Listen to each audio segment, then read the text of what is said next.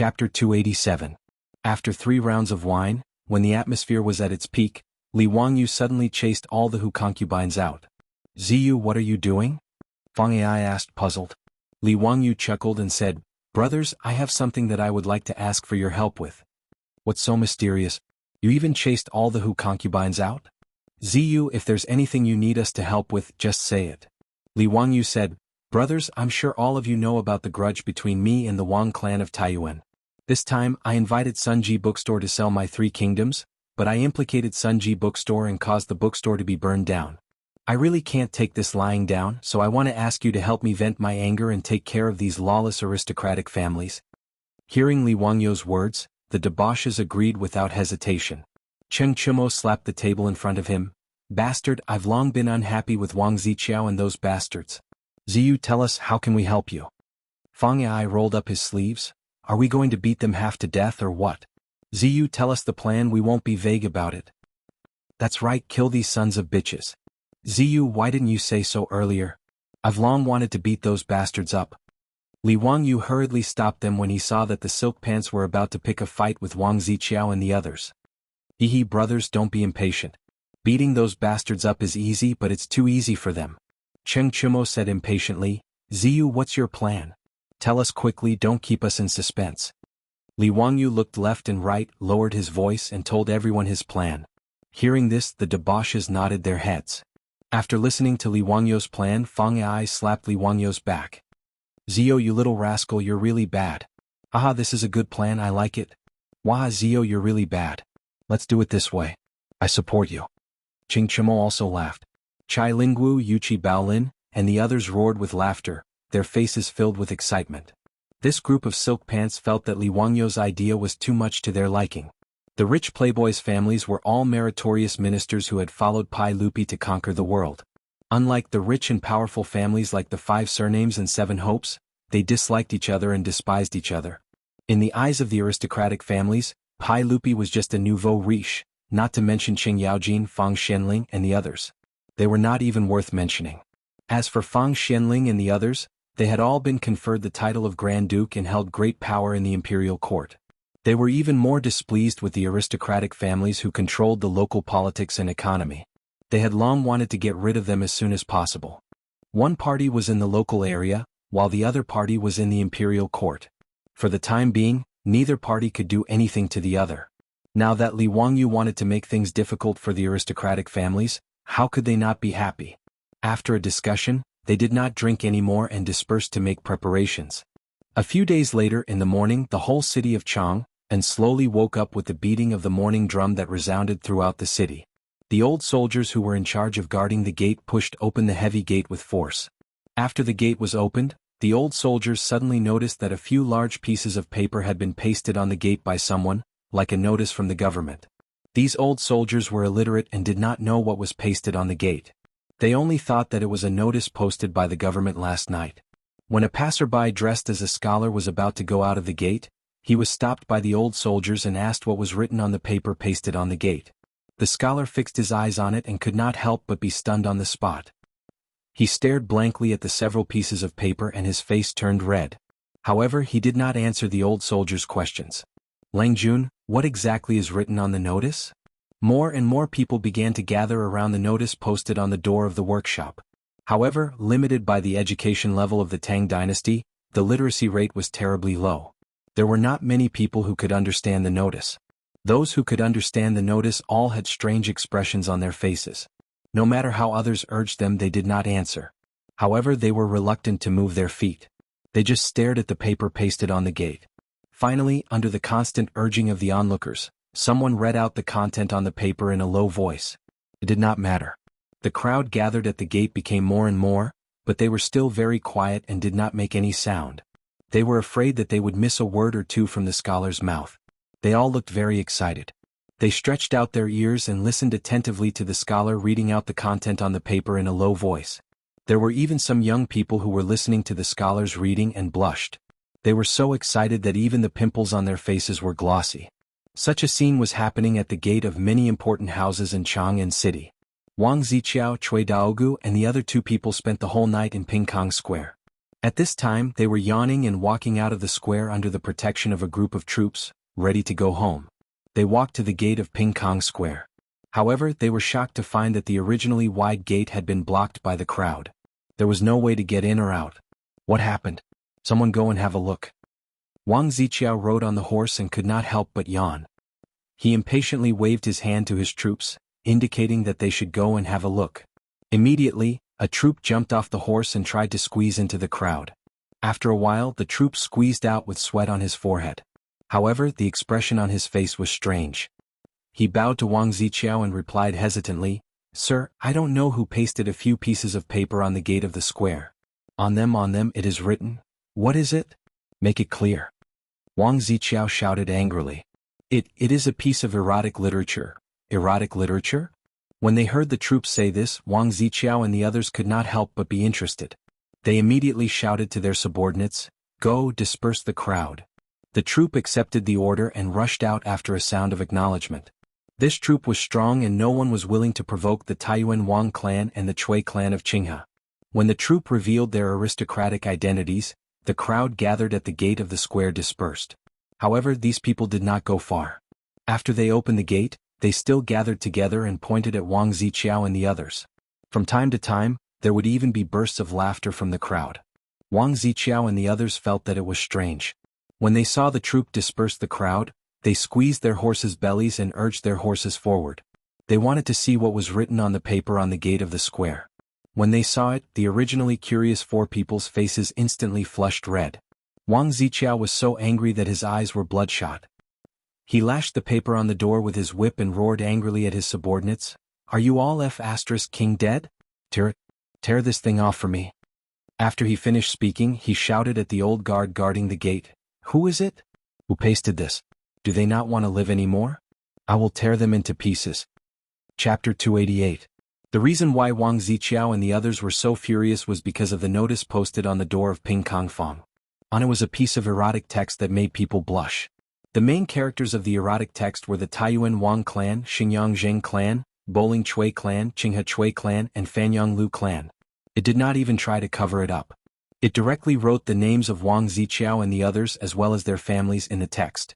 This erotic text was very explicit, delicate, and vivid. Its imagination was so strong that it made people stunned. It was no wonder that the onlookers were so excited. Erotic texts had long existed in Wuxia. In the pre-Qin period, erotic texts had appeared. In the Book of Songs, National Wind, there were many chapters about love between men and women. In the Song dynasty, Zhu Shi even thought that the wind was obscene. Since Wuxia had etiquette, men and women should not touch each other.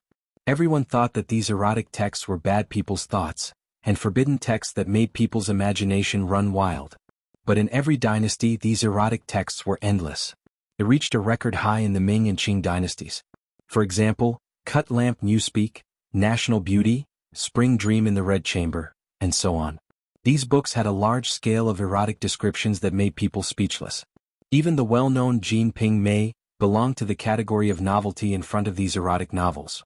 These books were forbidden books since ancient times. Li Wangyu once found these ancient forbidden books out of curiosity and read them one by one. As for Li Wangyu, who had experienced the baptism of Japanese action movies, he didn't think much of these so-called forbidden books. At most, they were just a little more erotic. But for the ancient scholars of Wuxia, these erotic texts were too lethal. They could be called mental bombs.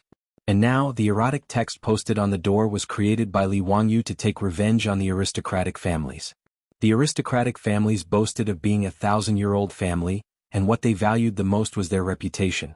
Even if Wang Ziqiao and the others were unruly in Chang and city and did all kinds of ugly things, they were covered up by the aristocratic families using their power. In order to maintain their prestige, these aristocratic families did not hesitate to throw out huge amounts of copper coins every year to let the literati cheer for them.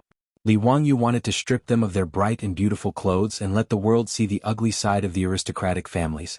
For several times, the aristocratic families had tried in vain to deal with him using scholarly rumors, which made Li Wangyu even more annoyed. Since the aristocratic families liked to stir up the hearts of the people, Li Wangyu didn't mind letting the aristocratic families experience what it meant to be full of malice.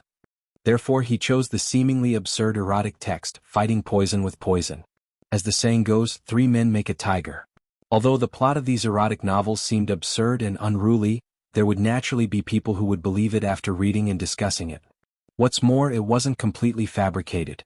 Just by looking at Zheng Konghua of the Zheng family in Xinjiang, one would know that these kinds of scandals were often committed by the rich young masters of aristocratic families. Now, it was just Li Wangyu presenting it in front of everyone through artistic processing. Although Li Wangyu couldn't recite the erotic novels, he could remember the general plot. Together with his own imagination, several erotic novels that were classic in the eyes of the people of the Tang dynasty were concocted by him. These erotic novels he wrote not only one but a series of them. One was Cutting Lamp Newspeak, in which Li Wangyu described the erotic story between human and ghost, and the protagonists were naturally the legitimate sons of several aristocratic families. There was also Flying Flower Thoughts, which described the plot of men and women in aristocratic families. Heavenly Fragrance of the Nation, which described how several young masters of aristocratic families stole beauties. In short, after reading these erotic novels written by Li Wangyu, Cheng Chumo and the other rich young masters didn't know what to say. However, these erotic novels had a surprisingly good effect on the Tang people. Even Cheng Chumo and the other rich young masters, after reading these erotic novels, bent down and didn't dare to straighten their bodies. Fortunately, they were in the Hu Tavern at that time. This group of rich young masters, who were burning with anger and had blood rushing to their bodies, could only grab a Hu prostitute each, carry her and run into the room. Li Wangyu gave all the erotic novels he had concocted to the rich young masters. His plan was to distribute these erotic novels describing the aristocratic families in Chang and city and paste these erotic novels all over Chang and city, so that the aristocratic families could show their faces. However, Li Wangyu didn't want the aristocratic families to find out the truth. He didn't have the ability to stand up against the aristocratic families face to face. He was sure that once these erotic novels were made public, the aristocratic families would definitely go crazy. As for the crazy aristocratic families, they were capable of doing anything. Therefore, it was not easy to secretly paste these erotic texts all over Chang and city without anyone noticing. At least, Li Wangyu, who was alone, couldn't do it. Therefore, he found the rich young masters hoping to make use of their family power. Cheng Chumo and the others were also very excited. It was so fun and it could make Prince Chao and the others feel disgusted. Now they couldn't even chase them away. The group of rich young masters finally vented on the Hu prostitutes. After seeing the negative reactions caused by the erotic novels, they gathered again and began to discuss how to trick the aristocratic families. The discussion was so heated that even Li Wangyu couldn't get a word in. He could only drink helplessly at the side and listen to the rich young masters discuss how to proceed. First of all, how to make these erotic novels. They planned to paste them all over Chang and city, so they needed a lot of them. Fortunately, with Sunji Bookstore's engravings of the Three Kingdoms on the market, the process of engraving printing was no longer a secret. This was a technique that could be understood easily. Many bookstore owners took the Three Kingdoms printed by Sunji Bookstore and showed it to their own bookstore's craftsmen, who figured out how to do it. Therefore, in just half a month, all the bookstores in Chang and city had launched engraving printing books. Moreover, the technology of engraving printing was rapidly spreading throughout the Great Tang along with the spread of all kinds of books and books. This was also the reason why Li Wangyu gave the technology to owner Sun, just because he gave it to him for free. Seal engraving and rubbing techniques were already made. What they lacked was an opportunity to break through the window paper. Once someone discovered these engraving printing books, it naturally wouldn't be a secret. In order to keep it a secret, the rich young masters found an illiterate craftsman and asked him to carve a few erotic novels on the wooden boards. Most of the craftsmen in charge of engraving in the Tang dynasty bookstores were illiterate. They just carved according to the copies pasted on the wooden boards. Whether they were illiterate or not didn't affect their work. After the engraving was completed, the rich young masters began to print the erotic novels themselves in order to keep it a secret. Chapter 289. Under the guidance of Li Wangyu, the group of fops found a secluded courtyard in Chang and city and started their black workshop business. After printing a few hundred copies of each of the pornographic articles, they destroyed the engravings and destroyed the corpses to prevent future trouble. These debauches were well aware of the possible serious consequences of causing trouble for the aristocratic families. Therefore, the Silk Pants didn't even tell their fathers about this matter. It was all done in secret by the Silk Pants and Li Wangyu. Everything was ready. All that was left was to put up these pornographic articles. Even for Cheng Chumo and the others, It was not easy to secretly put up these pornographic articles on the doors of all the markets in Chang and city after the curfew. Fortunately, 3 stinkers were better than 1 zhuge liang. After some discussion, the fops really did come up with a solution. Wuxia City had a total of 11 main streets in the north and south and 14 main streets in the east and west. After the curfew, other than the marquee on night patrol, there were only the left and right golden guards in charge of the palace and the capital. Of the 16 guards of the Tang dynasty, other than the left and right golden guards, the left and right golden guards and the left and right 1,000 ox guards, who were the emperor's personal attendants, the rest of the guards were stationed outside Chang and city to guard the capital. The generals of the 16 guards were basically military bigwigs like Qing Yaojin, Qin Qiong and Yuqi Jingda. Cheng Chimo and his 2 brothers Yuqi Baolin and Yuqi Baoqi, these fops also had nominal titles in the 16 guards. For example, Cheng Chimo was the Left Golden Guards commander of the Left Golden Guards, a 6th-rank upper military official. Yuqi Baoqi was the 1,000 ox guards of the Right 1,000 ox guards, a lower 6th-rank upper military official. However, the fops only had nominal titles. After all, Qing Yaojin, Qin Qiong and Yuqi Jingda were all in their prime. No matter how open-minded Pai Lupi was, he could not let these generals under him control his own sons in the army. Therefore, even if Cheng Chimo and the others had official titles, they were actually just eating empty pay. Usually they had nothing to do. At most, they would go to the barracks to do roll call. Other than messing around together all day long, there was nothing else they could do. But although Cheng Chimo, a trusted general of the E-Guards, did not care about the actual situation, he was still an official of the left Jianghu Guards. This gave the foppish sons a chance to execute their schemes. After the drum of dusk was sounded yesterday, the city gates, palace gates and all the gates of Chang and were closed one after another. The Wu Ho who was in charge of patrolling the streets as well as the Jianghu guards on the left and right began to patrol the streets with torches and lanterns. In fact, patrolling at night was quite boring, and it was difficult to slack off even if one wanted to. On both sides of the streets in Chang'an City, there were only trees and tall walls. The streets were empty. There wasn't even a place to shelter from the wind. Unless they hid in the drainage canals on both sides of the road, there was no place for the Imperial Guards and Marshal Marquis to rest. As for those drainage ditches that were full of filth, as long as one had a normal brain, they would not have such thoughts. On these main streets, only the residences of nobles and officials of the 3rd rank and above near the imperial city could open their residences. On the wide streets, only the lanterns hanging above the doors of these mansions could give off some faint light. The Jianghu guards who were in charge of patrolling the streets had just passed by Duke Lu's residence when they heard the door creak open. The squad leader of the Jianghu guards turned his head and saw the person clearly with the help of the lanterns hanging on the door. "Greetings, General Cheng." The squad leader hurriedly jumped off his horse and saluted Cheng Chumo. The Jianghu guards under him also dismounted and saluted. "Is your Jianghu guards patrolling today? Brothers, thank you for your hard work. It's still early now, come in, I'll treat you to a cup of wine to warm your bodies," Cheng Chumo said casually.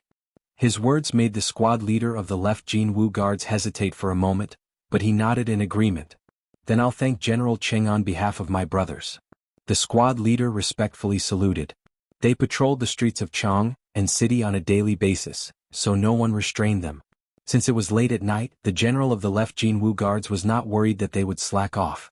Furthermore, they had to patrol the streets for a night and could only report back to the military camp when the morning drums sounded.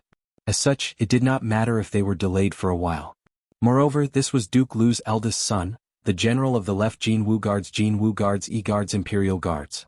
How could a small squad leader like him have the courage to refuse?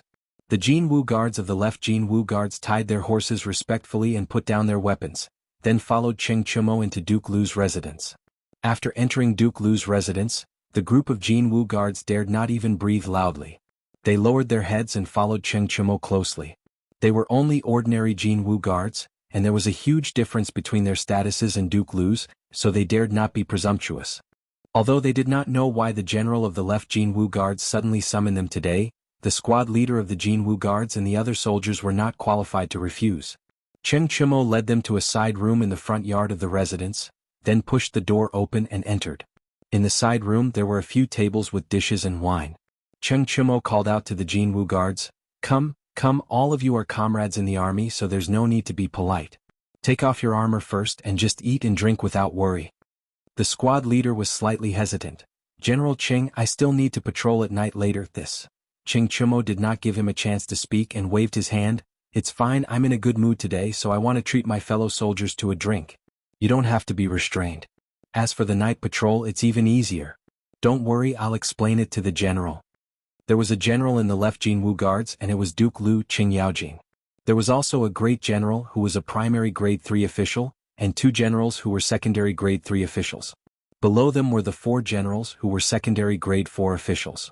The general was in charge of arranging and supervising the day and night patrols in the capital. With Cheng Chumo's status, it was indeed very easy for him to inform the general that he wanted to reserve some Jianghu guards for a drink. Since Cheng Chumo had said so, the squad leader of the Jianghu guards naturally had to be tactful, so he ordered his men to take off their armor and sit beside the tables. Cheng Chumo smiled as he watched everyone sit down. He clapped his hands, and a servant girl from the Cheng residence entered the side room, took away the armor and poured wine for the Jianghu guards. Come, fellow soldiers, let's drink. You can't drink this wine in the winery, but this is Shaodao wine personally brewed by the county men. It has a strong taste like fire and it's a rare wine. Cheng Chumo did not say anything and began to pour wine into their cups. These Jianghu guards were all soldiers, so how could they not drink wine? Since Duke Liu's son said so, they naturally did not hesitate, and after thanking Cheng Chumo, they raised their heads and drank the wine in their cups. In the room next to the side room there were still many people, including the group of foppish sons, Li Wangyu and the others. Chapter 290. According to the military system of the Tang dynasty, 10 people were one fire. Excluding Cheng Chumo and Li Wangyu, there were exactly 10 people in the room. Everyone didn't have to wait for long before a servant girl from the Cheng residence brought in the armor that the imperial guards had taken off. Cheng Chuliang greeted everyone, picked up the armors of the left golden guards and began to put them on. Du He, Du Go, Wei Shuyu and Li Wangyu did not know how to put on the armors, so the maidservants came forward to help them. Ziyu, is there any problem with your wine? These rough men in the army can drink a lot. Cheng Chuliang asked as he put on the armor. Li Wangyu laughed. Unless they are immortals, they will definitely get drunk. Brothers, you can rest assured. Let's hurry up, we have to go to many places later. That's good. The group of foppish men did not say much. With the help of the maidservants, they put on the armors of the imperial guards and turned to leave the room. The 10 people directly left the Liu mansion, put on the weapons of the imperial guards, and mounted the horses of the imperial guards outside the mansion. Under the leadership of Cheng Chuliang, they slowly walked to the streets of Chang, and under the night curfew. This was the plan that the group of foppish men had discussed. They disguised themselves as imperial guards of the left golden guards and went to the doors of the various houses to post the printed erotic texts. Cross the sea by deception, steal the beams and replace the pillars. They quietly entered the village and did not want to shoot. The imperial guards that were left in the mansion by Cheng Chumo to drink would not be able to come out for a while. Even if Li Wangyu's wine could not make them drunk, Cheng Chumo would still make them stay. The imperial guards who were kept in the dark were still confused. They did not know what kind of luck they had today to be called by the eldest son of Lu Guogong to drink in the mansion. In fact, Cheng Chumo wanted to be with the foppish men rather than stay in the mansion to act. However, he could only blame himself for his bad luck. He lost to his brother in a finger-guessing game and could only sullenly continue his career as a movie king. On the other hand, the group of good-for-nothings who were disguised as imperial guards felt extremely excited. Even they had never been able to walk on the streets of Chang, and after the curfew. Not to mention he was disguised as an imperial guard of the golden guards of the left. This was not a small crime. If they were seen through, even if it was them, they would definitely be in trouble. They might even lose a layer of skin. At this moment, Li Wangyu was riding on horseback. His heart was also beating rapidly. In his previous life he had never done such an exciting thing. On the streets of Chang and city from time to time, there would be patrols of golden guards and Marquis Wu passing by. Naturally, there was no need to care about those martial Marquis. Not only were they not part of the same system, but to the golden guards, martial Marquis were equivalent to the urban management or police in the future, while they were a regular army, so they naturally looked down on those martial Marquis. However, whenever the patrolling chamberlains of imperial insignia encountered each other, they would ask for the military password. This was also because he was worried that someone would impersonate an imperial guard with ill intentions. If they did not match the military password, the imperial guard would immediately blow the copper whistle in his hand, and the patrolling imperial guards would immediately rush over to help. Fortunately, this method of confirming each other's identity was completely ineffective against the fops. After all, Qing Yaojin was the general of the Golden Guards of the left. Cheng Chimo was also the general of the Golden Guards of the left. It was very easy for them to find out the password for the night patrol. Just like this, the fops used the night patrol as an excuse to post erotic texts everywhere in Chang'an City. There were 4 gates in each of the houses and they did not miss a single one. Under the cover of the night, they pasted erotic texts on the gates of dozens of houses in Chang'an City that were close to the imperial city.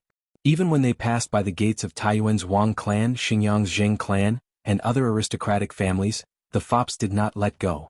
They looked left and right to see if there were any patrolling imperial guards passing by, then they ran to the gates of their houses and pasted the erotic texts.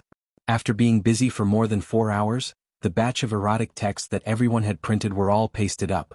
Only then did the Silk Pants and Li Wangyu excitedly look at each other, turn their horses around, and slowly head towards the Qing mansion.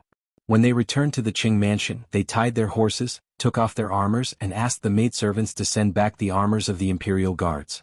Their tense nerves finally relaxed and they began to feel tired. In the side room, the imperial guards of the fire had already been drunk by Cheng Chumo, and they were all lying on the tables. For this plan, Li Wangyu even contributed the only high-grade sorghum wine he had left. The imperial guards of the Tang dynasty who had not been baptized by strong wine were easily drunk.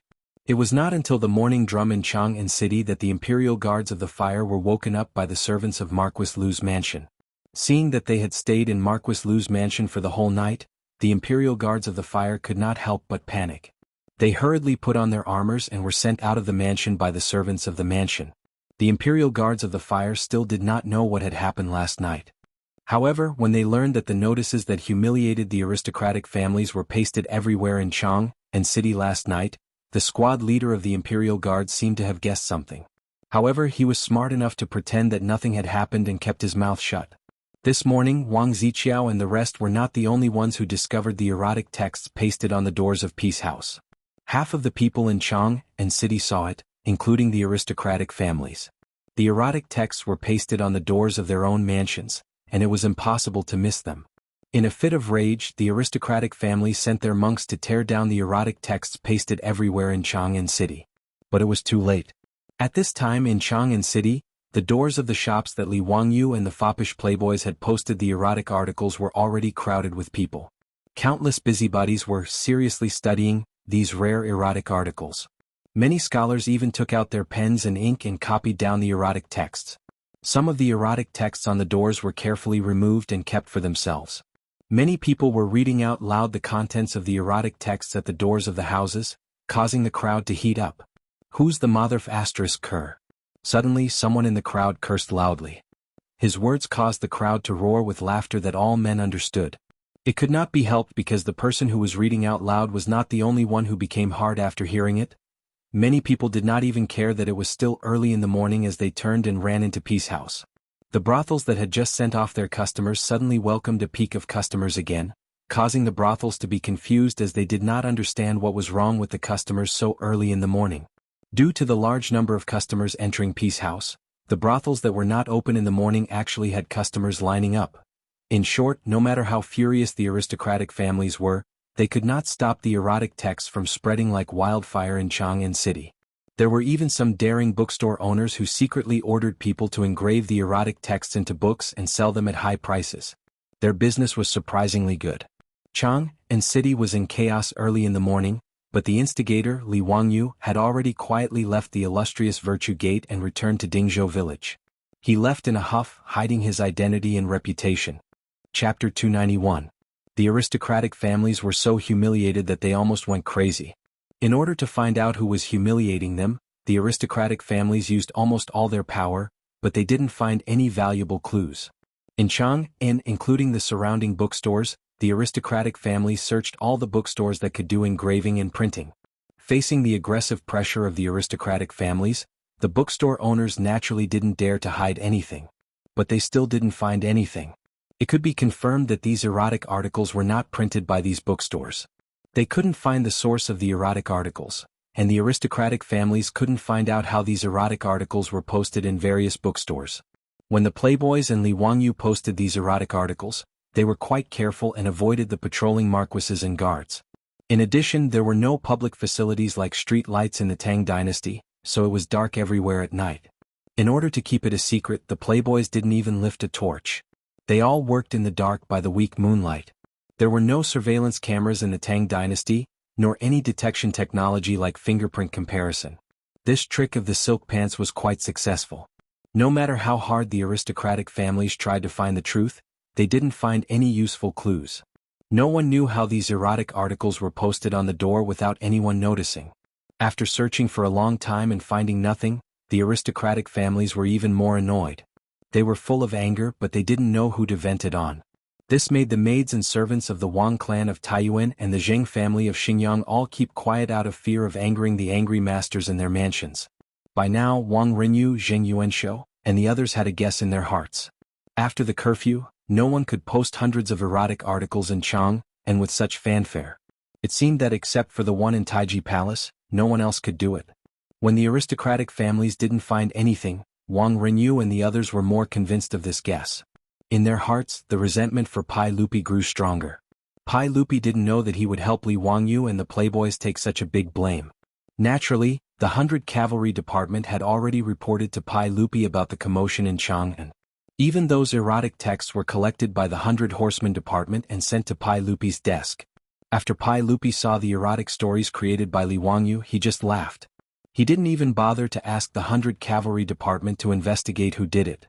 However, Pai Lupi, who had seen these erotic texts, put them away and couldn't help but sleep with a few of his concubines that day.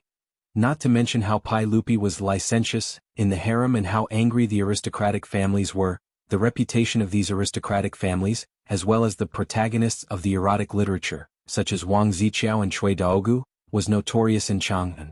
Even his friends from the aristocratic families couldn't help but smile strangely when they saw them. Chang'an city was also filled with all kinds of discussions. Some people, after reading the erotic literature, had a righteous look on their faces. Who wrote this? It's so vulgar. Using such unsightly words, it's really a disgrace to the educated. That's right, the person who wrote this is extremely morally corrupt. How could such a wicked article be written? It's a bad atmosphere, the moral of the world is deteriorating day by day. The person who wrote this should be punished for his evil intentions. These few defenders, while scolding angrily, carefully took down the erotic literature pasted on the door and put it into their arms. Then they angrily scolded and moved out quickly. However, the direction they were walking in was towards Peace Square. Most of them were the onlookers in Chang'an City. Tiske, I didn't expect the eldest son of the Taiyuan Wang clan to be so playful. Not only did he not let go of his maids, sisters, his father's concubines, even the dogs in his mansion. That's right, there's also the Zheng family of Xinjiang, the Cui family of Bowling, the Cui family of Qinghe, and the Lu family of Fanyang. I originally thought that these millennium-old aristocratic families were the leaders of the scholarly world, but I didn't expect them to be so filthy, hiding filth and accepting filth. Quiet, you guys don't want to live anymore talking about the aristocratic families like this? That's right, did you guys see that erotic literature? It said that between the young masters of these aristocratic families each other. The more he spoke, the lower his voice became, but the more excited the crowd heard. Similar scenes were playing out everywhere in Chang'an City. The image that the 5 families and 7 families had painstakingly built up was almost destroyed by Li Wangyu's erotic literature. Even those officials from aristocratic families, whether in the imperial court or in the government office, could not avoid the strange looks of their colleagues. This made the aristocratic families so angry that they almost vomited blood. And the initiators of all this, Cheng Chumo and the other foppish young masters, were naturally very happy. The erotic literature that Li Wangyu threw out was simply a mental bomb. It made Wang Ziqiao, Cui Daogu and the others feel absent-minded. Intolerable bullying, intolerable bullying. Who on earth wanted to destroy the pride of their aristocratic families? Who on earth wanted to humiliate them so viciously? This was a mortal enemy. Wang Ziqiao and the others did not dare to go out of their houses now. They felt that wherever they went, they were the center of the crowd's attention, and they always felt that someone was pointing at them and whispering. This kind of mental torture made the foppish young masters of aristocratic families, who had always lived a luxurious life, become mentally and physically haggard. In just a few days they were almost unrecognizable. Seeing this situation, Wang Rinyu and the others simply asked the family to send these legitimate sons out of Chang'an City, to Taiyuan and other places to recuperate and avoid the limelight. Outside Chang'an City by the Ba Bridge, Wang Ziqiao and the others looked lonely. They turned their heads to look at the towering walls of Chang and city behind them, but there was no one behind them to send them off. Now these people's reputations were so bad that even the foppish young masters of aristocratic families, who usually called them brothers, did not send them off when they left the capital. It was very sad. When Wang Ziqiao and the others left Chang and city in a sorry state like stray dogs, Li Wangyu's second volume of the Romance of the Three Kingdoms was ready to be sold. Li Wangyu did not want to let owner's son print the first volume of the Romance of the Three Kingdoms, because he was shocked to find that there were already pirated copies in Chang and city. The demand of the scholars of the Tang dynasty was obviously not something that the 15,000 copies of the Romance of the Three Kingdoms printed by Sun Ji Bookstore could satisfy. Under the situation that they could not buy the Romance of the Three Kingdoms, the owner of the bookstore immediately found craftsmen to remake the engravings and directly print them for sale on the market. In this regard, Li Wangyu could do nothing. There was no such thing as intellectual property protection in the Tang dynasty, so he could only admit that the books were pirated. What's more, Li Wangyu also pirated Luo Guanzhong's books. He did not have the face to accuse others of pirating. The second volume of the Romance of the Three Kingdoms was ready to be sold, and the fans of the Three Kingdoms in Chang and city had been looking forward to it for many days. Now, even generals like Qing Yaojin and Yu Qijingde were fascinated by the Three Kingdoms. Regarding Li Wangyu's delay in updating, the few old hooligans did not directly kill him with their knives. It could be said that Li Wangyu was blessed by the heavens. Chapter 292. In the Eastern Market, the Sun bookstore that had been burned down had been rebuilt. After all, the shops in the Eastern and Western markets were not residences. There were not so many painted beams and carved rafters. Moreover, the structure was very simple. Owner's son threw out a lot of copper coins. With enough money, the craftsmen were naturally attentive. Li Wangyu also asked his beautiful superior to lend a few four-wheeled carriages to owner's son to help transport the wood. It only took 5 to 6 days for the 3 shops to be rebuilt. The second volume of the Romance of the Three Kingdoms had been printed long ago. Now, owner's son's bookstore in Hu County had already started to carve the third volume. However, Li Wangyu had been holding back the release of the book. He was waiting for the Sun bookstore in the Eastern Market to be rebuilt. Since he won the bet with the aristocratic families, the bookstores in Chang and city naturally did not have to pay attention to the aristocratic family's ban on the sale of the Three Kingdoms. However, although Li Wangyu did not blame these bookstores, he was not willing to give them benefits like this. He would rather wait for the Sun bookstore to be rebuilt. First, the Sun bookstore would start to sell the books. Then he would let owner's son send the books to other bookstores to sell.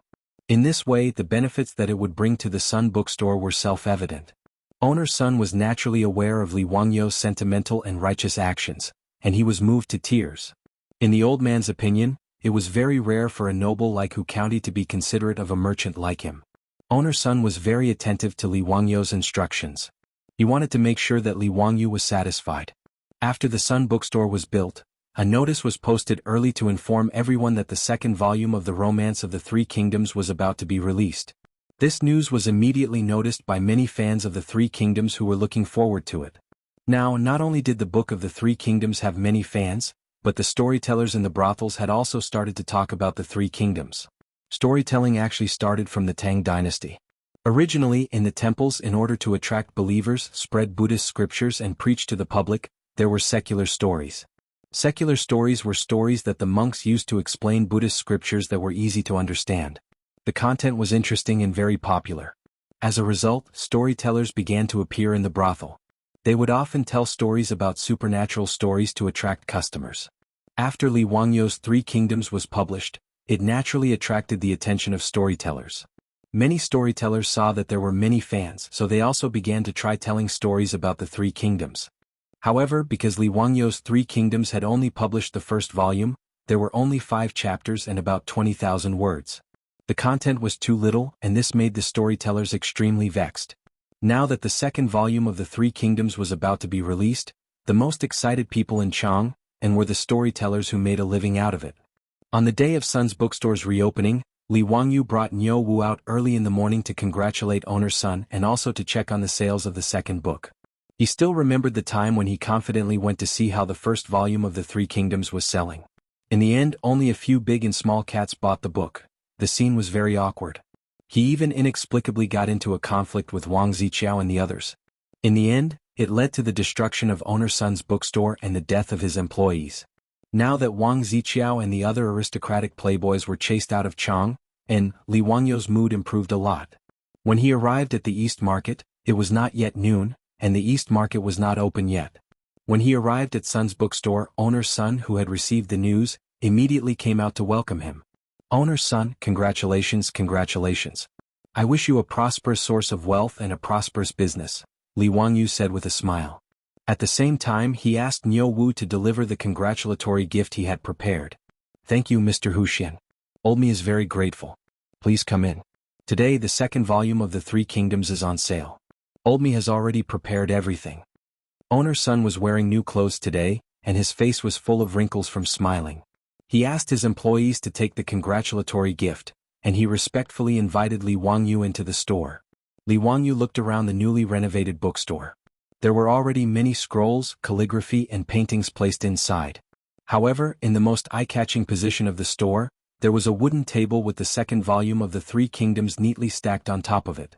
Seeing that everything was ready, Li Wangyu nodded in satisfaction. He went to the back of the store with owner's son to drink tea and chat, waiting for the East Market to open at noon. Because Sun's bookstore was opening for business today, owner's son had prepared a lot of firecrackers for the auspicious time to burn. Firecrackers were the predecessor of firecrackers. Before the Tang dynasty, people used fire to burn bamboo, causing it to crackle and explode to drive away the god of plagues.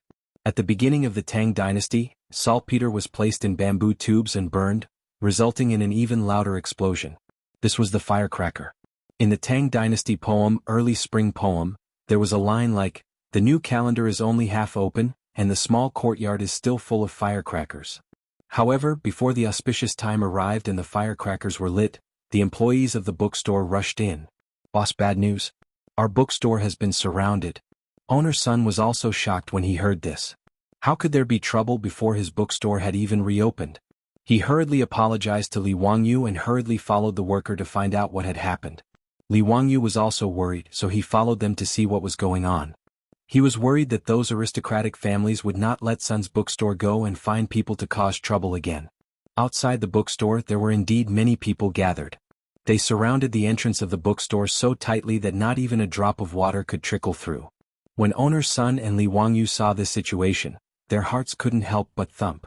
The two of them didn't dare to go out rashly, so they waited for the door to open and listened to what was going on outside. When they heard the voices of the crowd outside the bookstore, the two of them couldn't help but heave a sigh of relief. They heard a few people talking loudly outside the bookstore. I wonder if that bastard Dongzhuo will be caught by Zhang Fei and Zhang Ida. Every time I read about that bastard plotting to kill the Han Emperor, I hate that I can't break his bones and suck his marrow to vent my anger. That's right. How could a hero like Lu Bu help a treacherous official like Dongzhuo? What a pity. I still feel that Guan Yu and Guan Yunchang are amazing. That Hua Xiong killed several generals, but he was killed by Guan Yunchang's warm wine. It was so satisfying. It turned out that the people outside the bookstore were all fans of the Three Kingdoms. Because the employees didn't know what was going on, they made a ruckus and nearly gave owner's son a heart attack. The old man glared at the employee who came to report in a panic and then said respectfully to Li Wangyu, "Congratulations to Mr. Huxian. The people outside the bookstore are all customers waiting to buy books." Li Wangyu naturally heard the voices of the people outside the bookstore and was secretly happy. He didn't waste his time copying books. However, as more and more customers gathered outside the bookstore, Li Wangyu couldn't help but frown. Sun's bookstore only had 3 shops, but there were at least thousands of people gathered outside the bookstore. If they were to open the bookstore to sell books, there would be trouble if so many customers rushed in. Li Wangyu didn't want a happy occasion to turn into a sad one. If there were too many people and they got trampled, it wouldn't be good. He frowned and thought for a while. He had a plan in mind. Chapter 293. Whether it was Li Wangyu or owner's son, they did not expect the bookstore to reopen today and attract so many customers. He had underestimated the influence of the Romance of the Three Kingdoms. As one of the 4 classical novels of Wuxia, it naturally had its own unique charm. Even in the Ming and Qing dynasties, when all kinds of novels were constantly emerging, the Three Kingdoms stood out, not to mention the Tang dynasty.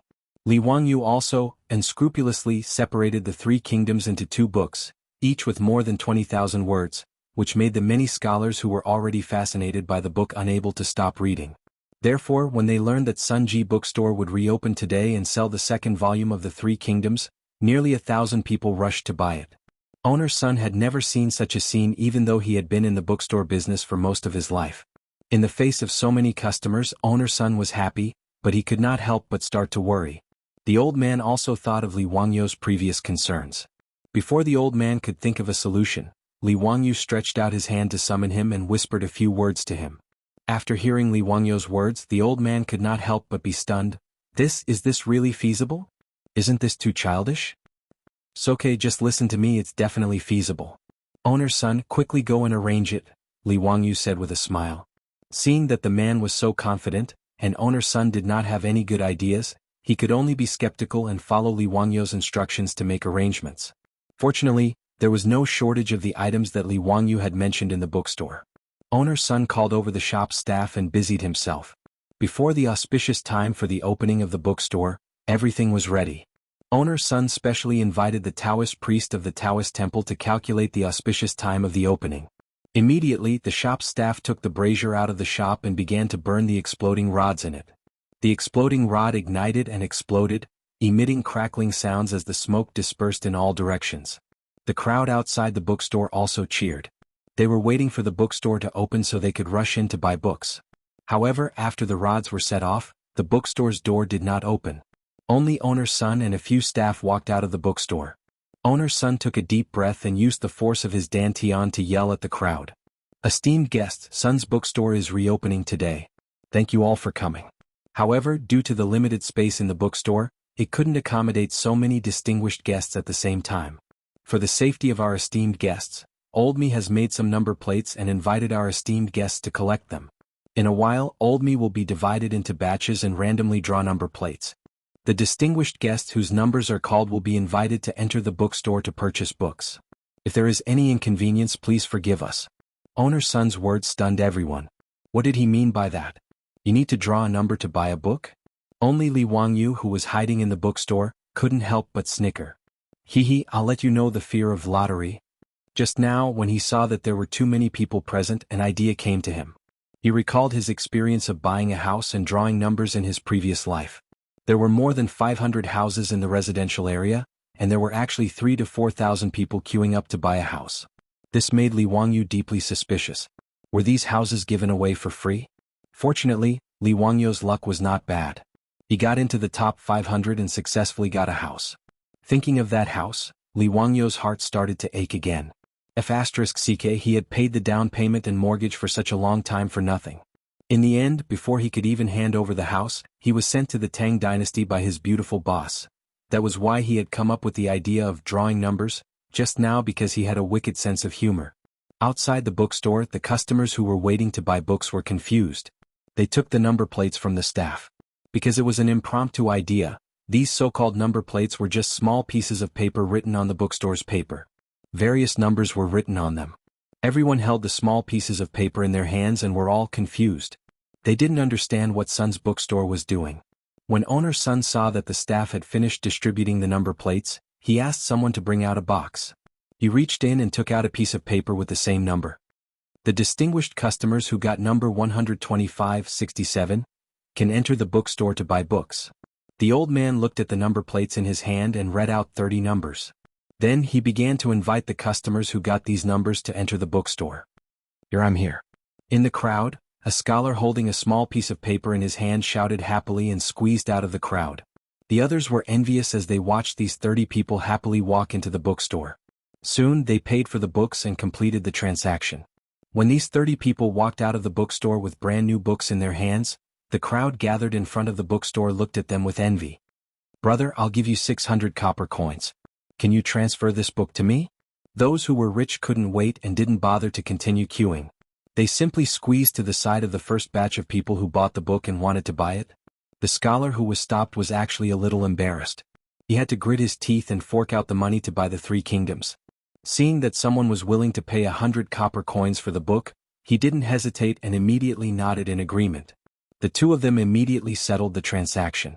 The poor scholar who got the copper coins asked the shop assistant for a new number plate and started queuing up again, waiting for the numbers to be drawn.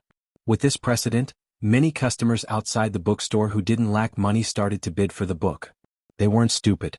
It was understandable that the bookstore was afraid of having too many people. But at this moment, there were nearly 1,000 people outside the bookstore blocking the street. If they continued to wait for the numbers to be drawn, they didn't know how long they would have to wait. It was better to spend a little more money. 100 copper coins. Not only did it save him time, but he could also immediately get his hands on the Three Kingdoms book. Why not? Of the 30 people who bought the book in the first batch, many of them were like the poor scholar. They resold the book and started queuing again. Li Wangyu also noticed this scene and couldn't help but be stunned. Even a scalper had appeared, but fortunately he didn't care. It was just his bad taste to make this number draw. Otherwise, he could have asked Niu Wu to take his goldfish charm and go to the marquee shop in the East Market to mobilize a group of marquee to maintain order. He didn't need to go through so much trouble to ask owner Sun to make something like the number draw. This cynical man simply thought of the day when he was unhappy about the number draw in order to buy a house.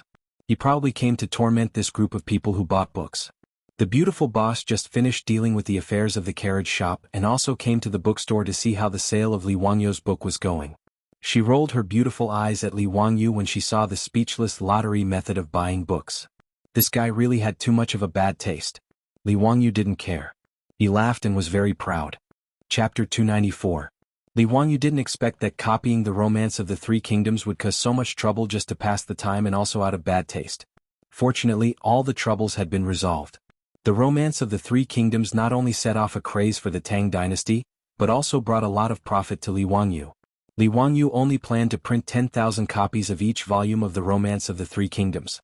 However, there were 24 volumes of the Romance of the Three Kingdoms. If he copied all of them, he could make 60 million yuan just by selling the books, which was equivalent to 60,000 strings of copper coins or 10,000 taels of gold. Even he was shocked by the number that he had calculated. Wasn't this money too easy to earn? Now Li Wangyu had completely gotten rid of the embarrassment of being a second-generation rich person when he first transmigrated to the Tang dynasty. His family's businesses were everywhere and they were all profitable. The royal family owned 50% of the four-wheeled carriage business, and the Li family owned 30%. However, the daily average profit of each carriage was consistent, and the Li family could earn 300 copper coins. Now, under the management of the beautiful boss, the SF Express carriage business had more than 300 carriages in just over a month. In this way, the Li family could earn 90,000 copper coins a day just by the carriage business alone. Moreover, this income was still rising. According to the beautiful boss's business plan, the SF Express would reach the scale of 1,000 carriages in the future. At that time, the Li family could earn 300,000 copper coins a day just by relying on the four-wheeled carriage business, which was 300 strings of copper coins. It should be known that this was only a day's income. Pai Lupi used his official position for personal gain and sent the Ministry of Works to rush the construction of the wine workshop. The workshop was completed and the high alcohol content sorghum wine had begun. The first batch of sorghum wine had been brewed and sealed. After 40 days, it could be distilled and loaded into jars and shipped to Chang and to be sold. Brewing wine, especially this unique Shaodao wine, was definitely a huge profit in the Tang dynasty. Even if Pai Lupi didn't have an economic brain, he knew that the wine workshop would be another money tree for his royal family. In order to protect the secret of the brewery, he had even dispatched the imperial army to seal off the valley where the brewery was located. As for the craftsmen who made the wine, they were not allowed to enter freely. In order to keep it a secret, Pai Lupi even ordered the families of these craftsmen to be moved there. Regarding this, Li Wangyu, as the person with vested interests, could only silently complain in his heart about the evil feudal emperor. After that, he did not care about it anymore. Furthermore, after Li Wangyu calculated the profits that the brewery might generate in the future, he silently asked his beautiful superior to make another trip to Taiji Palace. He took the initiative to find Empress Zhang's son and change the original 60% of the Li family and 40% of the imperial family's profits to 60% of the imperial family's profits and 40% of the Li family's profits. It wasn't that Li Wangyu was a coward. It was just that there was too much money and he was flustered. Especially if he took more than Pai Lupi. Wasn't that just asking for trouble? Rather than being taken advantage of by Pai Lupi in the future, it was better to take the initiative now and hand over the shares. That way everyone would look good. Currently, the most vexed person in the Li family was the old housekeeper, Li Heng. There was no other reason than the fact that there were too many copper coins at home. He didn't know where to put them. The county magistrate's mansion was still under construction. It would take at least half a year for it to be completed. Moreover, the Li family's old mansion was too small. Even though most of the copper coins at home had been exchanged for gold, the remaining copper coins still gave Li Heng a headache. He didn't know where to put them. Li Wangyu didn't want to return the money that he owed the county magistrate so early. In Li Wangyu's mind, this money was the same as a bank loan. Since he had to pay a lot of interest, why should he return it early? However, the old mansion's treasury was now full. Seeing Li Heng's distressed appearance, Li Wangyu didn't hesitate. He hurriedly took the copper coins to the county magistrate's mansion and paid off the family's debt. 5 four-wheeled carriages were needed to transport the 1 million copper coins. In an era before paper money, it had to be said that money really had a lot of weight. After Li Wangyu finished checking the family's assets, he closed the account book and proudly hummed a tune. I made money, but I don't know how to spend it. I'll buy a Nokia with my left hand and a Motorola with my right. The beautiful boss looked at the smug Li Wangyu from the side and was too lazy to pay attention to him. Fanning herself with a round fan, the beautiful boss wiped the fragrant sweat on her forehead and couldn't help but say, Wangyu, why is the weather in the Tang dynasty so hot? It's only April, which is March according to the Gregorian calendar. Why is it so hot? Li Wangyu also wiped his sweat and replied, Don't you know? During the Tang dynasty, the temperature on Earth was relatively hot. I remember reading in a history book that there was no snow in the Tang dynasty for 19 years. After the heat, it was cold. Therefore, the Song and Ming dynasties encountered the Little Ice Age. No wonder it's so hot in March and April. The beautiful boss was surprised. The weather was so hot that she was too lazy to go out. Every day, she hid in the mansion's backyard to avoid the heat. Fortunately, there was saltpeter, which could be used to make ice at any time. This made the early summer not so hot. The main reason why she felt hot was because of her clothes. Thin, transparent, and revealing. These were the characteristics of women's clothing in the summer of the Tang dynasty. Unlike the women of the modern era who directly exposed their arms and legs, the Tang dynasty women's clothing, although light, was still a full-body gauze skirt. The beautiful boss felt that the sweaty clothes stuck to her body and was very uncomfortable. However, Li Wangyu did not see it that way. He felt that the looming skirt was more attractive. Of course, he naturally did not dare to say this to the beautiful boss. Otherwise he would certainly not have a good ending. Su Changqing did not like the long gauze skirt. Therefore he simply went to the East Market to buy some cloth. He called the mansion's maid who knew how to make clothes and busied himself. On this day, Li Wangyu was fanning himself while immersed in copying books in the study when the door was pushed open. He did not raise his head. He knew that the person who came in must be Su Changqing. Now, because of the mobile phone, as long as he entered the study, except for the beautiful boss, no one else was allowed to enter. This was the mansion's rule. Changqing, help me get a cold drink. This damn weather is too hot. Li Wangyu said while copying. Seeing that the beautiful boss opposite him did not speak, Li Wangyu curiously raised his head, but he was directly petrified. Had he transmigrated back to the modern era? The beautiful woman in front of him was wearing hot pants that revealed her snow-white, slender thighs. She was also wearing a tight-fitting t-shirt that showed off her impressive figure. She even revealed a small part of her snow-white waist, which made Li Wangyu's Adam's apple bob a few times. The beautiful boss was actually dressed in a cool outfit like the modern era.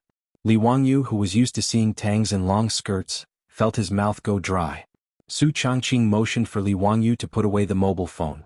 He then turned to open the door of the study and pulled Aphrodite in. After seeing Aphrodite's outfit clearly, Li Wangyu could no longer hold it in. He felt his nose heat up and 2 lines of blood gushed out uncontrollably. Chapter 295.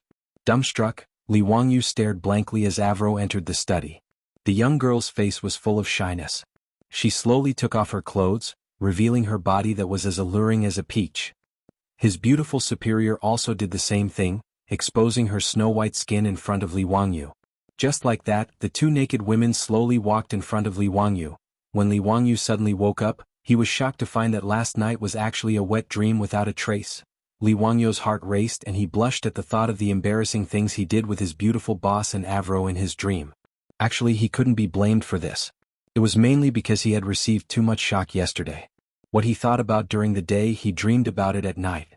A fair and graceful woman is a gentleman's ideal mate. Yesterday, Li Wangyu had already felt his heart palpitate when he saw his beautiful boss showing off her long legs. If it was in the future, it would naturally not be a big deal for young ladies to reveal their arms and legs on the streets. But now that he had transmigrated to the Tang dynasty, Li Wangyu was used to seeing the way the Tangs dressed.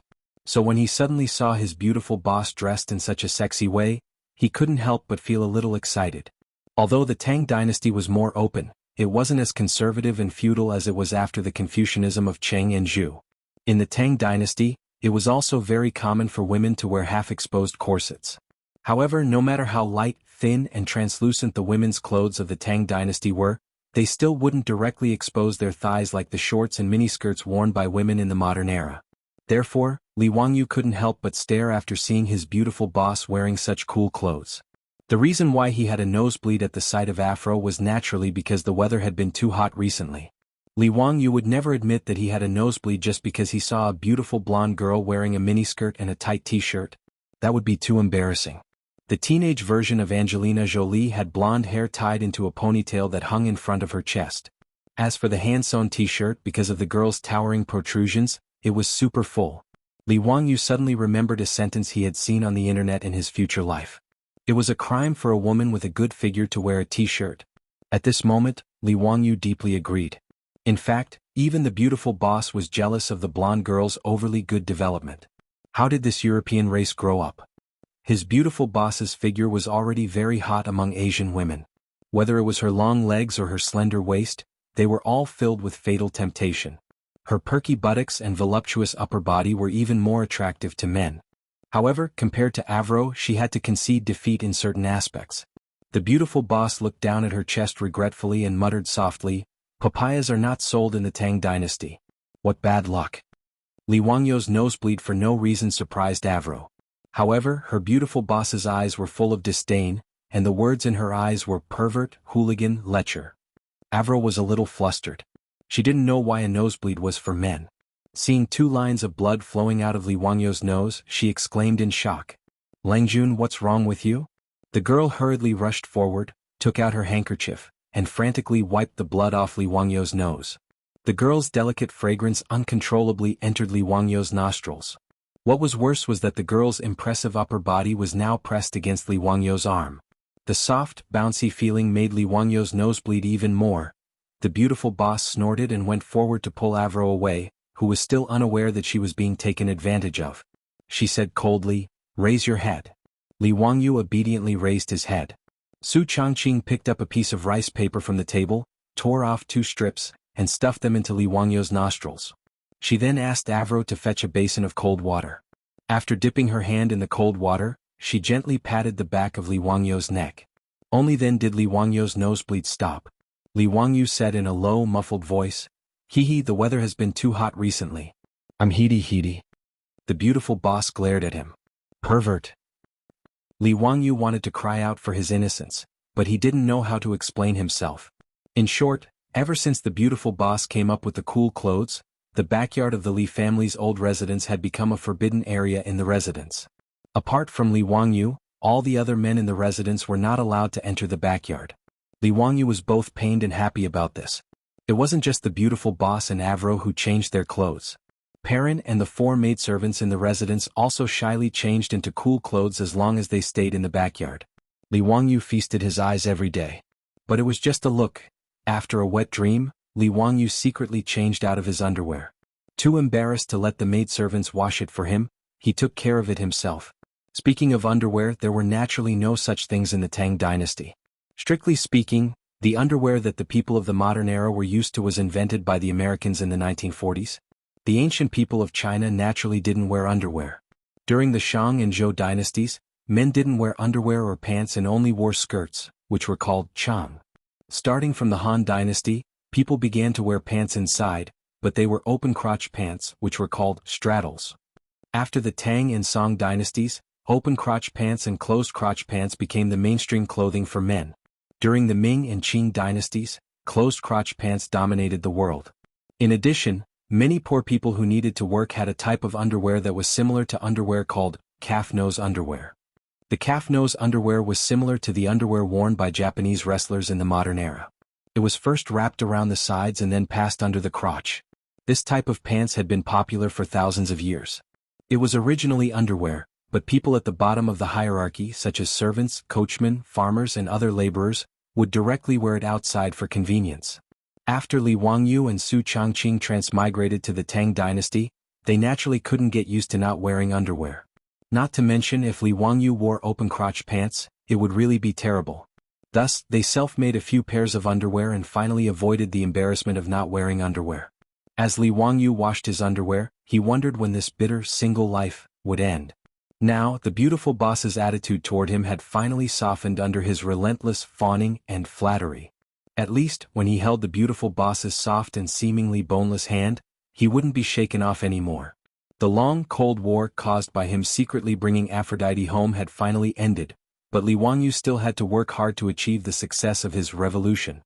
Just as Li Wangyu was hiding in the backyard and admiring the scenery, every day, Pai Lupi found another troublesome matter for him, which gave Li Wangyu a headache. Chapter 296. In the backyard of the Li residence, Li Wangyu had been harassing all the beauties, young and old. No one could understand why their Langjun would say all those sweet words to coax them, as if he was smeared with honey. Perrin, don't let me see you again. Langjun, what are you talking about? What? Because I like you every time I see you. The little girl, Pei Lan, let out a soft cry. She covered her blushing face and ran away. Avro, come and take a look at my eyes. I think something went in. Huh? Langjun, there's nothing? Nonsense, there's someone I like in my eyes. Avro was stunned for a while before she realized what Li Wangyu was talking about. The girl kissed Li Wangyu's face shyly and ran over to him like a little white rabbit. Her jiggling curves made Li Wangyu's eyes sink in. Changqing, shut up. I'll beat you to death if you dare to say such vulgar words to me. The beautiful boss waved her little fist threateningly at Li Wangyu. She really couldn't stand Li Wangyu anymore. Ever since he saw those vulgar words on her phone, this guy never got tired of it and used those disgusting words to flirt with girls in the backyard every day. The beautiful boss wanted to bite him to death. Faced with the threat of the beautiful boss, Li Wangyu could only rub his nose awkwardly and retreat in defeat. He then turned his head and continued to flirt with Avro. Li Wangyu felt that life would be wonderful if it could go on like this. However, someone was causing trouble for him when he wanted to steal half a day of leisure. Early in the morning, Li Wangyu was woken up by the palace eunuch. Pai Lupi wanted to see him in Taiji Palace. Although he missed the bed very much, Li Wangyu could only climb onto the horse obediently and head for Chang and city since the big boss had invited him, no matter how unwilling he was in his heart. It was still the legislative hall. Pai Lupi was pacing back and forth unhappily. Ziyu, I have a problem here. Come and give me some advice, Pai Lupi said bluntly as soon as he saw Li Wangyu enter the palace. These words made Li Wangyu's balls hurt. Pai Lupi, you bastard. You already said it was a very troublesome matter and you still asked me to come. What is the meaning of this? Could it be that the things that you find troublesome are not troublesome for my small body? However, even though he was cursing in his heart, Li Wangyu still bowed sincerely. Uncle, please speak. This nephew will do his best. Recently, a court official has submitted a memorial, asking me to issue a decree to release the palace maids, saying that this year's spring drought is related to the fact that there are too many palace maids in the palace. It was the accumulation of yin energy that caused the drought and lack of rain. This was ridiculous. Zio, what do you think of this? Pai Lupi's words made Li Wangyu slightly stunned. There was actually someone who said that the spring drought of the second year of Jingguan had something to do with Pai Lupi's Taiji Palace having too many palace maids? What kind of strange logic was this? However, Li Wangyu was not in a hurry to speak. This was because in history Pai Lupi had indeed released 3,000 palace maids this year, allowing them to leave the palace for marriage. This should be considered a good thing, right? As a steely straight man, Li Wangyu had long disliked the fact that Pai Lupi's Taiji Palace had so many beautiful young ladies. If Pai Lupi was willing to release the palace maids, then it was a good thing. In history, Pai Lupi had released the palace maids twice. The first time was in the 9th year of Wuda. Pai Lupi issued a decree to release 3,000 palace maids from the palace for marriage. The second time was this year in the second year of Jingguan. Pai Lupi once again issued a decree to release the palace maids. According to the historical records, in the 9th month of the second year of Jingguan, Li Baiyao, the secretary of the secretariat, requested to leave the palace again. Emperor Taizong of the Tang dynasty ordered the Minister of External Affairs left Prime Minister Dai Zhou and the Minister of External Affairs Du Jingluan to select palace maids at the west gate of Yeding. From beginning to end, they released more than 3,000 palace maids. Bai Ji once wrote in his poem, 3,000 resentful women leave the harem. It was referring to this matter. But that should have happened in the 9th month of the second year of Zhengguan's reign. It was only the 4th month now. Why was this matter being brought up? And judging from Pai Lupi's tone, he didn't seem too happy about it. There were too many palace maids and the Yin energy was too concentrated. He seemed to remember that in the history books, Li Baiyao, the secretary of the Secretariat, had used this excuse to impeach Pai Lupi. Although it might seem nonsensical to the people of the future, in an era where even the plague of locusts was attributed to the emperor's immorality, one couldn't ask for too much, right? In short, according to the history books, Pai Lupi did release 3,000 palace maids because of this person. But Pai Lupi's words just now clearly implied that he wasn't happy about it. Why was that? Li Wangyu wasn't a hothead. He planned to first sound out Pai Lupi's tone and see what this fellow was thinking before making a plan. Uncle, these words are simply absurd. How could a gathering of palace maids cause a drought and lack of rain? Who knows how many palace maids there were in the Sui dynasty? Why didn't there be a drought? There were no palace maids on the Turkic grasslands, so why would there be a drought? Li Wangyu retorted agitatedly with an indignant look on his face. His words struck a chord with Pai Lupi's heart, and he couldn't help but nod repeatedly. Well said. We also think the same. This group of courtiers can't see things as clearly as a young man like you. Li Wangyu changed the topic and continued, however, the palace maids are truly pitiful. Many of them entered the palace in the Sui dynasty, right? Since in the 9th year of Wuda, Uncle already issued a decree to release 3,000 palace maids, why not continue to push the boat along with the current? His words made Pai Lupi's expression become awkward.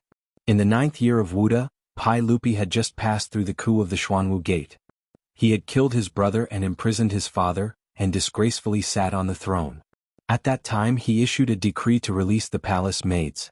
On one hand it was to show his benevolence and on the other hand, it was to disgust Li Yuan. The 3,000 palace maids that were released from the palace were basically the palace maids that had previously served Li Yuan. After Pai Lupi ascended the throne, he naturally didn't want to keep these women. Who knew if any of these palace maids had once been favored by his father? Although Pai Lupi didn't care about these things, he also didn't want to inherit his father's property. There was another reason why Pai Lupi issued a decree to release the palace maids. It was because he was poor. At that time the Tang dynasty had just been established. After the chaos at the end of the Sui dynasty, the Tang dynasty's treasury wasn't abundant. Later generations' impression of the prosperous Tang dynasty was that it was incomparably wealthy. That was from the Kaiyuan age. To put it bluntly, at that time, the amount of copper coins in the Tang dynasty's treasury was probably less than the amount of money in any of the 5 great clans' treasury. Therefore, Pai Lupi naturally didn't want to raise so many palace maids for nothing. Moreover, they were the palace maids that had served Li Yuan. Therefore, after he ascended the throne, he very happily issued a decree to release those palace maids from the palace. However, now that Pai Lupi had ascended the throne for 4 years, the amount of copper coins and grain in the treasury had gradually increased. In addition, Empress Jiangsun had made 2 good deals with Li Wangyu's family. The daily income of the carriage company from the partnership surprised Pai Lupi, not to mention the wine workshop that had already started production. Moreover, this money didn't even need to go into the treasury. It all went into Pai Lupi's little treasury. As the saying goes, money is a man's courage. With money in his pocket, Pai Lupi didn't want to release the palace maids. Therefore, when the court officials once again submitted a memorial, he became hesitant about this matter. Pai Lupi, who wanted to have a good reputation but didn't want to release the palace maids, thought of Li Wangyu. He hoped that he could give him an idea that could satisfy both sides. Pai Lupi didn't treat Li Wangyu as an outsider. After hesitating for a moment, he still gave him an explanation. After understanding Pai Lupi's thoughts, Li Wangyu felt even more disdain in his heart. Pai Lupi, this fellow, was simply a green tea bitch in the future. Not only did he want to be a bitch, he also wanted to establish a monument to his chastity. Chapter 297. Speaking of which, these palace maids were really pitiful. Many of them had been in the palace for decades or even longer. They were old and could not leave the palace. No one cared about them and no one asked about them. In the end, many of them died in the palace. The palace maids entered the palace at a young age and could not find love in their lives. They did not have the right to have children and could only spend the rest of their lives alone. As the saying goes, once you enter the palace, it is as deep as the ocean. As they had no hope of leaving the palace, many palace maids had escaped in history. The most famous one was in the first month of the first year of the Tang dynasty. At that time there was a lantern festival in Chang'an City. Emperor Zhongzong Li Xian allowed the palace maids to go out and watch the lanterns. In the end it was recorded, Spring, first month, night of Bingyin, Emperor Zhongzong and Empress Wei went out to watch the lanterns in the city. Thousands of palace maids went out and many died. Many died. It did not mean that they died but they disappeared. It was the same as the saying, mending the pen after the sheep is lost. Emperor Zhongzong, Li Xian, allowed thousands of palace maids to go out and watch the lanterns. In the end, most of them took the chance to escape. What an irony. Thousands of palace maids all escaped. One could see how terrifying the palace walls were to these poor women. In history, apart from Pai Lupi in the 9th year of Wuda and the 2nd year of Jingguan, he did not release any more palace maids until he died. Pai Lupi's descendants also rarely released palace maids. When Emperor Xuanzong Li Longji ascended the throne, he followed his great-grandfather Pai Lupi and ordered the palace maids to leave the palace. However, in his later years he became more and more ridiculous. He went around recruiting women into the palace. In the Daming Palace, there were at most 40,000 palace maids.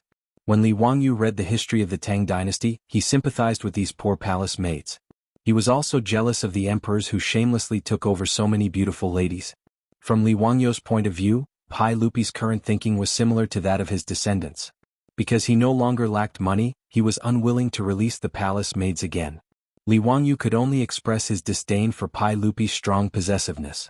Li Wangyu suppressed the urge to give Pai Lupi the middle finger. He pondered for a long time before he decided to follow his heart. If so many palace maids could only die of old age in the palace, it would be an unforgivable crime. Li Wangyu would look down on himself if he went against his conscience to cater to Pai Lupi. However, Li Wangyu wasn't stupid. He wouldn't follow Wei Zheng's example and offend Li Er and give him a death remonstrance. Even if it was for the good of the company, he was still an idiot to make his relationship with his boss so tense. Well, Li Wangyu was just that simple. He looked at the relationship between the monarch and his subjects using the workplace rules of the modern world. Apart from the fact that the boss could only fire you but the emperor could cut off your head, his view was actually not wrong. Li Wangyu rolled his eyes and thought of a way to deal with Pai Lupi. He casually agreed with Pai Lupi with a few words. He put on a sad expression which made Pai Lupi feel very touched. Li Er's expression was as if his nephew knew him well, unlike those foreign officials who kept thinking about the palace maids in his palace. Li Wangyu snickered at Li Er's hateful expression. Together with Pai Lupi, Li Wangyu said goodbye to the officials and left the palace. After he found his beautiful boss, the two hid in the room and whispered for a long time. In fact, Li Wangyu's idea was very simple.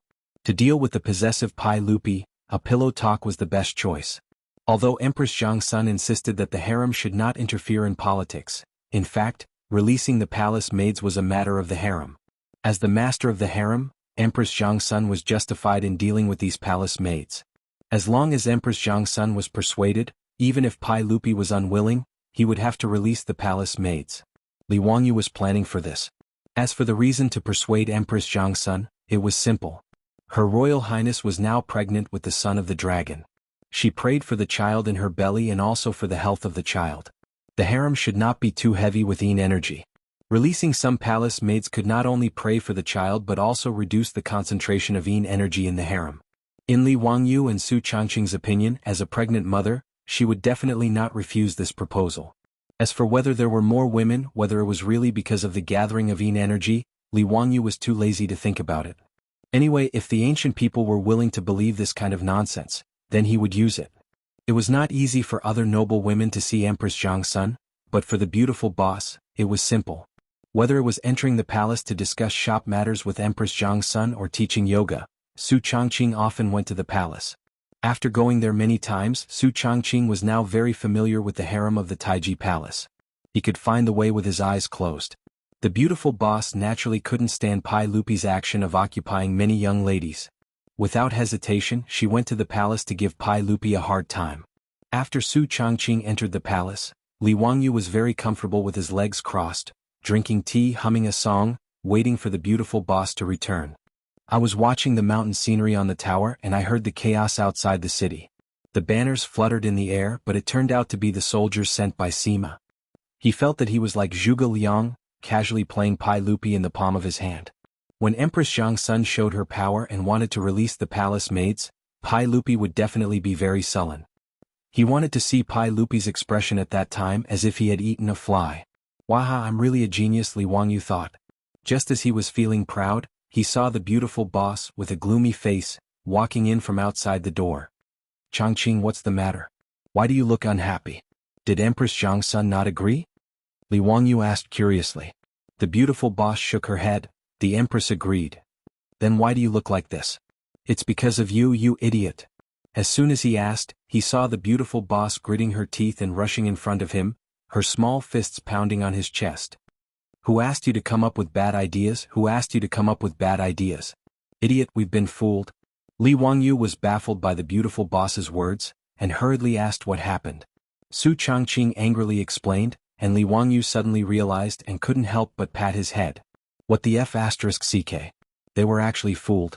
He and Su Changqing were still too young, and didn't expect that people's hearts were unfathomable, and that they would be fooled by the Japanese, digging a big hole to bury themselves. Old fox. Pai Lupi, this drama queen, was actually fooled by him. He actually believed that Pai Lupi's performance, and foolishly asked the beautiful boss to find Empress Jiangsun, wanting to make Pai Lupi suffer.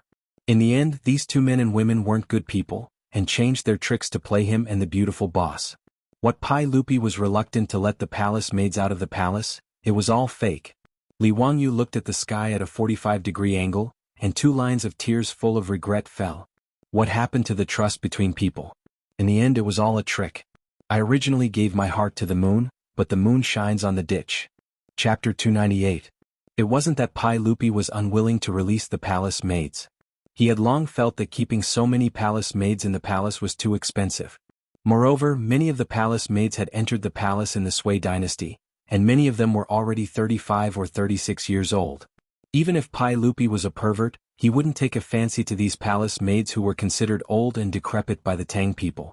However, if they were released from the palace with just a decree, it wouldn't be a good thing. In the 9th year of Wuda, Pai Lupi released 3,000 palace maids, but many of them lived destitute lives after leaving the palace. Although Pai Lupi's original intention was to have these palace maids marry other people, in reality, not many of the 3,000 palace maids married after leaving the palace. The reason was that these palace maids were too old.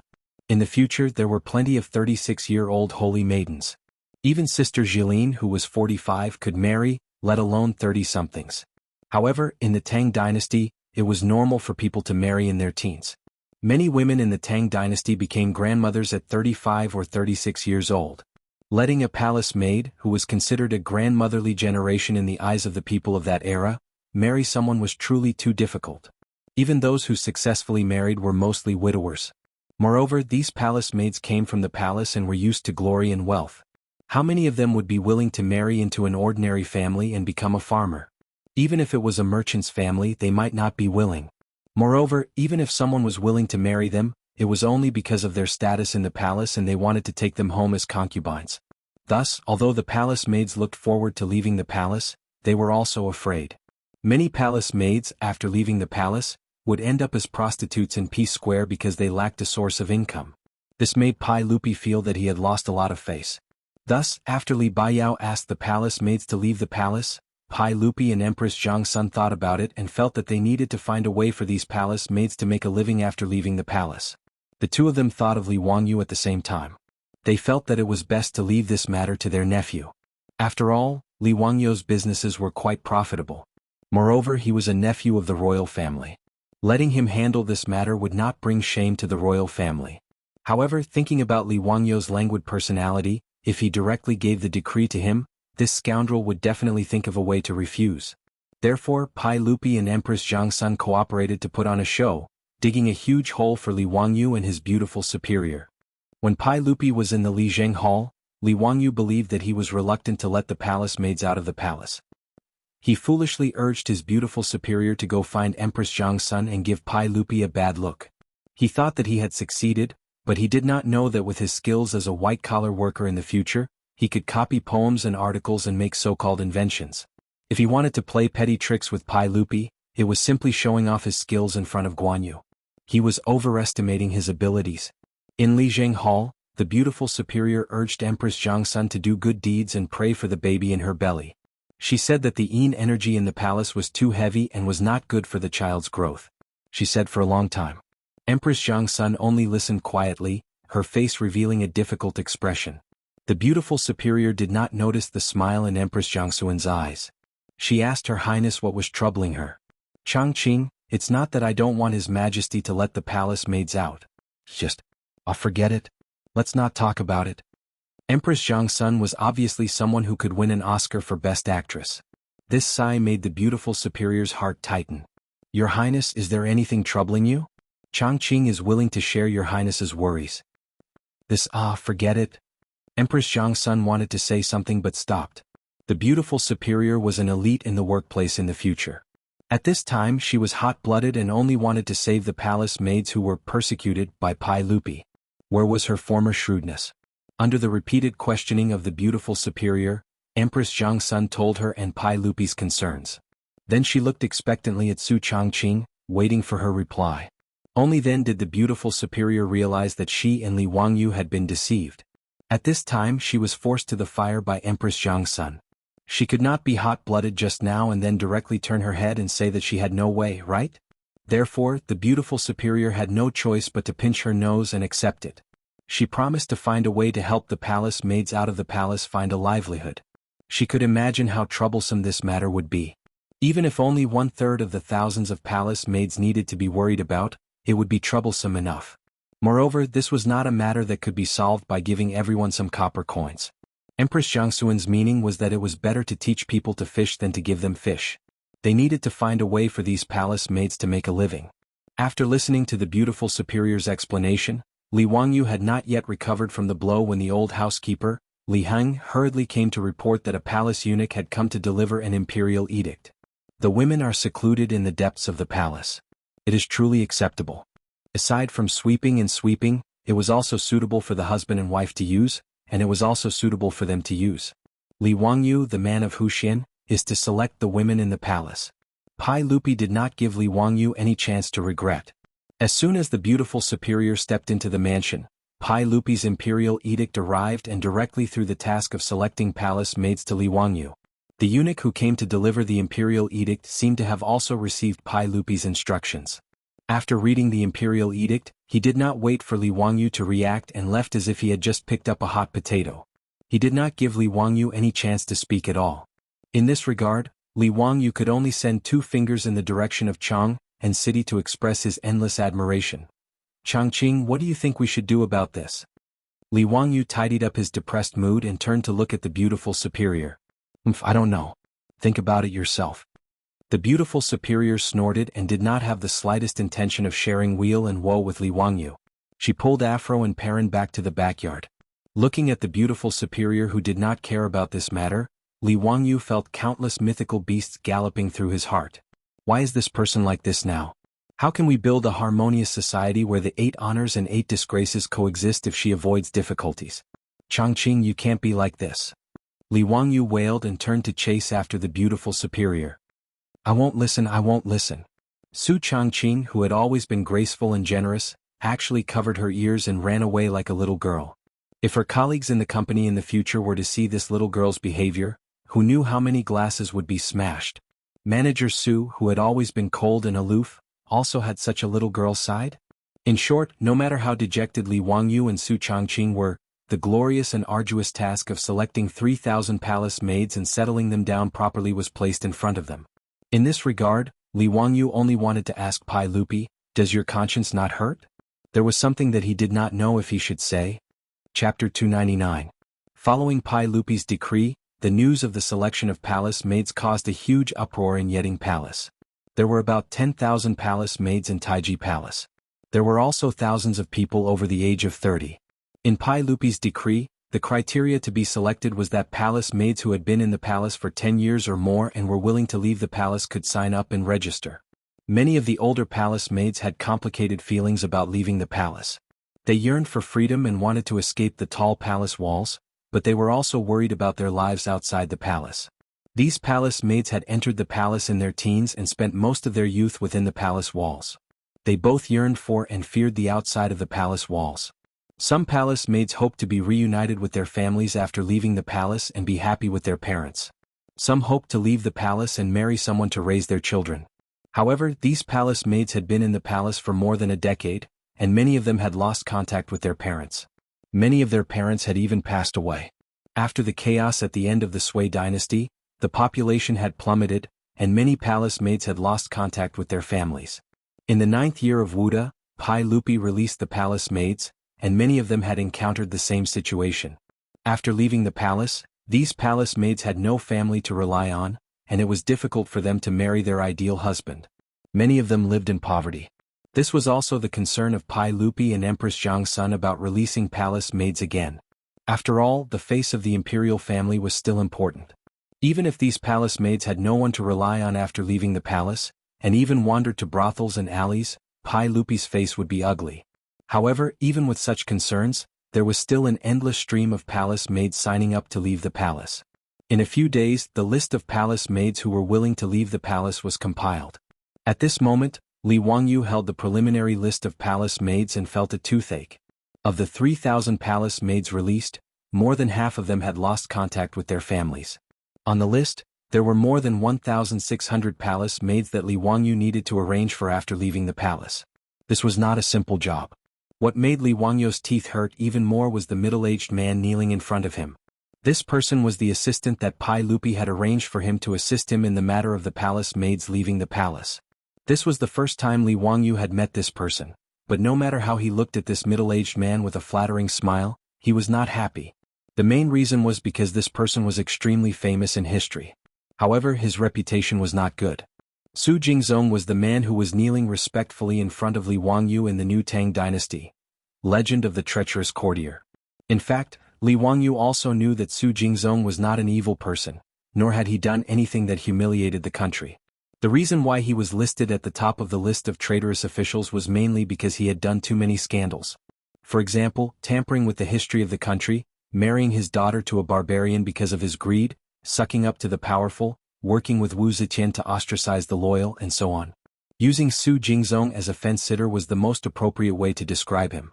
Li Wangyu naturally kept a respectful distance from this kind of person. However, he had never thought that Pai Lupi would order Su Jingzong, who was currently the vice minister of the imperial clan temple, to assist him. This made him feel extremely disgusted. Looking at the middle-aged man in front of him, Li Wangyu did not know how he should interact with him. What he didn't know was that Su Jingzong, whose face was full of smiles at this moment, was even more perturbed. Su Jingzong had previously targeted Li Wangyu several times, especially at the imperial clan temple. When faced with the Li clan leader of Hu County who had come to complain, Su Jingzong had used a sinister move to deal with the young man in front of him. However, he had never thought that the Hu County Li clan would go for wool and come home shorn. Not only had he not been able to do anything to the young man, but he had also been reprimanded and grounded by Pai Lupi. He had not even been allowed to enter Chang and city.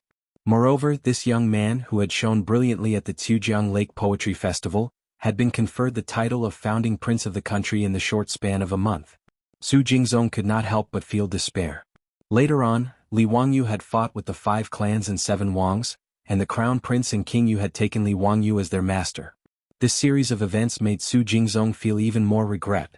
How could this young man be someone he could provoke? Now that he was facing Li Wangyu again, Su Jingzong's jealousy had long since dissipated into thin air. After all, the current Su Jingzong was not the right minister of the Zhou dynasty. He was still the vice minister of the imperial clan temple. How could he have the right to oppose Li Wangyu? Right now, Su Jingzong could only hope that the old clan head of the Li clan in Hu County would be tight-lipped enough to not expose the fact that Su Jingzong had given him the idea to use the spring to deal with Li Wangyu. Prince of Panhu County, please feel free to instruct me on how to send the palace maids out of the palace. Next time I will do my best to cooperate. When Li Wangyu heard Su Jingzong say the words, next time, he felt even more disdainful. The vice minister of the imperial clan temple was a secondary grade 4 official. In comparison, he, the prince of Panhu County, was only a secondary grade 5 official. In terms of official rank, Su Jingzong was even higher than him. What did next time mean? Although he was being humble, he was referring to a pawn, someone who could run errands for others. *ck, this fellow's skin was really thick. Li Wangyu cursed in his heart, but on the surface he did not show any impatience or disdain. When he was running errands in the future, he had seen all kinds of strange clients. Li Wangyu had long been able to treat the client like his first love even if the client abused him thousands of times. Thus, even Su Jingzong did not see through Li Wangyu's true thoughts on his face. Vice Minister Su, you are too polite. Although the saint has ordered you to help me, Vice Minister Su, You have been an official for many years and have a lot of experience. This time I will need Vice Minister Su's help to send the palace maids out of the palace. Of course. Next time I will do my best. I wonder if the Prince of Panhu County has a way to deal with these palace maids who have no relatives to rely on? Yes, I am also worried about this matter. The palace maids who left the palace this time were given 100 strings of copper coins by the saint. However, although this money is not little, it is also not much. It will be difficult to properly settle these palace maids down. Li Wangyu thought Pai Lupi, this fellow, was also extremely stingy. To send these palace maids out of the palace, he only gave each of them 100 strings of copper coins. It was really pitifully little. This little amount of copper coins was only enough for these palace maids to buy a few acres of land. If they wanted to use this to solve their livelihood problems for the rest of their lives, they would be dreaming. Li Wangyu despised Pai Lupi's stinginess, but he did not know that Pai Lupi's heart was bleeding. 3,000 palace maids meant 300,000 strings of copper coins as a settlement fee. This was not a small sum. Su Jingzong blinked and said in a low voice, "It is not easy for the saint, but this 100 strings of copper coins is indeed not enough. Next time there is a way to raise some copper coins. I don't know if I should say it." When Li Wangyu heard that this fellow could get copper coins, he did not have time to despise Su Jingzong's character and hurriedly asked, "Vice Minister Su, what method do you have?" Haha, in Chang'an City, there are more than 10,000 shops of various sizes in the two cities. These shops are all merchants and wealthy merchants. Can we let these merchants share the saint's burden? Su Jingzong's words were hesitant and unclear, but Li Wangyu immediately understood what he meant. Damn, he wanted to set up a stall and beat up the rich merchants in Chang'an City? Chapter 300. Li Wangyu wanted to curse after hearing Su Jingzong's idea. What kind of rotten idea was this? If he went to the merchants in Chang, and he would definitely be able to collect money, but Li Wangyu's reputation would be ruined. The merchants in Chang, and would probably nail Li Wangyu's name on straw figurines and beat them up. He was determined not to do such a wicked thing. He was not like Su Jingzong, who would marry his own daughter to a barbarian for money. However, although Su Jingzong's idea was wicked, it was not to make money for himself. He could not say much and could only wave his hand, indicating that this method was not feasible. Su Shaoqing, we will discuss how to settle the homeless palace maids. As for the 1,000 or so palace maids who are preparing to return home, I will need you to take care of them. Su Jingzong quickly stood up and said, "Don't worry, Mr. Huxian. Leave this matter to me. I will take care of it." Releasing the palace maids was not a simple matter. In addition to the registration and distribution of settlement fees, they also needed to inform the local officials of the palace maids who were about to return home and have them register these palace maids and add them back into the household register. These palace maids could not be left alone once they left Taiji Palace. They also needed to arrange for people to escort these palace maids who were planning to return home. Each and every one of these matters was troublesome. Li Wangyu didn't want to do these tedious things, so he pushed all of them to Su Jingzong to handle. In any case, Pai Lupi had ordered Su Jingzong to take care of them, so Li Wangyu was more than happy to relax. Su Jingzong did not complain at all. He patted his chest and immediately agreed, taking over these troublesome matters without hesitation. Although Su Jingzong did not have a good reputation and his character was even worse, he was still a capable official. Otherwise, he would not have become one of the 18 scholars of King Qin. Pai Lupi had arranged for him to be Li Wangyu's assistant to deal with the palace maids leaving the palace because he valued his intelligence and ability. After sending Su Jingzong away, Li Wangyu's face immediately became distressed. He really couldn't think of a way to settle the more than 1,600 homeless palace maids. In Li Wangyu's opinion, the best solution was to marry these palace maids off. Speaking of which, none of the palace maids who left the palace were ugly. All of them were beautiful young ladies. To be able to be selected from the common people to enter the palace, even if they were just palace maids, their figures and looks were definitely the best. Regardless of whether it was the Sui dynasty, Li Yuan, or Pai Lupi, none of them had the hobby of choosing ugly women to enter the palace as palace maids. Moreover, these women, even if they were just palace maids in charge of watering and cleaning, had undergone strict training from the royal family. Every frown, every smile, and every glance was poetic, graceful, and dignified. Many palace maids were also good at musical instruments and dancing. They were all first-class and graceful. However, it was rare for such an outstanding woman to marry into a good family after leaving the palace. Many palace maids who left the palace were reduced to housewives of rich families. Housewives or mistresses had no legal status at all. They were even worse than concubines. Speaking of the origin of housewives according to unofficial records, it was related to Pai Lupi. According to legend, Pai Lupi gave Guanguogong Rengui 2 beautiful palace maids. As a result, Rengui's wife, out of jealousy, used scissors to twist the 2 beautiful women's hair until they were bald. When Pai Lupi found out, he was very angry. He gave Rengui's wife a cup of poisonous wine and said, "Drink it and you will die immediately. The 3 of them are suitable for Jizhua. If you are not jealous, you do not need to drink it. If you are jealous, drink it immediately." In the end, Rengui's wife, like Fang Xuanling's wife, would rather drink the poisonous wine than let the 2 beautiful women enter the house. Of course, the poisonous wine was fake. Pai Lupi had no choice but to let Rengui settle the 2 beauties down. Even Li Wangyu didn't know whether this unofficial history was true or not. However, in the Tang dynasty, housewives were not a good thing. The laws of the Tang dynasty strictly forbade housewives. According to the Tang assembly, housewives were forbidden. If they violated this rule, they would be banished from the 5th rank and above. From this, it could be seen that in the Tang dynasty, these palace maids didn't have many choices. The fundamental reason for this was that the palace maids were older than they were. In this regard, Li Wangyu was very resentful. Were these people of the Tang dynasty all lolicons? There were so many mature and beautiful young ladies in their 30s, but they didn't like any of them. They all insisted on marrying those young girls in their teens. They were simply perverts. Bah, a bunch of lolicons. I despise them. In fact, Li Wangyu was like a crow laughing at a pig being black. He didn't think about it. The young girl version of Angelina Jolie, in his residence, was also 15 or 16 years old. If it wasn't for his beautiful superior watching over him, he would have already taken advantage of the young girl. Li Wangyu sat in the central room. While he was thinking hard, he inadvertently caught a glimpse of the 2 Niu brothers talking in the front yard. Suddenly, an idea flashed in his mind. He hurriedly called out, "Niu Yong, Niu Wu, come here. I have something to ask you." "What is it, Langjun?" the Niu brothers asked, puzzled. Li Wangyu chuckled. He looked the Niu brothers up and down for a long time. When the 2 of them felt a little scared, he asked, "Niu Yong, Niu Wu, the 2 of you are in your 30s this year, right?" Niu Wu was puzzled. "I'm 36 and my brother is 38. Ehe, the 2 of you are single. Oh no, you haven't married yet, right?" Niu Yong and Niu Wu looked at each other, wondering what was wrong with their Langjun today. It wasn't like he didn't know that the 2 of them weren't married. Li Wangyu didn't wait for them to speak. He continued to ask, "Do the 2 of you want to get married?" These words made Niu Wu a little embarrassed.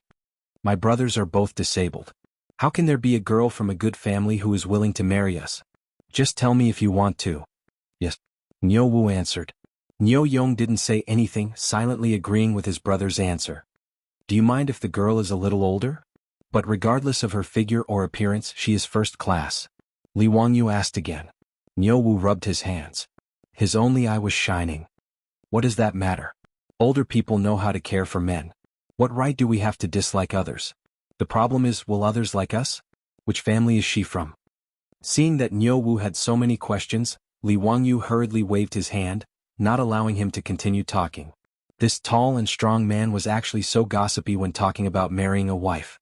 It seemed that he had neglected the Niu brothers before. Their hearts were cold but passionate. However, the reaction of the Niu brothers confirmed Li Wangyu's previous thoughts. These palace maids who left the palace, even if they were a little older, it wasn't that they couldn't get married. The key was to find the right person. For example, in Dingzhou village there were many old bachelors like the Niu brothers. Originally, these old soldiers were so poor that no one was willing to marry them. But now, with the operation of the carriage business, the pockets of this group of bachelors were all bulging. To be able to marry a 30-year-old, educated and beautiful young lady home, wouldn't this group of bachelors be overjoyed? Bah, they were lucky. Chapter 301. Li Wangyu reflected on himself and felt that he seemed to have made a mistake before. In fact, there were many palace maids who were sent out of the palace because of their old age and beauty. Not to mention the distant ones, millions of people gathered in Chang'an and the surrounding counties. Was it difficult to find more than 1,000 men who were willing to marry palace maids? Although the situation like the Niu brothers was not many, it was not rare. It was just that in the Tang dynasty where information was blocked, most people did not have the channels to get information. It was too inefficient to rely on those matchmakers to connect the 2 sides. No wonder so many palace maids were homeless after leaving the palace, wandering among the people and living a wandering life. Li Wangyu thought of the bald host in the future in the dating show. Would he be able to organize an unprecedented matchmaking event in the Great Tang and solve the problem of more than 1,000 unmarried young ladies from there? He was thinking about it when the beautiful boss came to the central room with a plate of washed fruit. Changqing, you came at the right time. I have something to discuss with you. Li Wangyu said as he reached out to grab the fruit in the plate, but the beautiful boss slapped his hand away. How old are you? Wash your hands. Hey, you are dirty. You will not get sick after eating it. The beautiful boss did not speak but just stared at him. Li Wangyu was embarrassed and ran to wash his hands with a smile. Changqing, you are really like my mother. You care about everything. After washing his hands, Li Wangyu ran back, grabbed a handful of cherries from the plate, and stuffed them into his mouth. He said vaguely while eating. Hearing his words, the beautiful boss was so angry that her cheeks puffed up, which was very cute. Li Wangyu, what do you mean? Do you think I am too old? Li Wangyu was speechless. Can you focus on something so strange? Is that what I mean? Fortunately, he wasn't stupid enough to reason with a beauty. He hurriedly defended himself. No, I meant that you are gentle, understanding, and can take care of people. Humph, at least you know how to talk. The beautiful boss raised her eyebrows, acknowledging Li Wangyu's explanation. Li Wangyu silently wiped the cold sweat off his forehead. Indeed, Confucius was right. Only women and villains are difficult to deal with. He didn't dare to dwell on this issue and told his beautiful boss about the idea he had just thought of. Changqing, what do you think? I use my eyes to see. I'm just teasing you. I think this is a good idea, but the point is, how are you going to find 1,000 or 2,000 suitable blind dates? In this day and age, there are no newspaper advertisements or TV advertisements for you to advertise. The beautiful boss covered her mouth and chuckled. Li Wangyu glared at her. Don't think that you can do whatever you want just because you're pretty. Isn't that simple? Ask Pai Lupi to announce the imperial notice. Li Wangyu stretched out his hand and snapped his fingers. Su Changqing rolled his eyes. Posting the imperial proclamation, to think that he could think of it. Wasn't he making a mountain out of a molehill? What's more, it would be strange if Pai Lupi was willing to announce the imperial notice to the world just to find a husband for the palace maids. Even if Su Changqing didn't study history, he knew that this kind of thing was unreliable in ancient times. Li Wangyu didn't feel that there was anything wrong with it. Finding a husband for the palace maids was not his private matter. Whether or not he could smoothly find a husband for more than 1,000 palace maids was related to Pai Lupi's face as the emperor of the Tang dynasty. It was related to whether or not the Tang dynasty could build a harmonious, prosperous, strong and prosperous society. Why wouldn't Pai Lupi announce the imperial notice? What, you don't believe me? How about we make a bet? Li Wangyu rolled his eyes and said when he saw his beautiful boss's expression of disbelief. Bet on what? Bet that I can make Pai Lupi announce the imperial notice and find a husband for the palace maids. Do you want to bet or not? His beautiful boss snorted. Humph, do you think I'm afraid of you? Let's bet. What if you can't do it? Li Wangyu looked around, then leaned close to Su Changqing's ear and said with a sneaky smile, if I lose, I'll be at your beck and call without any complaints. If I win, you'll give me. After he finished speaking, his beautiful boss's face couldn't help but turn red. She reached out and punched Li Wangyu's shoulder. Bah, ugly rogue, what are you thinking? What rogue? I'm making a very serious request, okay? Li Wangyu's face was full of smiles. I don't care. I said you're a rogue.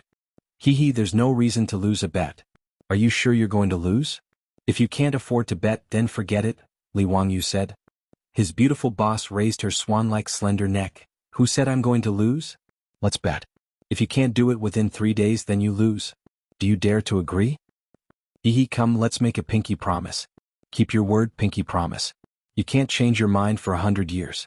Whoever changes their mind is a dog. Li Wangyu took Su Changqing's little hand and hooked it with his little finger. He even shook it a few times like a child.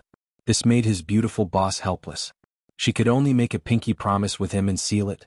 This somewhat absurd bet was set. After making the bet with his beautiful boss, Li Wangyu was like he was injected with chicken blood.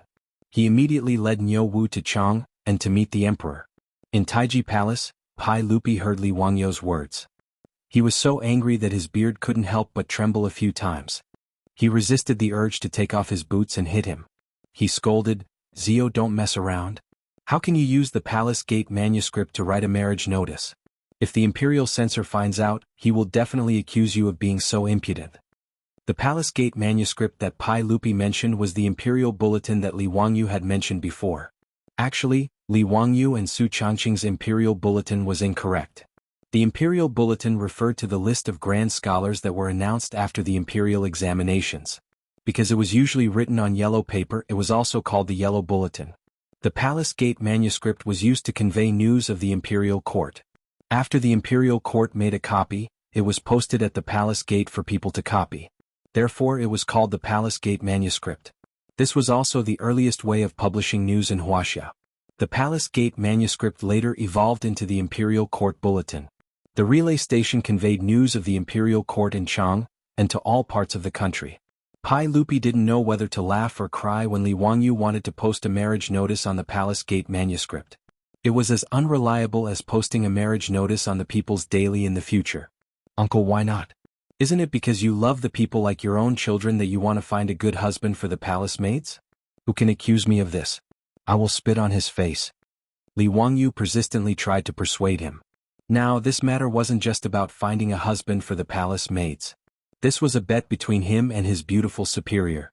It was related to his personal happiness, so he couldn't help but take it seriously. Pai Lupi only felt a headache. He began to regret handing this matter over to this brat. This bastard brat. He had asked him to properly arrange for the palace maids to leave the palace, but he actually had the idea of plundering the Palace Gate manuscript. It was really absurd. He was too lazy to argue with Li Wangyu. He still had a bunch of important matters to deal with. He didn't have the time to play around with him. Pai Lupi simply said perfunctorily, "Okay, you can discuss this matter with the minister. If he nods his head, I will agree." Li Wangyu still wanted to continue to argue with Pai Lupi, but he was chased out by the impatient Pai Lupi. Chapter 302. After Li Wangyu was chased out of the Li Zheng Hall by Li Er, he grumbled helplessly and went to the imperial city outside the Taiji Palace.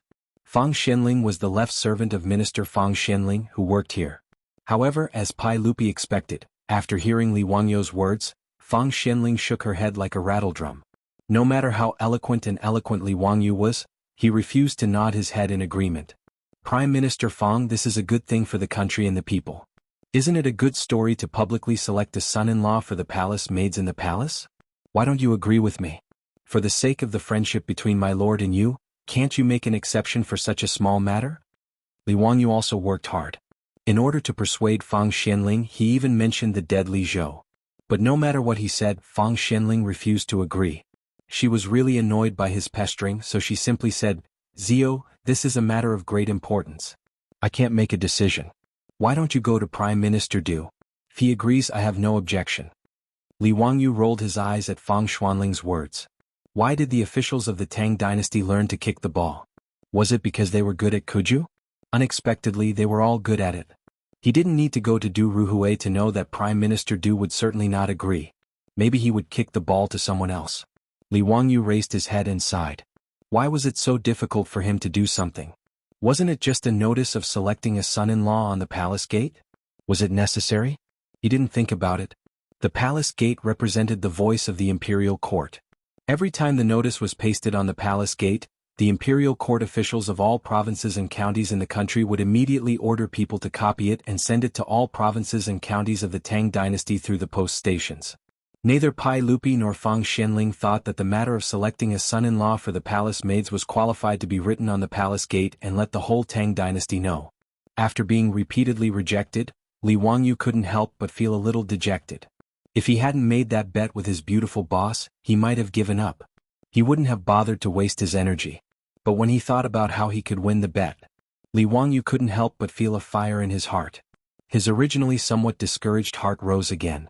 He didn't want to waste any more time looking for Du Ruhui, so he simply left the imperial city. He called for Niu Wu, who had been waiting for him outside the imperial city, and returned to Dingzhou village. "How is it? That won't do, right? You should just admit defeat. Don't waste your time. You won't succeed." Seeing Li Wangyu's gloomy face, how could the beautiful boss not know that this guy must have been rebuffed? She couldn't help but laugh proudly. "Just wait and see. I won't lose."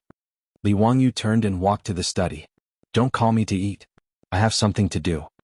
After saying this, Li Wangyu locked himself in the study. He had been writing and drawing. No one knew what he was busy with.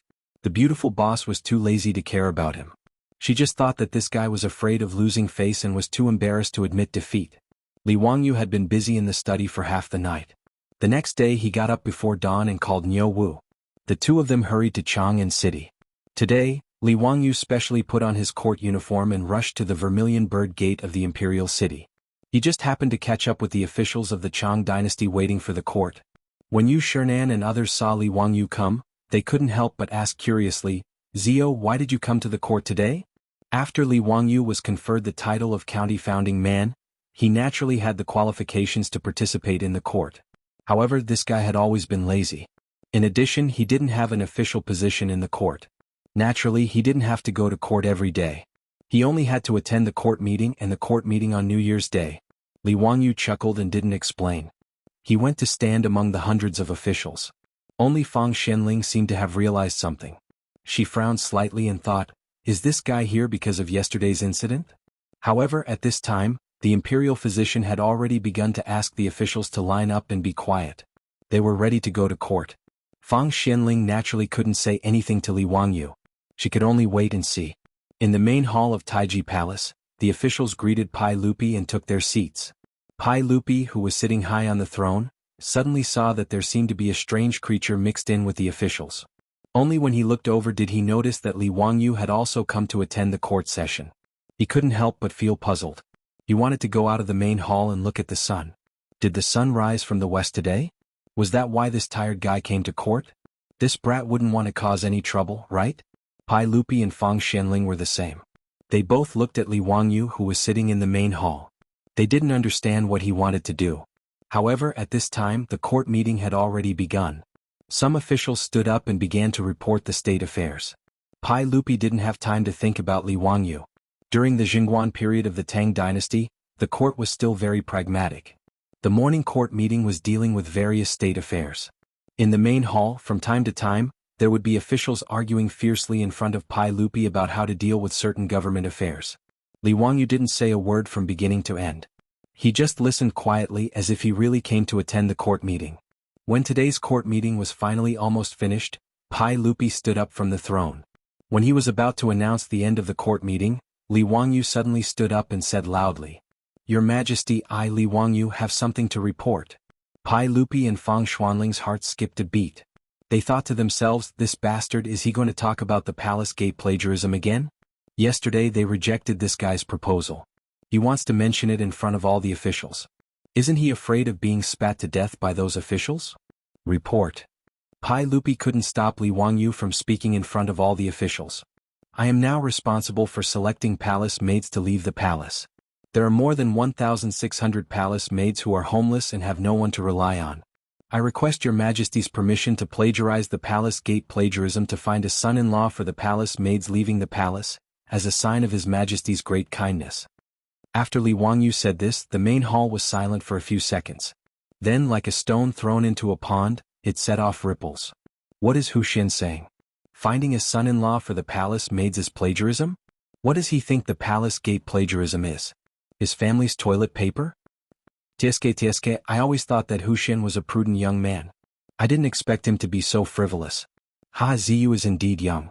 Writing the palace gate plagiarism for the palace maids to find a son-in-law? Interesting, very interesting. Some imperial censors from aristocratic families immediately jumped out. Your Majesty, I will impeach Hu Xin for his unscrupulous actions and his attempt to use public weapons. I will also impeach Hu Xin.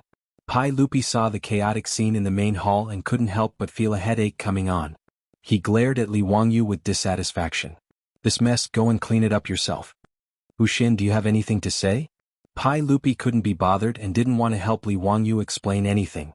This guy was the type of person who wouldn't stop until he was taught a lesson. He had already reminded him yesterday, but he was still so stubborn. In the face of the official's criticism, Li Wangyu didn't panic at all. Instead he smiled. Chapter 303. Li Wangyu only smiled in the face of the various criticisms in the hall. He did not retort, allowing the officials to criticize him. Some of the officials in the hall were busy adding insult to injury. Most of them were officials from aristocratic families. They were already dissatisfied with Li Wangyu, but they never had the opportunity to express their dissatisfaction. Now that they had found Li Wangyu's weakness, how could they let him go?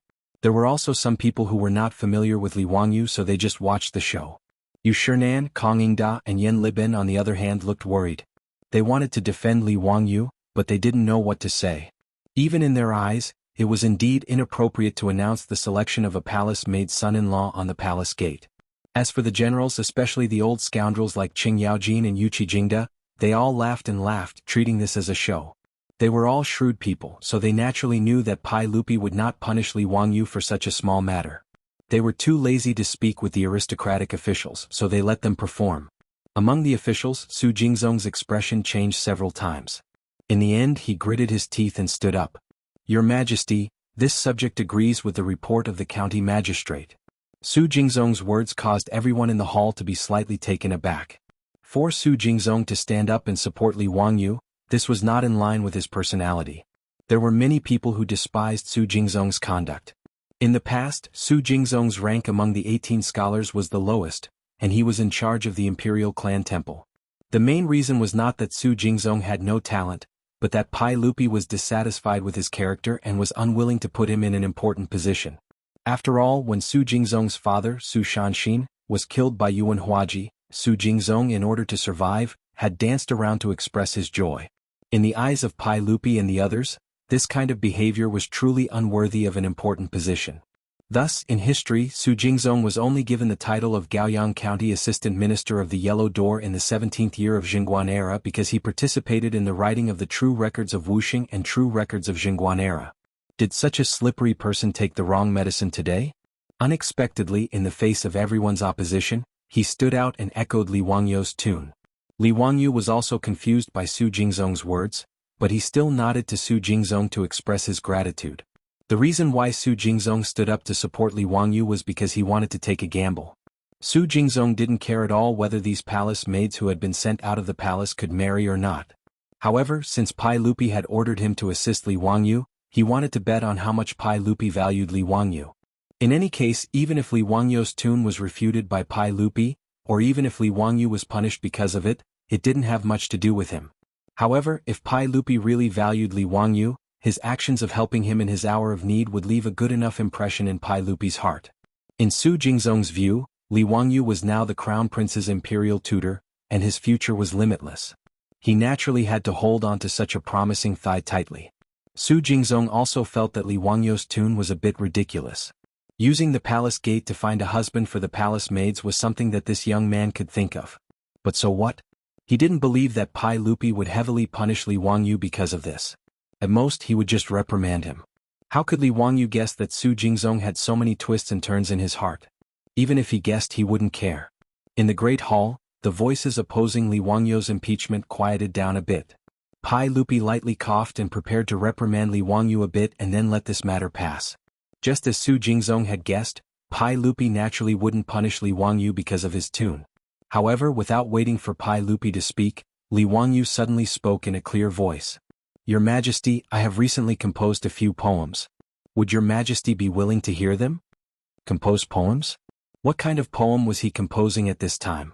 Pai Lupi and the officials didn't understand, but Pai Lupi still waved his hand. Read them. Yes, your Majesty. This poem is called Palace Sia. Li Wangyu paced a few steps and walked to the front of the imperial steps. He opened his mouth to recite, 3,000 miles from my homeland, 20 years in the palace. He Manzi, my tears fall in front of you. Li Wangyu was reciting a Tang dynasty palace grievance poem. It meant that I was far away from my homeland and had been confined in the palace for 20 years. When I heard He Manzi, I couldn't help but cry. In the Tang and Song dynasties, palace grievance poems were at their peak. By Juyi Li Bai Du Fu Luyu, these big shots, all wrote many palace grievance poems. These palace grievance poems used all kinds of euphemistic verses to express the palace maid's grief and melancholy in the palace. Li Wangyu planned to use these palace grievance poems to cry out injustice for the palace maids, hoping to arouse the sympathy of the court. As expected, after he finished reciting Palace Sia, no one spoke in the great hall. Pai Lupi's face was a bit ugly. *CK This brat, what do you mean by reciting a poem? Don't all palace maids serve me, Pai Lupi?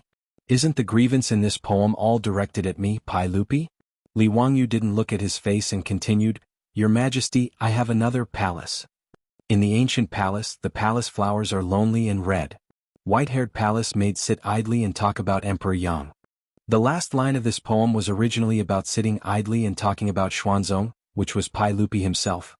Fortunately, Li Wangyu didn't make a mistake and changed it to Emperor Yang, which was Emperor Yang of the Sui dynasty Yang Guang. This poem made Pai Lupi's face slightly better. Yes, it was about the palace maids of the former Sui dynasty. However, after he carefully thought about it, he gnashed his teeth in hatred. Wasn't this palace made of the former Sui dynasty also in Pai Lupi's palace? Li Wangyu, you little bastard, you're indirectly cursing the locust. Your Majesty, I have another palace. See. When the silent flowers are closed, the beauties stand side by side in Xian. Speaking of palace matters with passion and desire, the parrot doesn't dare to speak before. Fine, it was another palace maid's grievance poem. In the Great Hall, the officials didn't want to speak. What Li Wangyu meant, even a blind person could see, not to mention that none of the officials were fools. The poems were all good, and the mood was also quite poignant. However, was it really okay for you to recite these palace grievances poems in front of Pai Lupi? It was simply pointing at a monk and cursing a bald donkey. Pai Lupi's face alternated between green and red.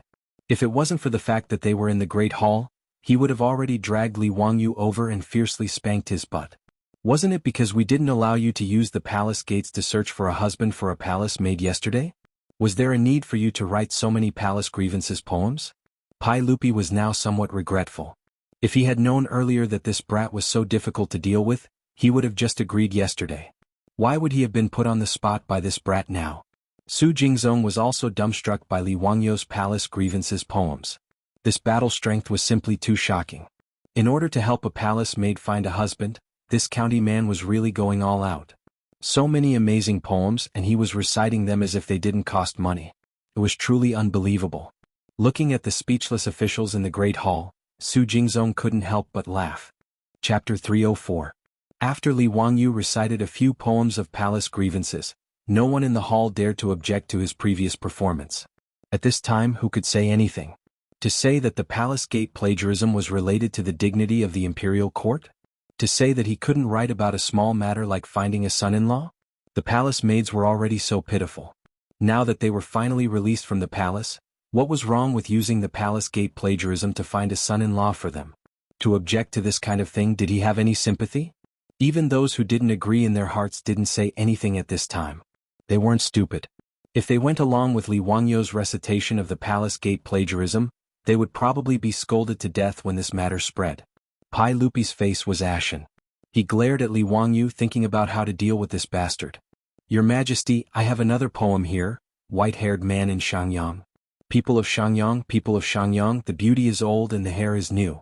The green-clothed supervisor guards the palace gate. How many springs are there in Shangyang? Emperor Gaozu was selected at the end of the year. When he entered, he was 16, now he is 60. At the same time, he selected hundreds of people, scattered in old age and crippled. Remembering the sorrow of parting with relatives, I helped them into the carriage and did not let them cry. Li Wangyu had only recited a few lines of Baiji's White-haired man in Shangyang, when he heard Pai Lupi's cold voice on the imperial steps say, "That's enough. I approve the performance of the Huxian man. Court is dismissed." After Pai Lupi finished speaking, he didn't wait for the officials in the hall to say anything. He turned and left, not even sitting on the imperial palanquin. Pai Lupi, you finally couldn't take it anymore? I thought you were thick-skinned. Li Wangyu had locked himself in his study for so long yesterday, but he had come up with more than 10 poems. He had only thrown out 3 or 4 before Pai Lupi surrendered. Li Wangyu couldn't help but feel a bit regretful. He couldn't help but make a V sign in his sleeve. His hard work was not in vain. He finally won the bet with his beautiful boss. However, seeing Pai Lupi leave in a fit of anger, Li Wangyu decided not to come to Chang and City for the time being, lest Pai Lupi retaliate. However, Li Wangyu had clearly underestimated Pai Lupi's vengeful heart. Before he could follow the crowd out of the main hall, an eunuch from the palace rushed over. Wuxia, His Majesty invites you in. I'm not feeling well in my stomach. I'm afraid it's not a good time to meet the emperor. How about we do it another day? Li Wangyu was a little dumbfounded. If Pai Lupi summoned him at this time, it was obvious that nothing good would come out of it. He didn't want to give Pai Lupi a chance to vent his anger, so he wanted to find an excuse to leave. However, the eunuch ignored his words and made a gesture of invitation. There's still soup simmering on the stove in my residence. No, I have to go back quickly, Li Wangyu said as he tried to blend into the crowd. However, he was blocked by the eunuch. The eunuch didn't say anything and just looked at him. Let's see what other excuses you can come up with. Li Wangyu was helpless. F*ck, he was so focused on showing off just now that he didn't expect Pai Lupi to be so shameless. He had just finished the morning court and had already sent people to block him. He really wasn't willing to take any losses. He cursed in his heart, but there was nothing he could do. He could only follow the eunuch slowly to the legislative hall. As soon as Li Wangyu entered the legislative hall, he saw a big foot coming towards him before he could even bow to Pai Lupi. Li Wangyu was shocked and turned around to run. But with his small body, how could he outrun Li Er, who was the emperor on horseback? He was kicked in the butt by a foot, and the pain made him howl out loud. Pai Lupi was still angry and kicked Li Wangyu's butt a few more times, causing Li Wangyu to wail like a ghost and howl like a wolf. This Pai Lupi is not human. He was too ruthless. Li Wangyu wondered if his butt was swollen. Didn't he just recite a few poems? Was there a need to be so ruthless? After taking a few more kicks, Li Wangyu didn't run anymore. He just lay on the ground and pretended to be dead. In any case, he couldn't outrun the beast Pai Lupi. He surrendered and admitted defeat. You Pai Lupi, the emperor of a generation, how could you abuse a captive? Pai Lupi kicked Li Wangyu a few more times to vent his anger. Alright, why are you lying there pretending to be dead? Zhen's kicks aren't enough to kill you. Pai Lupi angrily scolded. Li Wangyu crawled up from the ground with an embarrassed smile. He opened his mouth and began to flatter. Hee, uncle, you are truly wise and powerful. Your martial arts are matchless. Your luck is as good as the heavens, your longevity is as good as the heavens, you will last for thousands of generations and unify Jianghu. What nonsense are you talking about? If you dare to cause trouble like this again, Zhen will order people to tie you up and flog you. Pai Lupi didn't know whether to laugh or cry at his words. The resentment in his heart also dissipated. Yes, I won't do it again, Li Wangyu quickly replied. A wise man knows when to retreat. Pai Lupi glared at him and then turned around to sit in front of the table. Speak, how do you plan on finding a husband for the palace maids? This little nephew plans on asking uncle to borrow Crooked River Pond and hold a large-scale blind date event. Through the palace gates, we will invite the men who are willing to marry the palace maids to Crooked River Pond to meet all the palace maids directly. This blind date event will be called, If You Are the One, Do Not Disturb. Blind date? Pai Lupi frowned again. Since ancient times, the words of the matchmaker and the orders of the parents were important. Blind dates were also arranged by the matchmaker or the matchmaker, and the parents worried about them. Before the man and woman went through the wedding ceremony, it was very difficult for them to see each other. Li Wangyu wanted more than 1,000 palace maids to meet the men who wanted to marry the palace maids directly. This seemed to go against common sense. But on second thought, these palace maids didn't have any relatives in this world anyway. Since that was the case, she might as well let Li Wangyu do as he pleased. Otherwise, he might come back and write a few more palace resentment poems for her. Who could stand that? Thus, with Pai Lupi's silent consent, this matter was settled. On the same day, a new copy of the palace gates was posted outside the palace gates. All the court ambassadors in Chang and city sent people to copy it, but what they copied made everyone think that their eyes were playing tricks on them. After 10 days in Crooked River Pond, more than 1,000 palace maids would be choosing their husbands? They even invited the men who wanted to marry the palace maids to personally go to Crooked River Pond and meet the palace maids to drink and talk about life? If you are not sincere, do not disturb. What the hell is this? After these court ambassadors finished reading the copy of the palace gates, they were all confused. Some of them couldn't believe the content copied by the servants and personally went to the palace gates to confirm it. In all the squares of Chang and city, there were also voices of discussion about this matter. Everyone, did you see the copy of the palace gates today? Tsk, this is really unheard of. Brother, are you talking about the Crooked River Pond and the palace maids' husbands? Yes, that's right. Brother, you are still unmarried, right? Do you plan to go to Crooked River Pond? Of course I will go. I heard that those palace maids are extraordinary and have the demeanor of a noble family. They are much better than the common girls. Naturally, I want to ask for a marriage. Brother, your wife has passed away for many years. Don't you plan to remarry? I have the same intention. Why don't we go together? Haha, that's right. Let's go together. Chapter 305. Not only was the imperial palace selecting a husband for a palace maid who had left the palace, but it was also the first time that a man and a woman were allowed to meet each other at Jianghu. As time went by, this matter caused a lot of heated discussion in Chang and in Guangzhou Road. Many old pedants and defenders muttered that it was immoral and should be avoided between men and women. However, the people were all applauding this matter. As Li Wangyu had predicted, there were many people in the Tang dynasty who were interested in marrying palace maids. Even when the news was spread through the courier stations, people in the provinces and counties far away in Yinzhou immediately rode to Chang, and to catch up with the unprecedented Jianghu blind date. Pai Lupi, through the 100 Horsemen department, unexpectedly found that he had received unexpected praise from the people because of this matter. Whether it was in the streets or in the villages, they praised Pai Lupi for his benevolence and love for the people. Even the palace maids who had left the palace were not left to fend for themselves. He deserved the praise of a benevolent emperor. This surprised Pai Lupi. He was forced to agree to this matter because of Li Wangyu's nonsense. He did not expect that it would have such an effect.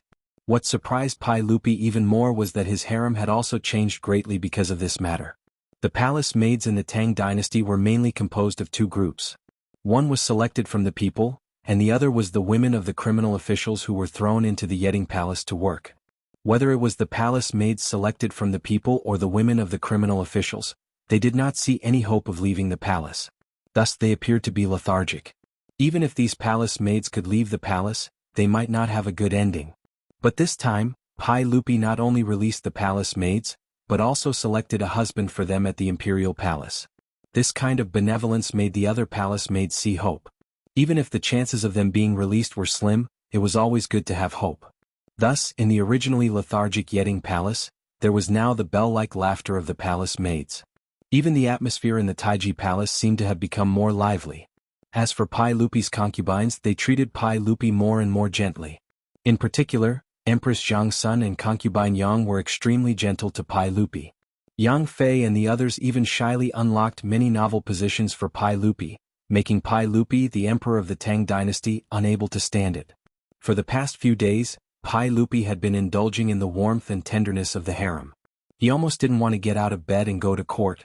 The reason why the concubines of the inner palace treated Pai Lupi like this was because of the palace gate scroll. How could these Pai Lupi's women not feel proud that their man was so protective of women, to the point that he didn't even hesitate to publicly select a son-in-law for them at the palace gate? Although there was no such thing as women's rights in this era, it didn't mean that these women didn't want their husbands to protect women's rights. Putting aside the huge impact that the palace gate scroll had on Chang and in Guangzhou Road, Li Wangyu was full of pride as he returned to the Li family's old residence in Dingzhou village. Although he was still limping a little after climbing down from the horse and his butt was still hurting from Pai Lupi's sneak kick, he couldn't suppress the smile on his face. Li Wangyu was full of anticipation at the thought of how his beautiful boss would react when she found out that he had lost the bet. Changqing, I won. You must accept your loss and don't go back on your word. Li Wangyu couldn't wait to declare his victory as soon as he stepped through the gate. Su Changqing obviously knew what this guy was thinking, but he pretended not to hear him and turned to chat with Aphrodite. Aphrodite, do you know Chang'an East City's Maji Silk Company? I saw that they had a new design yesterday. Why don't we go shopping tomorrow? Seeing that his beautiful boss was ignoring him, Li Wangyu panicked. Hey, did you hear me? I won. Why does it seem like there's a mosquito? It's so annoying when the weather gets hot. Even mosquitoes and flies are coming out. The beautiful boss waved her hand as if Li Wangyu's words were just the buzzing of mosquitoes.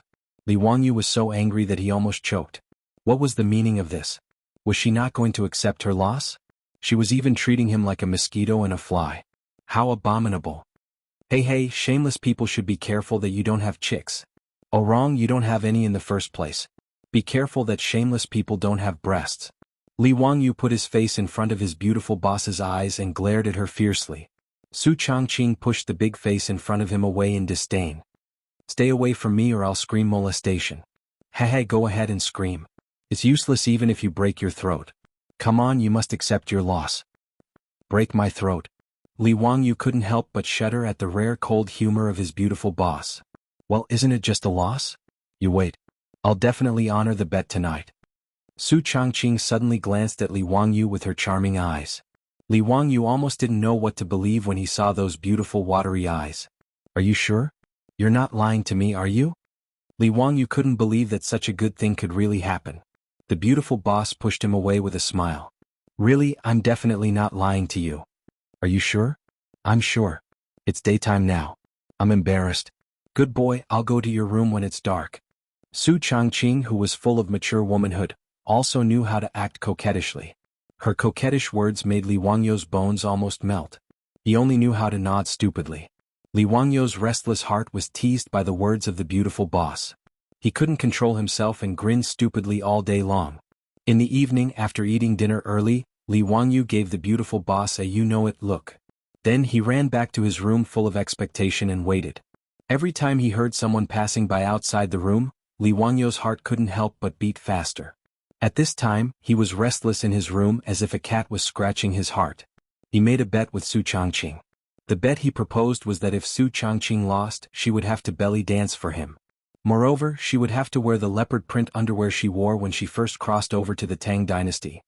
The reason why he proposed this bet was that Li Wangyou had accidentally learned in the future that the beautiful boss actually learned belly dance. Belly dance originally originated in the Arabian region. Later, it spread to Europe and America and became popular all over the world. In the future, many women would practice belly dance to keep fit, lose weight, and reduce pressure. Along with the fast rhythm of the music, they would sway their buttocks and abdomens. The dance was beautiful. The fancy movements of the crotch and the sexy and charming posture made belly dance full of temptation. This made Li Wangyou fantasize from time to time. What would a goddess like the beautiful boss look like when she belly dances? Therefore, when the beautiful boss wanted to make a bet with him, he immediately thought of this matter and proposed this bet. Just as Li Wangyou was looking forward to it, his room door was finally pushed open with a creak. A graceful figure flashed into his room. Chapter 306. For the next few days, Li Wangyou looked at his beautiful boss with a kind of resentment in his eyes. There was no other reason. He was being teased by his beautiful boss again. He racked his brains to win the bet with his beautiful boss, and even paid a painful price for it. He was kicked in the butt by Pai Lupi.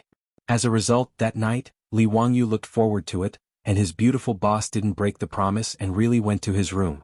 Su Changqing was barefoot, wearing a low-waisted long skirt, revealing her sexy waist, and a thin veil covering her upper body, faintly revealing her leopard print underwear. Just looking at her appearance, Li Wangyou began to feel his nostrils itch. Ever since Su Changqing's phone was charged, he heard music coming from his beautiful boss's closed door many times, and saw dancing figures reflected on the window paper. He knew that his beautiful boss must have practiced dancing when she was alone. Regarding this, he envied for a long time, wanting to see his goddess dance, but unfortunately he never had the chance. Today, by making a bet with his beautiful boss, he could finally get what he wanted. Li Wangyou's inwardly passionate heart was about to burst out. He saw his beautiful boss give him a coquettish look, take out her phone and click on the play button. Accompanied by the Arabian-style music, the beautiful boss began to twist her waist. But before Li Wangyou could open his eyes wide, he saw his beautiful boss suddenly stop, turn off the music and open the door ready to leave. Hey Changqing, what do you mean by this? Li Wangyou said anxiously. The beautiful boss had a proud expression and raised her eyebrows at Li Wangyou. I finished the bet, I didn't cheat. What do you mean finished? You just started? That's right. Think about what our bet is. Li Wangyou replied woodenly, wearing leopard print underwear, belly dancing for me? Little idiot, we didn't say how long we were going to dance, right? I danced just now, you saw it, right? So, now the bet is finished, bye-bye, go to sleep, have a good dream and don't think too much. Su Changqing gently shook her finger and seductively bit her lower lip, and ran back to her room with a chuckle. What? That's okay? Li Wangyou was almost made to cry by his beautiful boss's words. Sure enough, women are all liars. That night, Li Wangyou lay in bed, tossing and turning and didn't sleep. The next day, with a pair of dark circles, he bitterly stared at Su Changqing. Su Changqing didn't pay any attention to this guy whose brain was filled with sperm. He just pretended not to see that pair of eyes filled with liar, liar, liar. After being teased by his beautiful boss, Li Wangyou had no choice but to devote himself to the preparations for the blind date convention. Time passed in the blink of an eye. 10 days later, Li Wangyou and Su Jingzong carefully prepared the Do Not Disturb the Tang Dynasty's Chu Jiangqi blind date. After working with Su Jingzong for a few days, Li Wangyou had to admit that the guy who ranked first in the new Tang dynasty, Legend of the Treacherous Official, was indeed a capable person. Su Jingzong did all the work for the blind date alone. It was no wonder that he could force Jiangsun Wuji, Chu Suiliang, and the others to be exiled to Lingnan and die in a foreign land. Early in the morning, Li Wangyu rode into Chang and city and went straight to Taiji Palace. Yesterday, Li Er had sent an internal eunuch to pass on a message. He was also going out in plain clothes to go with Li Wangyu to watch the matchmaking convention. He wanted Li Wangyu to meet up with him at Taiji Palace today. Zio, I'm dressed well, right? Haha, I'm going to have a blind date with those palace maids today. You're not allowed to reveal my identity, do you hear me? In the Hall of Political Affairs, Li Wangyu looked at Pai Lupi, who was dressed like a scholar, and felt a toothache. Is this guy really going to have a blind date with the palace maids? Although these palace maids were all from Taiji Palace, there were only a few who had seen Pai Lupi. It would be a comedy if one of the palace maids was blind and took a fancy to Pai Lupi. However, since Pai Lupi had such a bad taste, Li Wangyu was too lazy to say anything. He just nodded silently. The two of them were escorted by the palace guards, who had also changed into casual clothes, and went straight to Jianghu. Walking on the road, Li Wangyu felt that the Tang craftsmen were really amazing. This kind of road actually existed in the Tang dynasty 1,300 years ago. No one in the future would believe it. The so-called road was the elevated road in the future. Because it was high in the air like a pavilion, it was also called the Pavilion Road. In fact, the Pavilion Road had already appeared in the spring and autumn period. In Qin Shi Huang's Afang Palace, there was a pavilion road that was 500 steps long. The imperial palace of the Han dynasty also had a pavilion road. In a later Han dynasty book, there was a description of the killing of General He Jin. Because the Empress Dowager, the Emperor and Prince Chen Lu robbed the officials of the province, they went from the pavilion road to the North Palace. In the Tang dynasty's Chang'an city, there was a pavilion road from Taiji Palace in the north of the city to Jianghu in the southernmost part of Chang'an city. This pavilion road was not for ordinary people to use. Only the officials could use it. If Pai Lupi, Empress Zhang's son, and the others wanted to leave the palace and go to Jianghu, they would use this pavilion road. They did not need to travel with ceremonial guards to disturb the people. It was also relatively safe and did not need to worry about the threat of assassins. The pavilion road in Chang'an city was completely enclosed. Walking on it was like walking in a pavilion. There were small windows on both sides of the pavilion road for ventilation and light. At the same time, people could enjoy the scenery outside. However, the pedestrians below could not see the situation on the pavilion road. It was Li Wangyu's first time walking on this pavilion road. He felt that it was very novel. At the same time, he was amazed by the skills of the ancient craftsmen. The high wooden plank corridor not only allowed horses to ride, but also allowed carriages to pass. It was really amazing. They walked along the pavilion road and soon arrived at Jianghu. The pavilion road was built in a royal courtyard in Jianghu. It was guarded by the palace guards. Li Wangyu led Pai Lupi and the others down from the horses and walked to the place where the blind date was held. When they arrived at the entrance of the blind date, they saw a group of people in front of the entrance. They did not know why, but they were noisy. Someone in the crowd shouted, "We are here to go on a blind date with the palace maids. Why do you charge us?" "That's right. Why do you have to charge us a copper coin to enter? Outrageous. This is ridiculous. Why do you have to charge us for the blind date? Who set this rule? Do you only allow rich people to enter? Are you going on a blind date or selling women? Have you gone crazy for money? We are poor scholars. We also admire these palace maids. Why don't you let us in?" Pai Lupi was also stunned by these people's noisy words. He turned his head to look at Li Wangyu. "Zio, you actually charge money for this blind date?" Li Wangyu nodded matter-of-factly. "Uncle, of course. I came up with this idea." Chapter 307. Pai Lupi looked at Li Wangyu thoughtfully, waiting for his explanation. Li Wangyu shrugged and replied, "I don't think these palace maids want to marry a stingy person, right? It's better not to know someone who doesn't even want to pay a copper coin." He paused and continued, "Since Uncle asked me to properly settle these palace maids, I hope they can have a good home. How can someone who can't even pay a copper coin let them live a good life after leaving the palace?" Pai Lupi pondered for a moment and asked, "But you can't deny that some poor scholars may not have any family property now, but they may be able to pass the imperial examination in spring. In the future they may be carps that can jump over the dragon gate. Zio, why don't you give them a way out? Let these scholars enter?" Li Wangyu disdainfully curled his lips. What can these poor scholars do other than study? They can't lift their shoulders and can't lift their hands. If we let the palace maids marry them, are we going to serve them? Besides, if they are really capable, even if they help people copy articles, they should be able to pay a copper coin, right? What he said was actually the truth. The literacy rate in the Tang dynasty was low, so it was not difficult for these scholars to find a way to make money. Even if they helped people copy books, they could earn a lot of copper coins. If they were so poor that they couldn't even pay a copper coin to marry a wife, other than laziness, Li Wangyu couldn't think of any other explanation. For this kind of people, it was better to stay as far away as possible. I set the entrance fee of a copper coin to keep those good-for-nothings outside the door, so that these people can't deceive the palace maids with their flowery words. After listening to Li Wangyu's explanation, Pai Lupi thought for a moment, nodded slightly and didn't say anything more. In fact, there was another reason why Li Wangyu collected the entrance fee. It was because there were too many people who signed up. In the past few days, the number of people who went to Wanyan County and Chang County to register and participate in the Chu Jiangqi Blind Date Convention was beyond Li Wangyu's expectations. He had thought that he would be able to attract a lot of men, but he did not expect that there would be so many. There were already more than 5,000 people registered in the county government, but there were only about 1,600 palace maids who needed to leave the palace. Among these palace maids, there were some who did not want to marry or were older.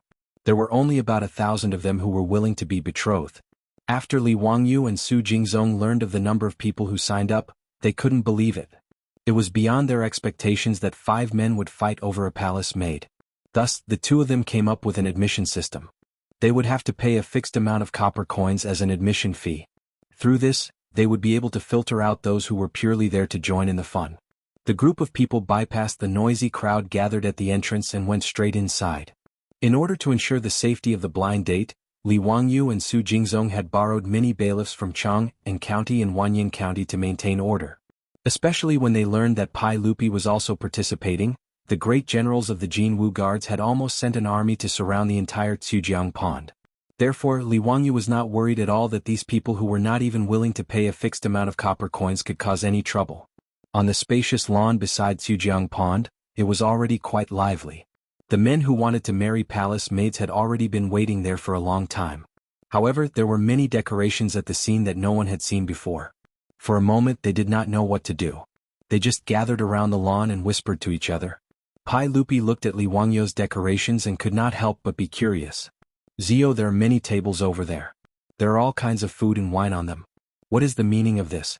What are the tall round tables on the lawn for? They are so tall. How can people use them? Li Wangyu chuckled and said, Uncle, this is called a buffet party. You can take the food and wine on the tables. As for those tall round tables, they are not for sitting. Instead, they are for people to stand and chat. The matchmaking venue that this fellow ordered people to decorate had the appearance of a cocktail party in the modern world. The long tables were filled with wine and all kinds of food. The only thing missing was a champagne tower. As for the tall round tables scattered on the lawn, they were naturally for people to rest and chat. The round tables were only for people to place their plates and wine glasses. Pai Lupi found this new and interesting. He took the lead and walked toward the long table where the food was placed. There was no need for Li Wangyu to introduce him. He quickly took a set of tableware from the clean bowls and plates that were placed at the side and started to eat.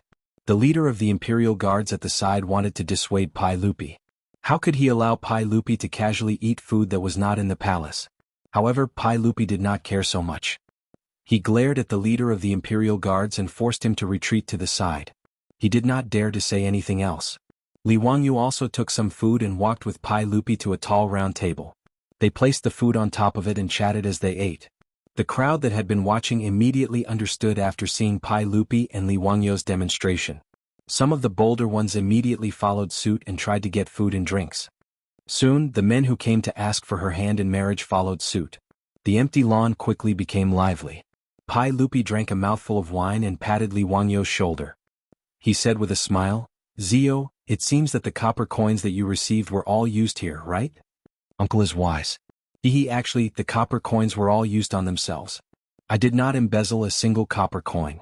Pai Lupi thought about the crowd that was making a ruckus outside the door and then looked at the self-service wine party. He felt that his nephew was indeed brilliant. Moreover, he quickly saw the benefits of the self-service wine party. First of all, the guests could freely choose the food that they liked. It was very casual. Secondly, there were nearly 1,000 tall round tables scattered all over the lawn, allowing the guests to chat on their own. The atmosphere was very lively and unrestrained. Compared to the banquet he held in the palace, where each person had a table and everyone ate the same food, It seemed that Li Wangyu's style was more relaxed and pleasant. Li Wangyu was also very satisfied with the self-service wine party that he created. Although he had only seen it on TV in his previous life and had never participated in a real cocktail party, his beautiful boss was very knowledgeable. Whether it was when he was studying in the United States or when he was working in the company, his beautiful boss had often participated in such cocktail parties. Naturally, she was very familiar with the process. Based on the principle that his beautiful boss's was his, Li Wangyu was very shameless. He took the cocktail party process that his beautiful boss had written down for him and gave it to Su Jingzong to manage. Looking at the endless stream of food and wine that was constantly delivered, Li Wangyu sighed again. This guy who was ranked first on the list of treacherous officials really had some skills. Preparing a self-service wine party for a few thousand people, and there was no precedent to follow, but Su Jingzong made it look like it was a real thing. It was very rare. Just as he was sighing, someone suddenly patted his shoulder heavily. "Wah, Zio, your brothers are here. Damn, why did this group of foppish people come?" Li Wangyu's face darkened.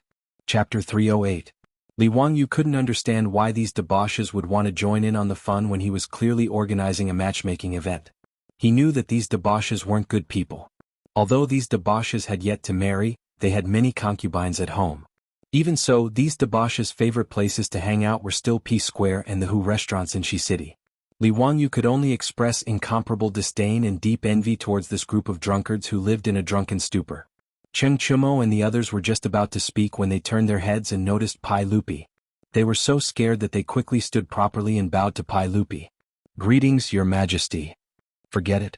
Today is a matchmaking event and I'm also traveling incognito. You brats don't need to put on an act. Just call me Li Gong." Pai Lupi was in a good mood today and waved his hand without a care. Li Wangyu rolled his eyes. "What are you guys doing here today? Don't tell me that you're also here for a matchmaking event?" "Zio, you're wrong. As the saying goes, a fair and graceful woman is a gentleman's good mate. My brothers haven't married yet, so why can't we come for a matchmaking event?" Fang Yai laughed mischievously. Li Wangyu was speechless. What kind of status did these debauches have? In the future, if they weren't going to marry a princess, they would marry a daughter of a noble family. How could they be interested in a palace maid? Moreover, these palace maids were much older than these debauches. Even if they were to take in concubines, they probably wouldn't be willing. Clearly, these damned debauches were treating the matchmaking event that he had painstakingly organized as a fun event. They were purely here for fun. However, after thinking about it carefully, Li Wangyu suddenly felt a chill run down his spine. This group of debauches, because many of them married Li Er's daughter, in the end their fates were really not good. Not to mention Fang Juanfang's widow, Li Wangyu looked at this cuckold of the Tang dynasty with pity when he thought about how this guy's future wife was Princess Gao Yang. Not only had he been cuckolded, but Princess Gao Yang had also plotted a rebellion. In the end, both of them had been sentenced to death.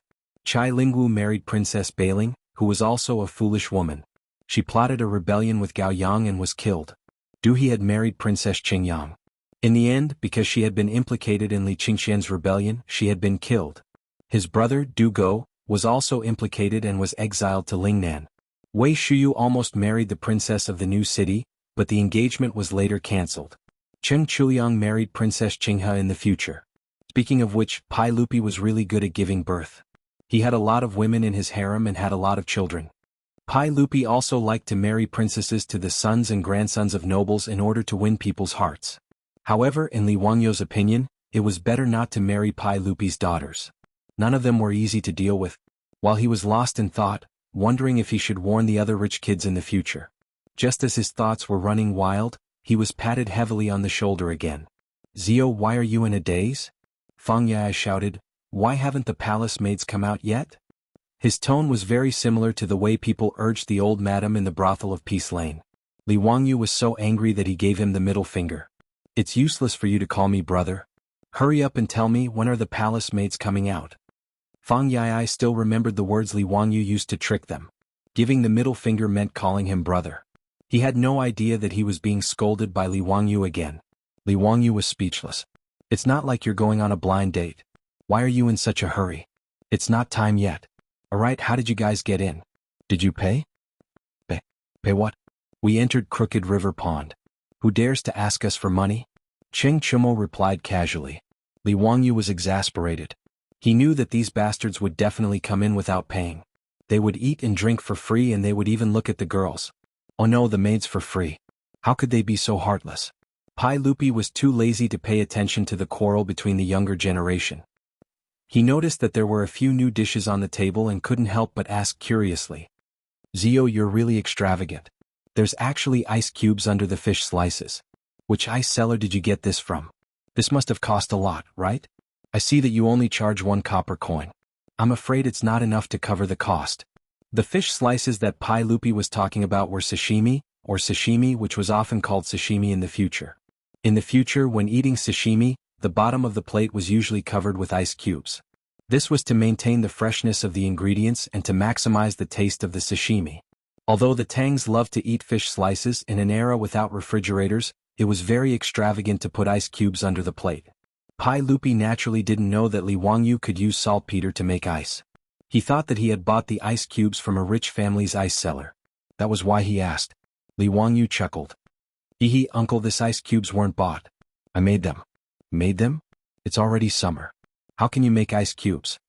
Pai Lupi asked doubtfully. It's a secret. Li Wangyu didn't want to reveal his business secret. He still wanted to make a fortune from this summer's ice-making technique. Although the Li family didn't lack money now, no matter how small a mosquito's leg was, it was still meat, right? He couldn't let Pai Lupi know the secret of his ice-making technique for no reason. Pai Lupi glared at him in annoyance and didn't bother to continue asking. In his eyes, this was just a small trick. He reached out with his chopsticks and picked up a piece of iced fish slices. He dipped it in the sauce and put it into his mouth. The iced fish slices were even more delicious in his mouth. Pai Lupi couldn't help but exclaim, "Good. It's very popular. The ice melts in your mouth. It's sweet. Zio, you've really used your little cleverness on these unorthodox methods." Li Wangyu was speechless. Couldn't he speak properly? If the food was delicious, then say it was delicious. Why did he have to say that it was unorthodox? It really made him want to flip the table. However, Li Wangyu decided to swallow his anger for the sake of the fierce palace guards by Pai Lupi's side. He asked the waiter to bring everyone fruit juice and other drinks. He added a lot of ice cubes inside. This kind of ice-cold and refreshing cold drink made the group of people yell and cry out in satisfaction. A bunch of country bumpkins. Emperor? Looked down on him. Li Wangyu felt a great sense of psychological satisfaction. He looked down on Pai Lupi and the group of debauches. Everyone ate and drank. Just as they were chatting happily, a bell rang not far away, followed by the sound of stringed and woodwind music. The time for the blind date conference had arrived. Under the burning gazes of the thousands of men present, 1,000 or so palace maids with graceful figures leisurely walked over. They smiled sweetly and had beautiful eyes. Thousands of beautiful women gathered in one place. All the men present, except for Li Er, who was used to it, were shocked. Even the debauches who were used to seeing the spring scenery in Peace Square stared blankly at the palace maids in front of them. Wei Shuyu couldn't help but recite the Lecture Ode to Lust. Eyebrows like emerald feathers, skin like snow, waist like a bundle of silk, teeth like a clam, a sweet smile bewitching Kaiyang City. Chapter 309. Because there were too many people participating in the blind date, Li Wangyu had already announced the rules of the day before everyone entered the venue. All the men participating in the blind date were not allowed to disturb the palace maids. They could only wait for the palace maids to take the initiative to communicate with them. Those who did not abide by the rules could only be expelled. With the deterrence of the golden guards in shining armor and the great sincerity of the men who were willing to pay a copper coin to enter, no one wanted to leave a bad impression on the palace maids at this time, so the scene was very orderly. More than 5,000 men who came for the blind date gathered in groups of 3 to 5 around the tall round table. They stared at the palace maids with burning eyes full of expectation, hoping to gain the favor of the beautiful woman. Since they could not take the initiative to strike up a conversation, they had to find a way to attract the attention of the palace maids. Therefore, among the people present, some loudly recited their poems. Some pretentiously took out the guqin they brought, sat cross-legged on the lawn, and began to play the guqin as if there was no one around. There were even many scholars who brought paper and ink with them and began to draw for the palace maids on the spot. As for those who had a lot of property, they naturally had their own skills. Some of them took out gold toys inlaid with all kinds of gems and played with them in their hands. Some of them tidied up their expensive silk clothes. What made Li Wangyu dumbfounded the most was that there was actually a fat man who placed dozens of gold ingots on the round table in front of him. In short, these 5,000 men in Li Wangyu's eyes were like peacocks spreading their tails, competing to show off in front of more than 1,000 palace maids. He could not help but laugh. But soon something that made him dumbfounded appeared. Among these 5,000 men, there seemed to be some strange creatures, mixed in. Not far away at the round table, there were several burly old hooligans. What the hell were they? Li Wangyu could not help but turn his head in surprise, looking at the group of dandy and ask in disbelief, "Brothers, are my eyes playing tricks on me? Why are Uncle Cheng and Uncle Yuchi here?" Cheng Chumo and his brothers, as well as the Yuchi brothers, also had their mouths wide open. They looked with astonishment at their father, who was showing off his muscles to the palace maids. What is this situation? Illusion? It must be an illusion. I didn't drink much wine today? Why are my eyes blurry? Even Pai Lupi was speechless. What were these old killers doing? He didn't believe that these dukes would really take a fancy to a palace maid. After all, the palace maids who were selected to leave the palace had been in the palace for at least 10 years. Even if they entered the palace at the age of 16, they were 26 years old now. In the eyes of the Tang, this age was already considered an ant. What's more, which of these dukes' manors didn't have beautiful palace maids bestowed by Pai Lupi? Those who could be sent as gifts by Pai Lupi to the duke's mansion were all stunning beauties, and they were all budding young girls. However, this group of old killers actually came to this blind date in droves. What a premature death. Pai Lupi glared fiercely at the foppish sons. Like father, like son. You two are really father and son. The foppish sons could only smile awkwardly and politely. They didn't know how to evaluate their fathers. Fortunately, these dukes were just bored and didn't really want to add a few more concubines to their manors. Needless to say, these old hooligans had the same motive as the foppish sons. They all thought this blind date by the Tujiang Lake was a fun thing and came to join in the fun. Li Wangyu could only sigh. The cultural and entertainment construction of the Tang dynasty needed to be strengthened. Even the dukes were so bored. It could be seen that the cultural construction of the Tang dynasty had a long way to go. More than 1,000 palace maids accompanied by the official matchmakers entered the blind date. The official matchmakers were also known as matchmakers, and matchmakers. In the Tang dynasty, the official matchmakers represented the government in the marriage of men and women. They were the official marriage agencies. The official matchmakers had appeared as early as the Western Zhou dynasty. From the Qin dynasty to the Qing dynasty, the power of the official matchmakers was not small. As long as men and women become famous, they will be recorded in the year, month, day, and name. If a man marries at 30, a woman marries at 20. The main job of the official matchmakers was to know the names and birth dates of men and women in the country and to urge men and women of the right age to get married. If there were official matchmakers, there would naturally be private matchmakers. The private matchmakers were often called matchmakers. However, even if the marriage was facilitated by private matchmakers, it still needed to be registered at the official matchmaker's office and be supervised by the official matchmakers. The so-called parents' orders and matchmakers' words referred to the official matchmakers. There was naturally a reason why the official matchmakers were needed to accompany the palace maids on the blind date today. Just like the Book of Songs Wei Feng, it said, "Bandits set the date, but the sun has no good matchmaker." It meant that without a good matchmaker one could not get married. There was also, what about faking it? A bandit's axe can't subdue him. What about taking a wife? A bandit's matchmaker can't subdue him. It meant that without an axe one could not cut wood, and without a matchmaker one could not marry a wife. Therefore, if there were no official matchmakers on the blind date today to mediate the marriage between the two parties, even if the palace maids and the man took a fancy to each other, it would be considered a private vow to marry each other. They would be despised by both their parents and their countrymen. Moreover, the Tang dynasty also had a law that stated, for the law of marriage there must be a matchmaker. This was also the reason why the official matchmakers accompanied the palace maids. In fact, Li Wangyu did not know that the matchmaking convention needed an official matchmaker. He only understood after Su Jingzong reminded him. However, even though there were millions of people in Chang'an City, there were not that many official matchmakers. Fortunately, Su Jingzong was capable and ordered people to urgently mobilize manpower from the counties around Chang'an City. It was not easy to find so many official matchmakers. Otherwise, today's matchmaking convention would really become a farce. Li Wangyu would definitely be impeached to death by the censor. Li Wangyu organized this, "Do not disturb if you are the one" matchmaking convention. Naturally, it could not be like the later generations where men and women could freely chat and communicate. Instead, they had to communicate through these official matchmakers. Those palace maids shyly raised their heads and swept their eyes over the many men present. Those who liked each other would whisper to the official matchmaker beside them. Naturally, the official matchmaker would go to the man's side and ask about his name, family background, and whether he was interested in the palace maid. If both parties were satisfied, the official matchmaker would record it. Even so, the 3 matchmakers and 6 certificates could not be left out. There were 6 procedures: accepting, asking for names, naive sign, asking for dates, and welcoming in person. In addition to the 6 certificates, there was an ink bucket on the heaven and earth table, a ruler, a pole, a scale, a pair of scissors, a bronze mirror, and an abacus. There could not be any sloppiness. However, these procedures were naturally much simpler. Compared to a blind marriage, it was completely based on the matchmaker's description of the appearance and situation of the 2 parties.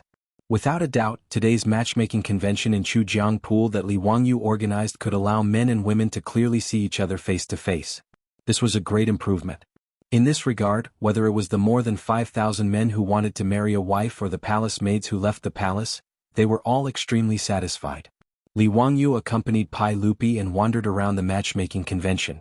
Pai Lupi had already seen with his own eyes that many palace maids and men looked at each other. After being recognized by the official matchmaker, it could be said that they were already considered to be husband and wife. In this regard, Pai Lupi was very satisfied and repeatedly praised Li Wangyu for handling this matter beautifully. While the 2 were chatting, Pai Lupi pointed at a group of people not far away and laughed. "Ziyu, does this count as a man attaining the Tao and his chickens and dogs ascending to heaven? That group of men, are they all from the Zhou village that you chose? How did they all get a matchmaking convention with my palace maids?" Chapter 310. Pai Lupi was pointing at the group of handicapped old soldiers from Dingzhou village. Most of these old soldiers came from poor families and were handicapped. Naturally, none of their wives were willing to marry them. All of them were old bachelors. Now, in just a little over a month, the income from the Shunfeng Express Carriage Company had filled the pockets of these old soldiers and made them quite wealthy. After Li Wangyu's persuasion, he managed to convince this group of old soldiers to come to the Crooked River's lakeside. She wanted to see if she could also get lucky and marry a palace maid to be her auntie. Even the Niu brothers, Niu Yong and Niu Wu, came to the blind date with the old soldiers under Li Wangyu's persuasion. They wanted to marry a wife. Although the 2 had joined the Li family as soldiers, they could still marry a woman from a good family. Moreover, Li Wangyu could let the 2 brothers go at any time. However, the 2 brothers were very stubborn and were unwilling to do so. Li Wangyu was about to go greet the crowd, but before he reached them, he saw a group of palace maids accompanied by an official matchmaker. Pai Lupi and he couldn't help but stop to see if the group of palace maids would like the old soldiers. However, even Li Wangyu didn't think that the group of old soldiers would be chosen by the palace maids. After all, compared to the other people present, this group of handicapped old soldiers really didn't have any advantages. However, Li Wangyu still wanted to help the old soldiers of his manor. Just as he was thinking about how to do it, he heard a discordant sound. The group of old soldiers, including the Niu brothers, stood awkwardly beside the round tables, feeling somewhat at a loss. Although they didn't lack money now, they were used to living a simple life. Today they came to Chu River Pond for the blind date. The clothes they wore could only be said to be clean and tidy, but definitely not bright. They were all rather ordinary and rough clothes. As for the men around them, even if they were poor scholars, even if they had gone to borrow, they were all wearing new clothes today, which made them look rather bright and fresh. In comparison, the old soldiers of Dingzhou village seemed a little shabby. On top of that, many of them were crippled. Many of them were missing arms or legs. This made them stand out even more among the crowd. This caused many men in the surroundings to whisper to each other, and from time to time roaring laughter could be heard. It was obvious that they were mocking them. Because of the group of palace maids walking over together, many of the men around the old soldiers unconsciously raised their voices out of desire to show off. "Tsk, there is really someone who is out of his league and wants to eat swan meat. Why don't you take a look at yourself? You actually have the nerve to come to the lakeside of Chu River. Aren't you afraid of offending the beauty? Isn't that so?" This person who was missing an arm or a leg had come to a blind date. He really didn't know his place. "I'm afraid someone must be blind to fancy them, right?" "Brother, you can't say that. Maybe there are beauties who sympathize with them?" I heard that among the palace maids sent out by the saint this time, there are old women in their 60s.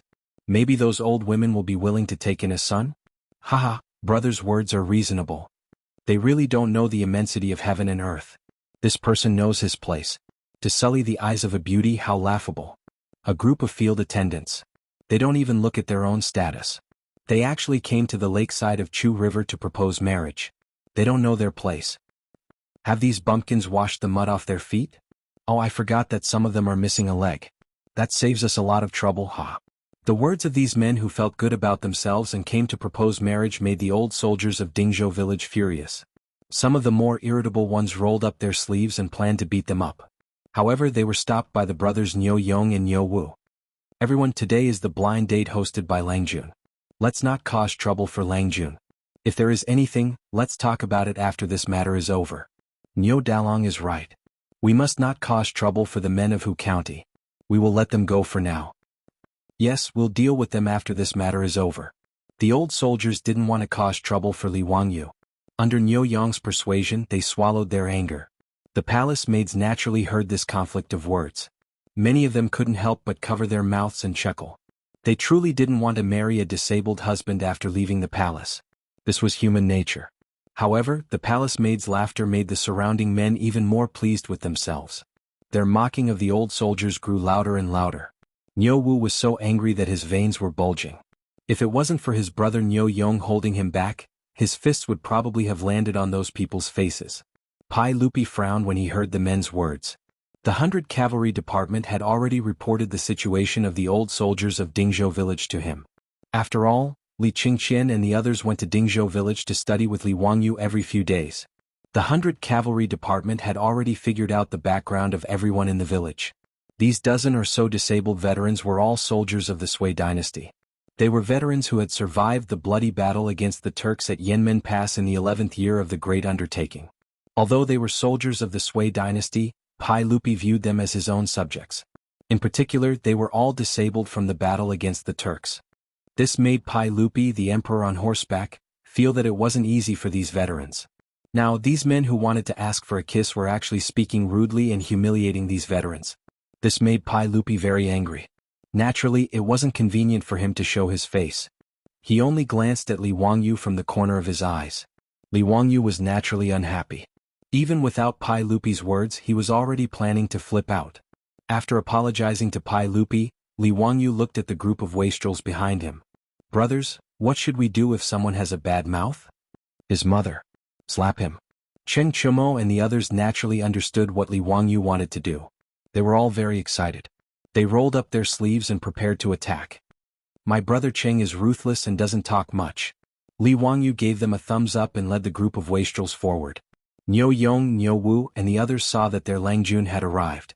Just as they were about to bow in greeting, Li Wangyu waved his hand at them, indicating that they didn't need to be so polite. Li Wangyu walked straight to the group of wastrels who were still chattering and mocking the old soldiers. Without wasting any time, he raised his arm and slapped them. That person was so enraptured that he didn't notice the arrival of Li Wangyu and the others. It wasn't until he felt a sudden pain on his cheek that he realized that he had been slapped. "You young man, who are you? What right do you have to hit people?" Before that person could react to what had happened, the group of wastrels had pounced on him and knocked him to the ground with a few punches and kicks. To be able to beat someone up in such a carefree manner in front of Li Er, the group of silk pants felt that today's trip was indeed not in vain. The things that the Li family's young master did were all so interesting. "Guards, someone is causing trouble. Imperial guards, quickly arrest them. Murder. Save me. Hero, please spare me, I was wrong, please don't hit me." The group of wastrels who had just ridiculed the villagers of Dingzhou village were now wailing like ghosts and howling like wolves. Chapter 311. Due to the men's cries, the conflict at Chu River Pond soon attracted the attention of the people around them. The imperial maids were so frightened that their faces turned pale. They kept exclaiming as they did not know what exactly happened. Tens of imperial guards from the Golden Guards, who were in charge of maintaining the order at the blind date at Chu River Pond, quickly rushed over. "Stop." The Imperial Guard squad leader stopped abruptly as soon as he shouted. Even if he did not know Li Wangyu, who was from Huxing County, it was impossible for him not to know Cheng Chumo and the other hedonistic young masters. Did a group of heirs from the dukes who founded the country need a reason to beat someone up? Did they? The Imperial Guard squad leader could only mourn for those people who were blind. It was obvious that they were beaten up for nothing, and there was no way for them to seek justice. Nevertheless, the men who were beaten up by the hedonistic young masters and Li Wangyu thought that their saviors had finally arrived when they saw the Imperial Guards from the Golden Guards around them. The man who was slapped by Li Wangyu crawled to the Imperial Guard squad leader and pointed at Li Wangyu as he yelled, Quickly arrest that man. They're disrupting the order of the blind date and beating us up for no reason." The Imperial Guard squad leader glanced at him impatiently and said coldly, "This is Huxing County's man, and those are heirs from the High Duke's public houses such as High Duke Lu, High Duke Lai, High Duke Zheng, High Duke Liang, High Duke Yi, and High Duke Qiao. Are you sure you want to accuse them of beating you up?" The man was dumbfounded by the squad leader's words. "Were we beaten up by a group of heirs from the High Duke's public houses and Huxing County's man?" He was in a daze as he mumbled, How did we offend the heirs?" The men who were beaten black and blue by the hedonistic young masters were dumbstruck when they heard the squad leader's words. They did not know why they were undeservedly implicated. "Heirs, Huxing County's man, we didn't offend you. Why is this happening?" Li Wangyu swung his hand. He had used too much strength in the slap just now and had hurt his own hand. Hearing the man's question, he pointed at Niu Yong and the others. "Do you know who they are?" We don't know." "Humph, what a good, don't know." With a cold laugh, Li Wangyu stared at this group of people and said in a loud voice, "In the 11th year of Day, Tujua Shibi Khan's 200,000-strong cavalry besieged Yanmen Pass. The defenders at Yanmen Pass were only 17,000 men, with insufficient provisions. The Tujua's military strength is more than 10 times our Han men's military strength, yet under the desperate resistance of the Yanmen Pass defending army, for a long time they were unable to take them down." He paused for a moment before raising his voice once more. "Over the past month, the Turkic cavalry has been attacking the Yanmen Pass non-stop, and the Yanmen Pass has suffered heavy casualties. However, they didn't surrender or run away. They only fought to the death. In the end, the Turkic cavalry had no choice but to retreat, losing more than 2,000 captives." Li Wangyu pointed at the old soldiers of Zhou village and said, They are the veterans of the Great Battle of Yanmen Pass. They fought bravely against the invasion of the foreign invaders. After that battle, all of them were crippled. They are the heroes of the Tang dynasty." At this point, the crowd fell silent. Even the profligate scions had looks of reverence on their faces. On the other hand, the imperial army of the Chamberlain of Chamberlain looked at the crippled old soldiers with reverence. Following Li Wangyu's words, Niu Yong and the others straightened their backs like spears. As for the group of palace maids, many of them had tears in their eyes. They covered their mouths tightly with their hands, afraid that they would make even the slightest sound. Li Wangyu took a deep breath and shouted with all the strength in his body, "You bunch of trash! Tell me, what right do you have to humiliate them? Who do you think you are? How dare you challenge the heroes of the Tang dynasty?" Man. Li Wangyu did not wait for the men to speak. He shouted at the imperial army, "Throw these bastards out. His Majesty's palace maids will not marry trash like them." "Yes, sir." The imperial army members of the Chamberlain of Imperial Insignia pounded their fists heavily on the armor on their chests, causing loud clanging sounds to ring out. The imperial army rushed forward. They could not wait for the men who were beaten black and blue to beg for mercy. They dragged them out like they were dragging dead dogs. After the imperial guards dragged all these people away, the atmosphere finally relaxed. Pai Lupi nodded in satisfaction. Just as he was about to ask Li Wangyu to continue looking at other places, he saw the group of palace maids walk toward Li Wangyu and curtsy. "Greetings, Mr. Huizhu. Ladies, there's no need to be so courteous." Li Wangyu waved his hand at them, indicating that they did not need to be so courteous. "Mr. Huizhu, we heard that you wrote a poem to plead for us in the Great Hall that day, which led to the Imperial Palace's public search for a son-in-law. We are so grateful that we are unable to repay your kindness. Mr. Huizhu, please accept our greetings." After the palace maids finished speaking, they ignored Li Wangyu's dissuasion. They all knelt on the ground, cupped their hands and slowly nodded their heads on the back of their hands. This was a greeting, the most solemn greeting in the Tang dynasty. Li Wangyu couldn't stop them, so he could only accept the palace maids' great salutes before urging them to get up. "Ladies, there's no need for this.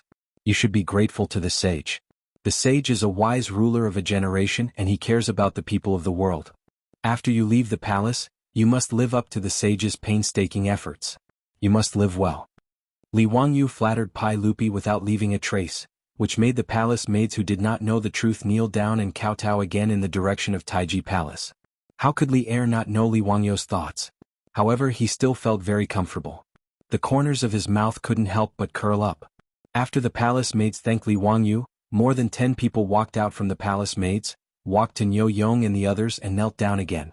This gave Niu Yong and the other old soldiers a fright. They all blushed and did not know what to do. Ladies, what are you doing? Quickly get up, quickly get up. Thank you, benefactors. What benefactors? Ladies, did you make a mistake? We don't know you.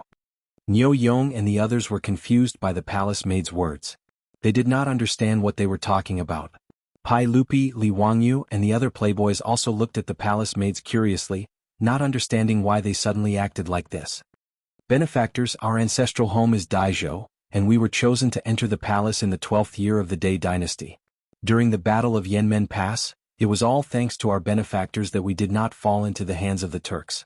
Today I can finally say thank you to my benefactors for your kindness. The palace maid's words made Li Wangyu and the others come to a sudden realization.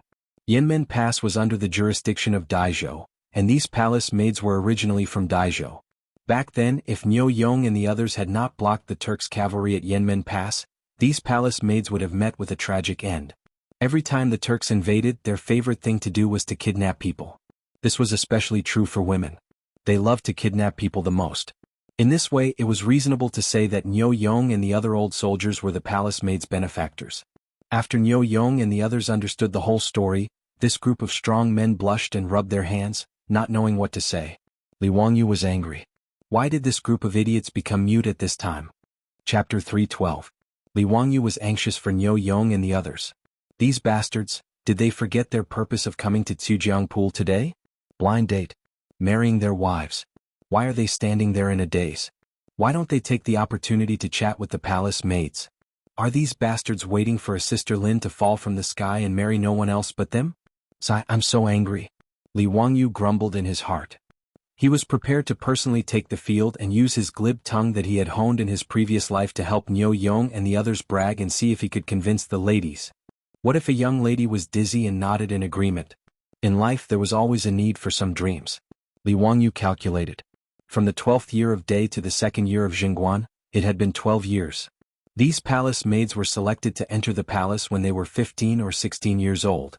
Now they were 27 or 28 years old. Wasn't this age suitable for Niu Yong and the others? Li Wangyu ridiculed Niu Yong and the others. In fact, he was laughing at himself. This guy still had the face to ridicule Niu Yong and the others. He didn't think about how he felt when facing his beautiful boss. It had been more than 2 months since he transmigrated to the Tang dynasty.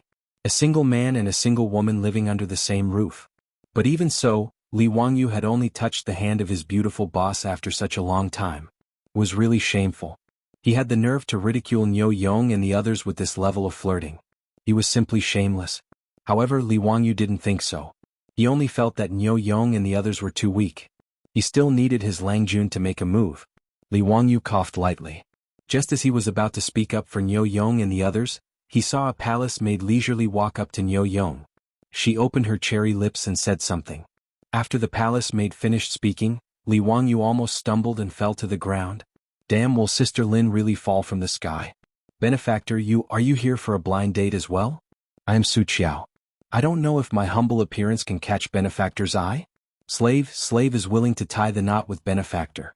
This palace maid named Su Qiao was born with a charming appearance, but after saying these words she was so embarrassed that her face was like a peach blossom and her eyes were misty. Niu Yong was even more unbearable. This man, who could even kill a tiger with his bare hands, was blushing in the face of the palace maid's words. He stuttered, My body is incomplete. I'm afraid I'll offend you, young lady. Li Wangyu was exasperated. Was there any justice in this world? Why would a beautiful lady take the initiative to confess to such trash? He kicked Niu Yong's butt. Just tell me if you're willing or not. Why are you spouting so much nonsense? Yes, I'm willing. Niu Yong hesitated for a long time before finally giving an affirmative answer. Li Wangyu was too lazy to talk nonsense with him. He waved his hand to the official matchmaker and asked her to register the two of them immediately. This wasn't the later world, where there was no need to pay attention to mutual understanding and deepening feelings. These things could be slowly understood after the wedding night. As long as the husband and wife were willing, that was enough. As for whether Su Qiao was doing it out of gratitude or out of gratitude, Li Wangyu didn't care. Moreover, Niu Yong was definitely a good man who valued relationships and righteousness. In the future he would definitely be a man who loved his wife. Although he was missing an arm, he was still strong enough to kill a cow with one punch. Moreover, Niu Yong and Niu Wu didn't lack copper coins in their pockets. Li Wangyu didn't treat these two brothers unfairly. In terms of income, Niu Yong and Niu Wu were definitely among the top in Dingzhou village. As for this palace maid called Su Qiao, her figure and appearance were all first class. Li Wangyu could only secretly complain in his heart, "Niu Yong, this guy is really lucky." Li Wangyu turned to look at the group of palace maids and said loudly, "Ladies, these Langjuns are all from my fief. Now they are all one of the owners of the Shunfeng Express Carriage Company in Chang'an. They are rich and are a good match for a husband." He wasn't lying. The carriage company originally had 20% of Dingzhou village's shares. Later, Chou Yuanliang and Chou Kuan went to the old village chief and spent a lot of money to buy 10% of the shares. Dingzhou village still had 10% of the carriage company's shares. Therefore, it was reasonable to say that this group of old soldiers were one of the owners of the carriage company.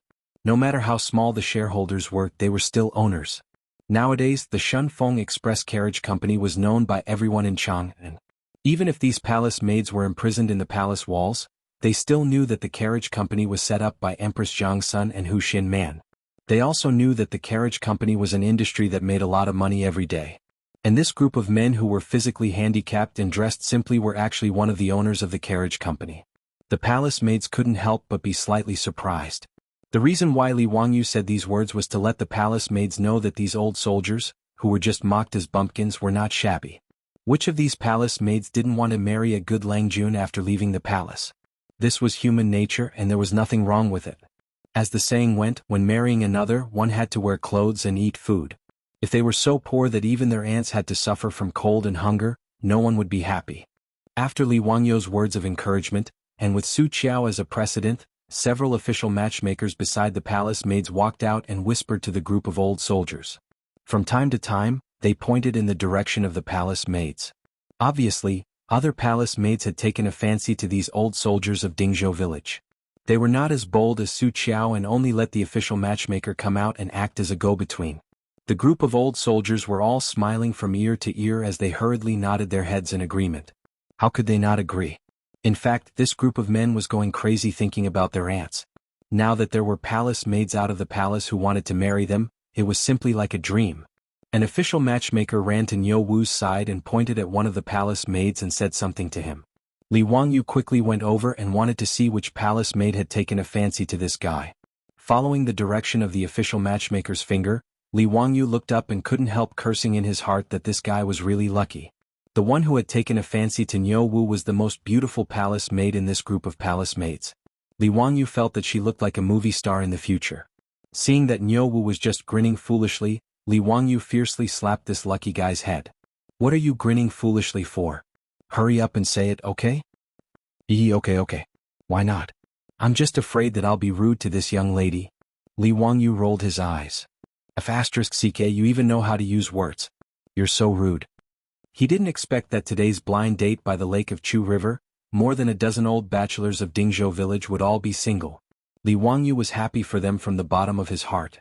It seemed that there would be more than a dozen weddings in his fief. Chapter 313.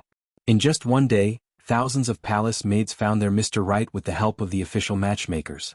Pai Lupi was quite satisfied with this result.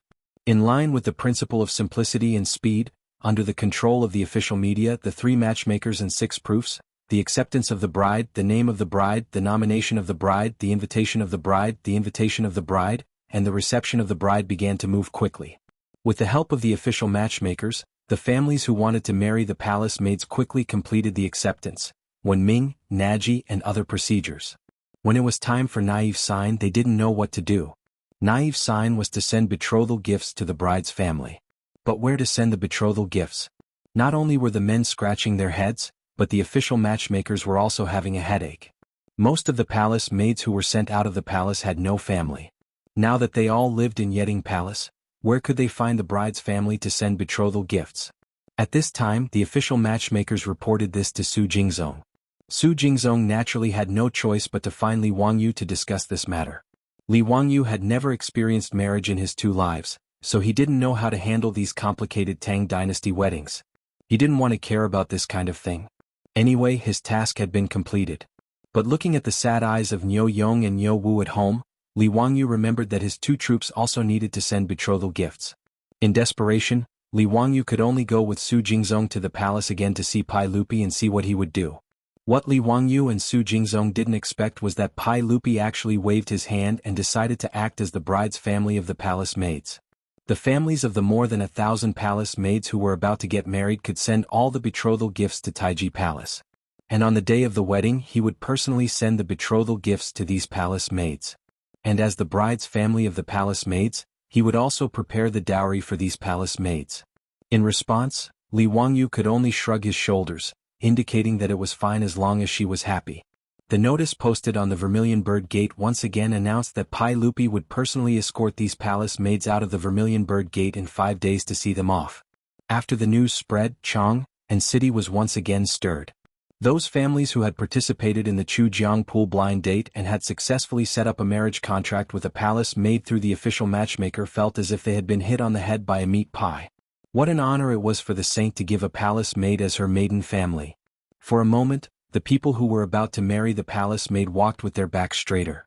In the words of the later generations, he walked with the wind and spoke with the rain. In Chang and city, carriages carrying betrothal gifts drove one after another to the Taiji Palace. It was a spectacular sight. Li Er was not using this to amass wealth. He had written clearly on the palace gate records that the betrothal gifts prepared by the family of the palace maid's husband would not accept gold, silver, or other valuables. The betrothal gifts were all 9 types of gifts. The 9 gifts referred to 9 items such as Hahuan, Jiaha, donkey hide gelatin, Josie pudding, vermilion reed, double stone, cotton wool, longevity thread, and dry lacquer.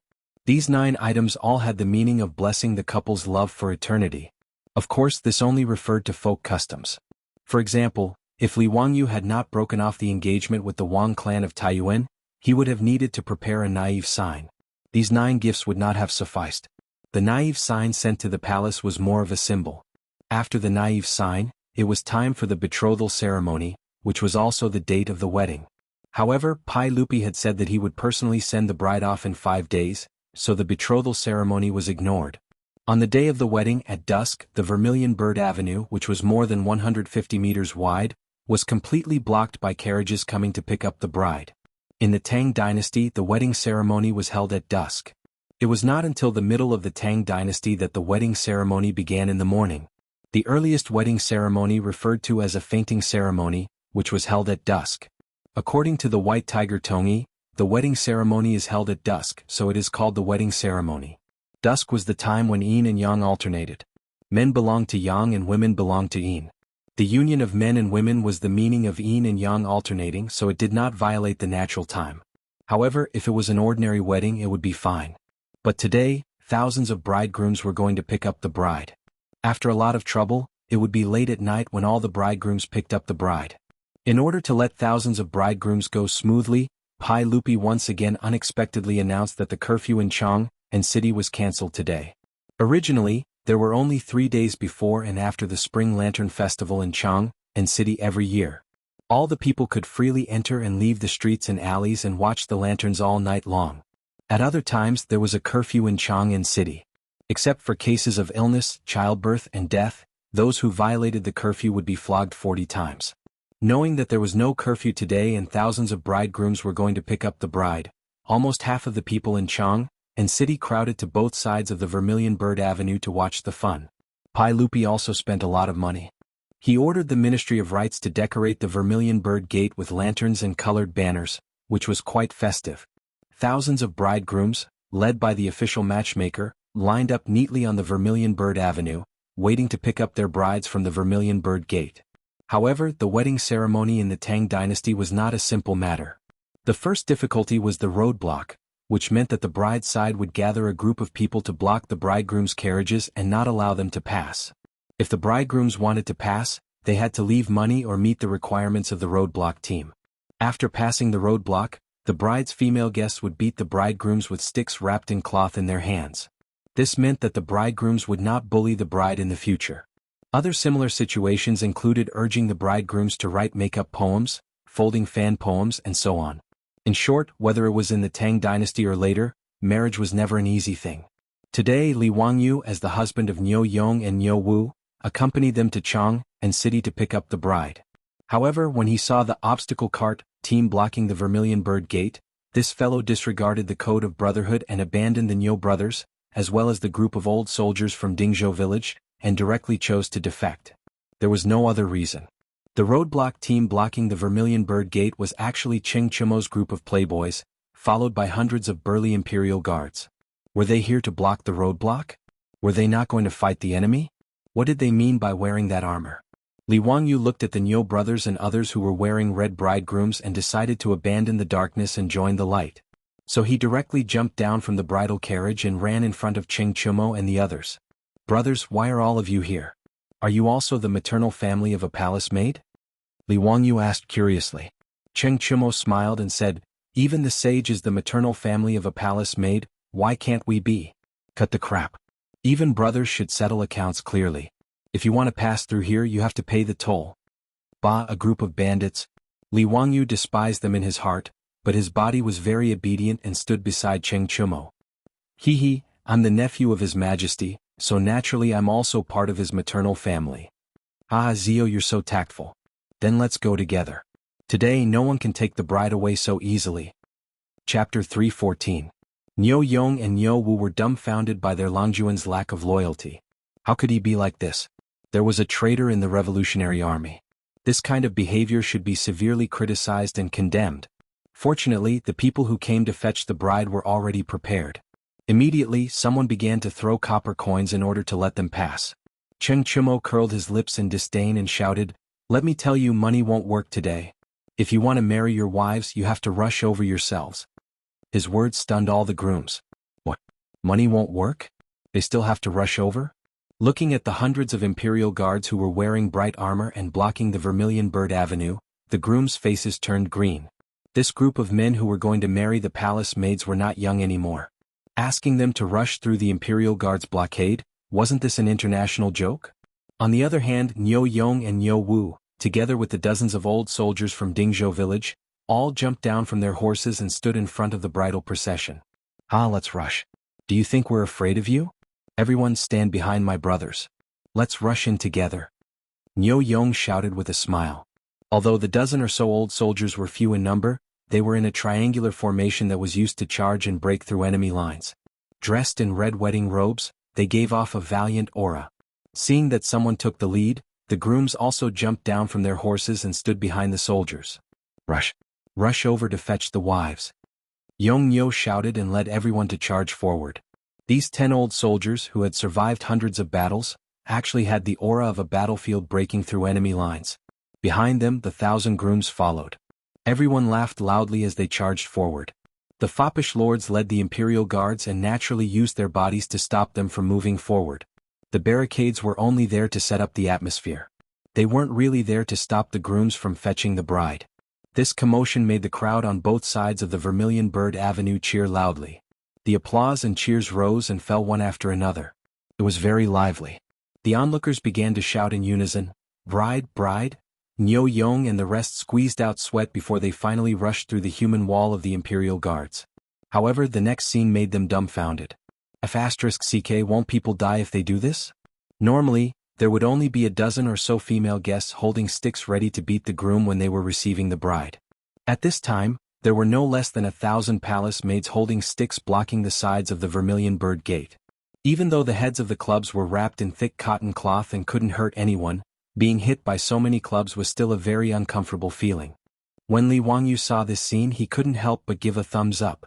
Pai Lupi, you're really ruthless. You really know how to play. He was even more glad that he had betrayed earlier. If he had been the bridal escort for Niu Yong and Niu Wu, wouldn't he have been beaten up along with them? Niu Yong and Niu Wu looked at each other. What else could they say? Even if he had tears in his eyes, he could only rush forward. Thus, thousands of bridegrooms wearing bright red wedding robes rushed towards the Vermilion Bird Gate with their hands on their heads. The palace maids on both sides of the gate were all shaking with laughter. The sticks in their hands didn't show any mercy as they hit the bridegrooms. In the crowd, grooms would occasionally let out cries of pain. This made the onlookers laugh even louder. This group of bridegrooms who had never been taken care of before finally rushed into the Vermilion Bird Gate. Then, there were servants who started to lead them to the Taichung Temple on the right side of the Vermilion Bird Gate. Pai Lupi would send the palace maids off here. The Taichung Temple was responsible for the ceremonies and music of the mausoleum. It was responsible for astronomy and divination. At this time, a red carpet was already laid out in the Taichung temple. Thousands of palace maids and bridegrooms wearing emerald green wedding robes were waiting there. The wedding robes of the Tang dynasty weren't like those in modern TV series where both men and women wore red wedding robes. Instead, the bride wore green wedding robes.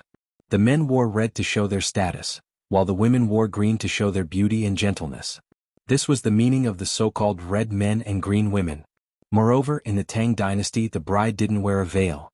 Instead, she held a feather fan to cover her face and shyly waited for her groom.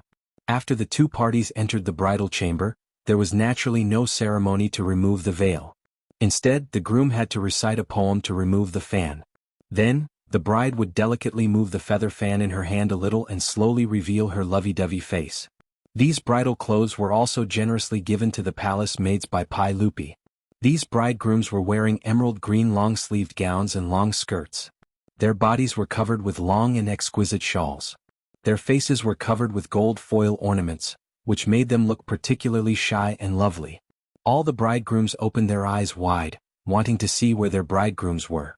However, in the face of more than 1,000 palace maids who were also wearing emerald green wedding robes and covering their faces with feather fans, even Sun Wukong's fiery eyes of truth might not be able to find them. Fortunately, each pair of bridegrooms was in charge of the official matchmaker. These bridegrooms didn't have to worry about marrying the wrong wife. Li Wangyu even thought that these bridegrooms had only seen each other once by the Tujiang lake. He was afraid that if they really made a mistake they would just muddle through and make the best of it. Then it would be lively. However, with the official matchmaker in charge, naturally, the things that Li Wangyu thought in his heart wouldn't happen. One by one, the palace maids in splendid clothes were led out by the official matchmaker and stood on the right side of their husbands. After the bridegrooms and bridegrooms stood on the red carpet in Taichung Temple, they heard the eunuch shouting in a sharp voice, "The sage has arrived. The empress has arrived." Under the reminder of the official matchmaker, the bridegrooms all knelt down and kowtowed to Pai Lupi. Today it was not the ceremony of monarch and minister, but the ceremony of kneeling to Pai Lupi to make them a good matchmaker. The twin lotus flowers cuddled together, and the red carpet spread out to welcome the bride. On the red carpet, the bridegrooms knelt to Pai Lupi on the right side. The bridegrooms stood on the right side but they didn't kneel. They just bowed to salute. This was also the wedding custom of the Tang dynasty. It was the custom of men bowing to women and not to men. Pai Lupi laughed and was in a very good mood. Empress Jiangsun, who was pregnant next to him, also had a happy look on her face. Wei Ke has a nest, Wei Jiu lives there. Yugui, son of Wei Ke, 100 Tales of Wei Quebec, Wei Ke has a nest, Wei Ke Fong lives there. Yugui, son of Wei Ke, 100 Tales of Wei Ke. Pai Lupi gave the bridegrooms a blessing and a few words of encouragement, and then let the 1,000 or so bridegrooms leave the palace. The bridegrooms were taken out of the Zhuke gate and sent to the carriages of each family. The bridegrooms had to ride their horses around the carriages 3 times before they could set off to return to the groom's house. After the Niu brothers and the old soldiers of Dingzhou village helped their bridegrooms onto the carriages, Li Wangyu came out of nowhere and mounted his horse. "Let's go take the bridegrooms home."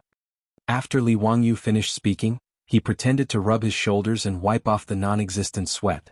It was as if he had put in a lot of effort to take the bridegrooms and had completely forgotten his previous rebellious behavior. Niu Wu secretly ground his teeth. If this guy didn't take into account that he was his Langjun, he wouldn't be wronged even if he was beaten to death. Chapter 315. It was a sleepless night in Chang'an City. In Chang'an City, almost all the houses had families getting married today. The pavilion closest to the water enjoyed the moonlight first. Most of the more than 1,000 palace maids had married into Chang'an City. Almost every one of the 108 houses was holding a wedding. Many houses even had more than one wedding today. On this day, all the wine in the wineries and restaurants in Chang'an City had been sold out. In addition, there was no curfew in Chang'an City today, so there were lanterns and colored banners everywhere. It was very lively. Many of the people in Chang'an City, even when they were old, still talked about this scene to their children and grandchildren. This was an unprecedented day of celebration in Chang'an City. After the wedding procession returned to Dingzhou village, the whole village became even noisier. "The bride is here, the bride is here."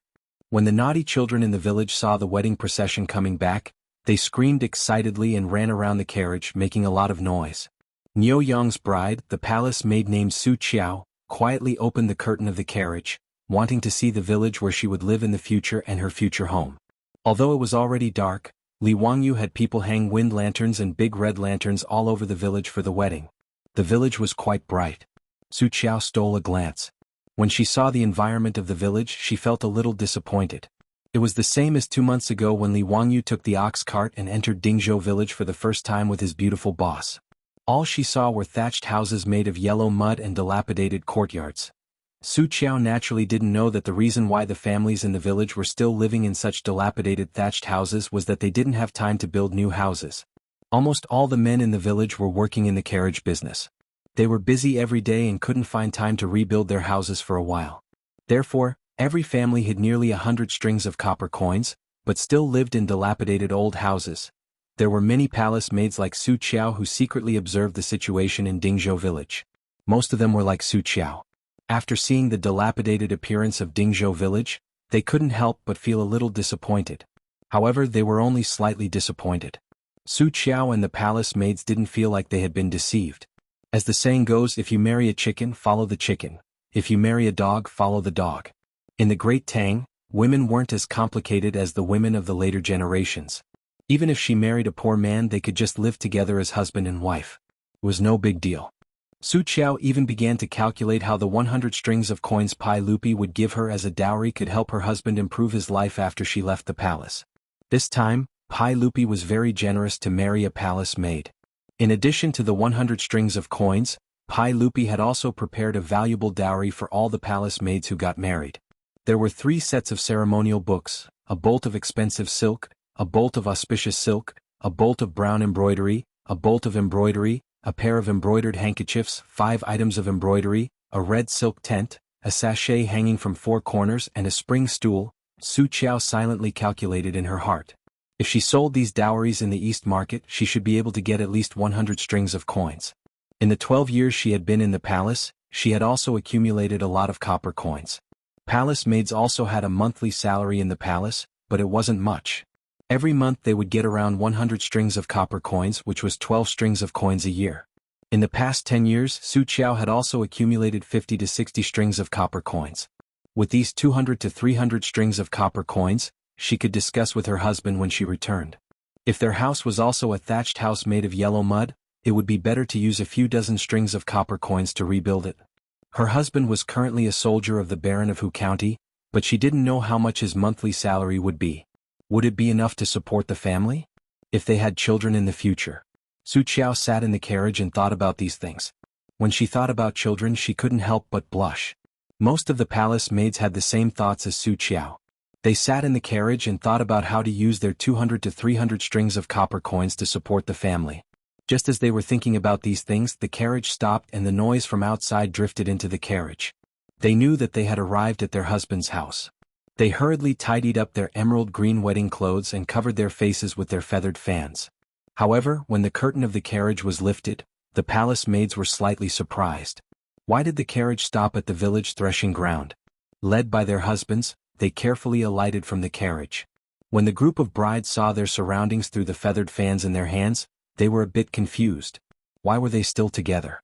Shouldn't they be going to their husband's house to perform the wedding ceremony? Niu Yong seemed to see Su Qiao's confusion and quietly explained, "Wife, this is Langjuan's arrangement." He said it's called a group wedding. A group wedding? Niu Yong's words made Su Qiao even more confused. What did a group wedding mean? What did the Baron of Hu County mean by this arrangement?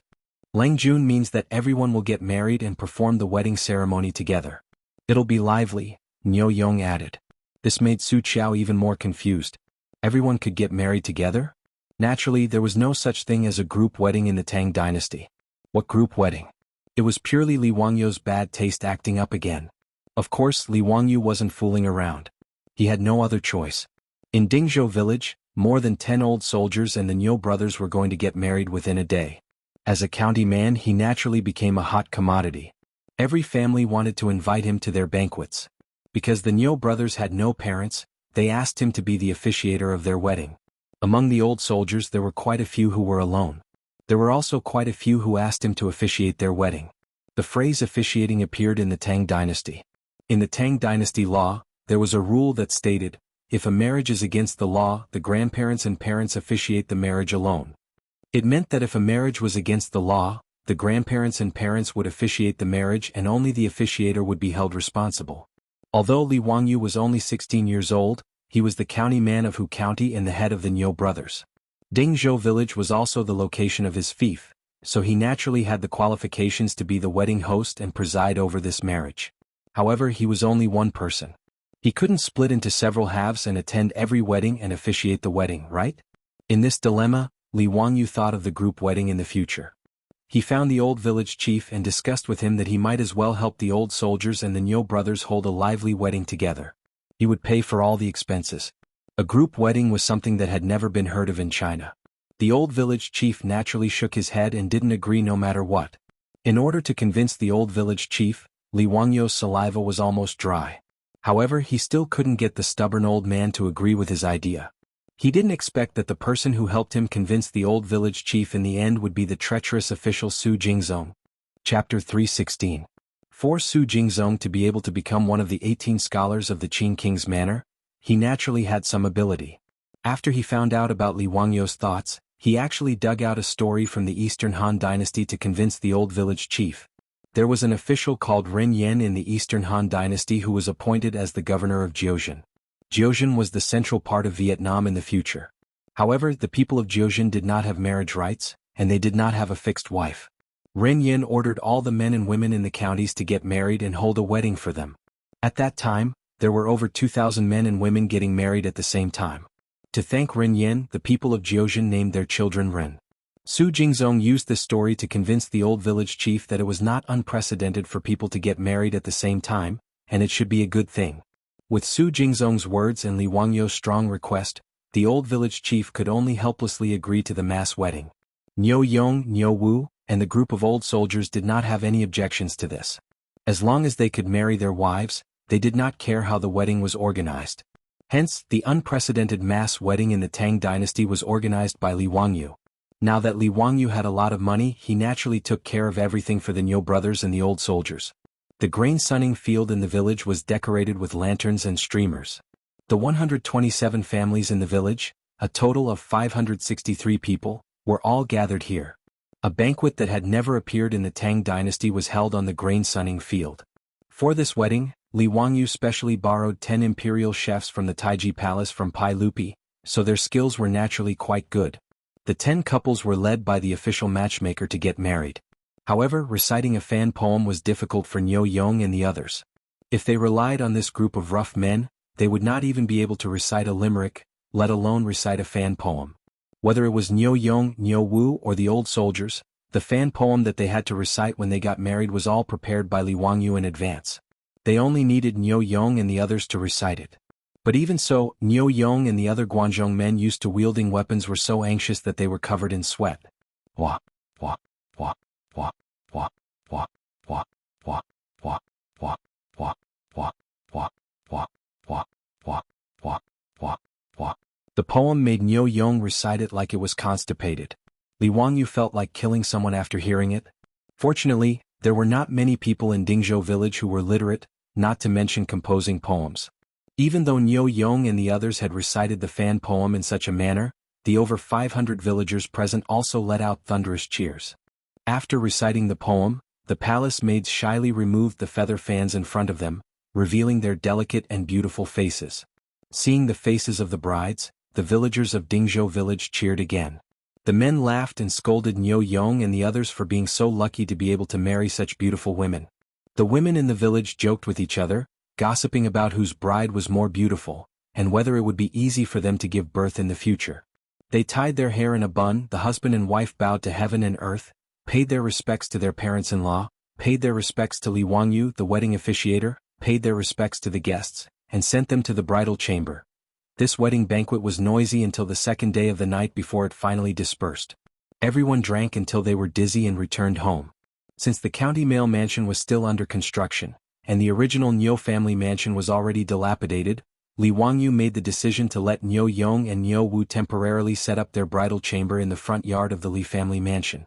However, Li Wangyu soon regretted this decision. The next day, when the roosters in the village crowed, many villagers had already woken up and were preparing to take their carriages to Chang and city to start work after washing up. However, Li Wangyou's expression was dull. He hugged his blanket and sat on the bed, wondering if he should chase the Niu brothers out of the house. There was no other reason other than the fact that the two brothers had made too much noise last night. It was so noisy that he almost wanted to knock on the door. If not for the fact that the Niu brothers were newlyweds and it was their wedding night, he would have gone berserk last night. Not only was Li Wangyu upset from the noise last night, his beautiful superior, Aphrodite, Perrin, and the others were even more unbearable today. When they left their rooms in the morning, they all had dark circles under their eyes and peach blossoms on their faces. Clearly they had been attacked by the noise last night as well. Li Wangyu was even a little jealous of the Niu brothers. They were indeed as strong as calves. To be able to torment themselves for an entire night, their waists were too good. It wasn't just the Li family who had been attacked by the noise last night. There were countless other families in the village who had been disturbed last night. Early in the morning, many of the villagers left their houses with dark circles under their eyes and yawned non-stop. Clearly they hadn't been able to sleep well the night before. The homes of the dozen or so old soldiers were scattered all over the village. It was as if the entire village had undergone a baptism of sound waves last night. It would be a miracle if the villagers could sleep well. A group of old bachelors who had been single for almost 40 years met a 30-year-old palace maid who had been locked up in the palace for more than 10 years. This was truly a raging fire. It was just that the fire burned a little too fiercely at night. Not to mention that the dilapidated houses made of yellow mud in the village didn't have any soundproofing effect. Even though the Li family's old residence had been repaired, the noise made by the Niu brothers in the front yard was enough to make Li Wangyu and his beautiful superior, who were in the backyard, unable to sleep all night. After getting out of bed, Li Wangyu glared at the Niu brothers angrily. However, the two brothers didn't feel ashamed at all. Instead, their faces were glowing. If it weren't for the fact that Li Wangyu knew that he couldn't beat these two animals, he would have fought them to the death long ago. It was just that his mouth was cheap. Why did he let these animals marry for no reason? It was simply too torturous. The Niu brothers didn't care about the fact that they had been eavesdropped on. In the eyes of this group of rough men, if they could satisfy their wives, it meant that their bodies were strong and others couldn't envy them. In the face of Li Wangyou's resentful eyes, the two brothers were still topless and exercising with stone weights in the front yard. Seeing their bodies full of muscles, Li Wangyu could only cover his face and leave. It was really too infuriating. After a night of noise attacks, Li Wangyu began to wonder if it was time to help the village repair the houses. The construction of his county manor had already started and would be completed in half a year. It would be too unreasonable for him to move into such a luxurious manor while the villagers lived in thatched huts. What's more, he had promised his beautiful superior that he would build Dingzhou village into a peach blossom spring. Anyway, it wasn't expensive to build houses in the Tang dynasty. In addition, he had cement. Oh no, now it was the mirage mud named by Pai Lupi. Not only would it be faster to build houses, the cost would be lower, and the houses would also be more solid. The more Li Wangyu thought about it, the more he felt that it was feasible. He was too lazy to argue with the Niu brothers, these two animals, and quickly ran to find Su Changqing to discuss the matter of building houses. Chapter 317. The cost of building a house in the Tang dynasty was not high. During the Xuanzong period, the imperial court auctioned off a steel rubbing of state-owned real estate. It showed that a big house with 39 houses and an area of 2.9 mu was sold for 138 strings of coins. From this, it could be seen that the construction cost would not exceed 100 strings of coins. After Li Wangyu transmigrated to the Tang dynasty, the house in Huxin County, including the land, was only used to pay off the debt of 80,000 strings of coins, which was 80 strings of coins. This was also the reason why Yang Quan paid off part of the debt for Li Zhou's sake. Even if Li Wangyu wanted to build a big house for the villagers, it was not allowed. The houses built by the commoners were not allowed to have more than 3 rooms or 4 racks. The gatehouse could only have 1 room or 2 racks, and they were not allowed to decorate it. There were also rules for commoners' houses. A good family with less than 3 people is given 1 mu, 3 people plus 1 mu. A bad family with 5 people is given 1 mu, 5 people plus 1 mu. These rules were clearly stated in the Tang dynasty law, and could not be violated. Therefore, Li Wangyu and his beautiful boss calculated that even if the facilities were complete, building a house would at most cost 50 strings of coins, which would be around 200,000 yuan in the future. There were 127 families in Dingzhou village. However, 5,000 strings of copper coins was enough. Li Wangyu could really afford this amount of money. His beautiful boss naturally agreed with Li Wangyu's idea of building houses for the village. After some discussion, the two decided to build a new Dingzhou village near the county's manor. The new Dingzhou village not only had to have well-planned residences, but Li Wangyu and Su Changqing also planned to build a complete landscape, roads, sewer pipes, methane pools, toilets, ditches, and a series of other public facilities for the village. Li Wangyu naturally could not design a new village, but he did not plan to do it himself. He just needed to find Yan Liben. Yan Liben's older brother, Yan Lide, would be a master craftsman in charge of the construction of the palace. It was easy to find him to design a village for him. Li Wangyu made a special trip to Chang, and to ask Yan Liben to introduce his brother to him. Yan Lide naturally knew about Li Wangyu, the county's man, the crown prince's teacher, and his younger brother's teacher. When he heard Li Wangyu's intentions, he patted his chest and agreed without hesitation. That day Yan Lide led the supervisor to Dingzhou village to survey the terrain and measure of the land. Li Wangyu took out a sketch of the new Zhou village that he had drawn after discussing with his beautiful superior. On the sketch, 127 small courtyards were located in an orderly manner at the foot of the hill where the county magistrate's mansion was located, adjacent to the Gan River. Li Wangyu sketched out a sketch of Dingzhou village. Although it was simple, it incorporated many of the architectural features of Wuxia after the Tang dynasty, which made Yan Lide applaud. Although Li Wangyu made a lot of requests which Yan Lide thought were strange, they were not troublesome, including using mirage mud to build tile-roofed houses.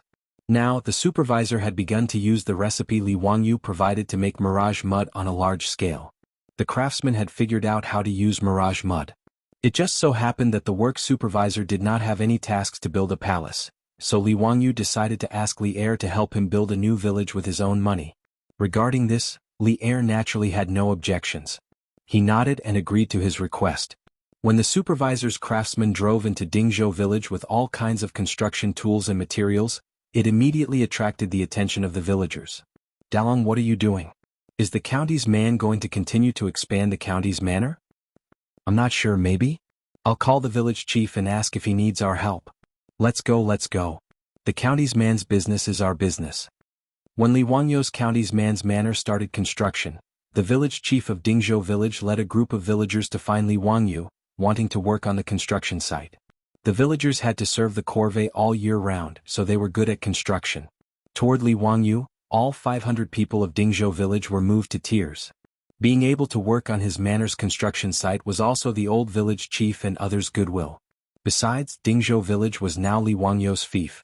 The villagers would no longer serve the corvée, so it was natural for them to work on Li Wangyu's manor's construction site.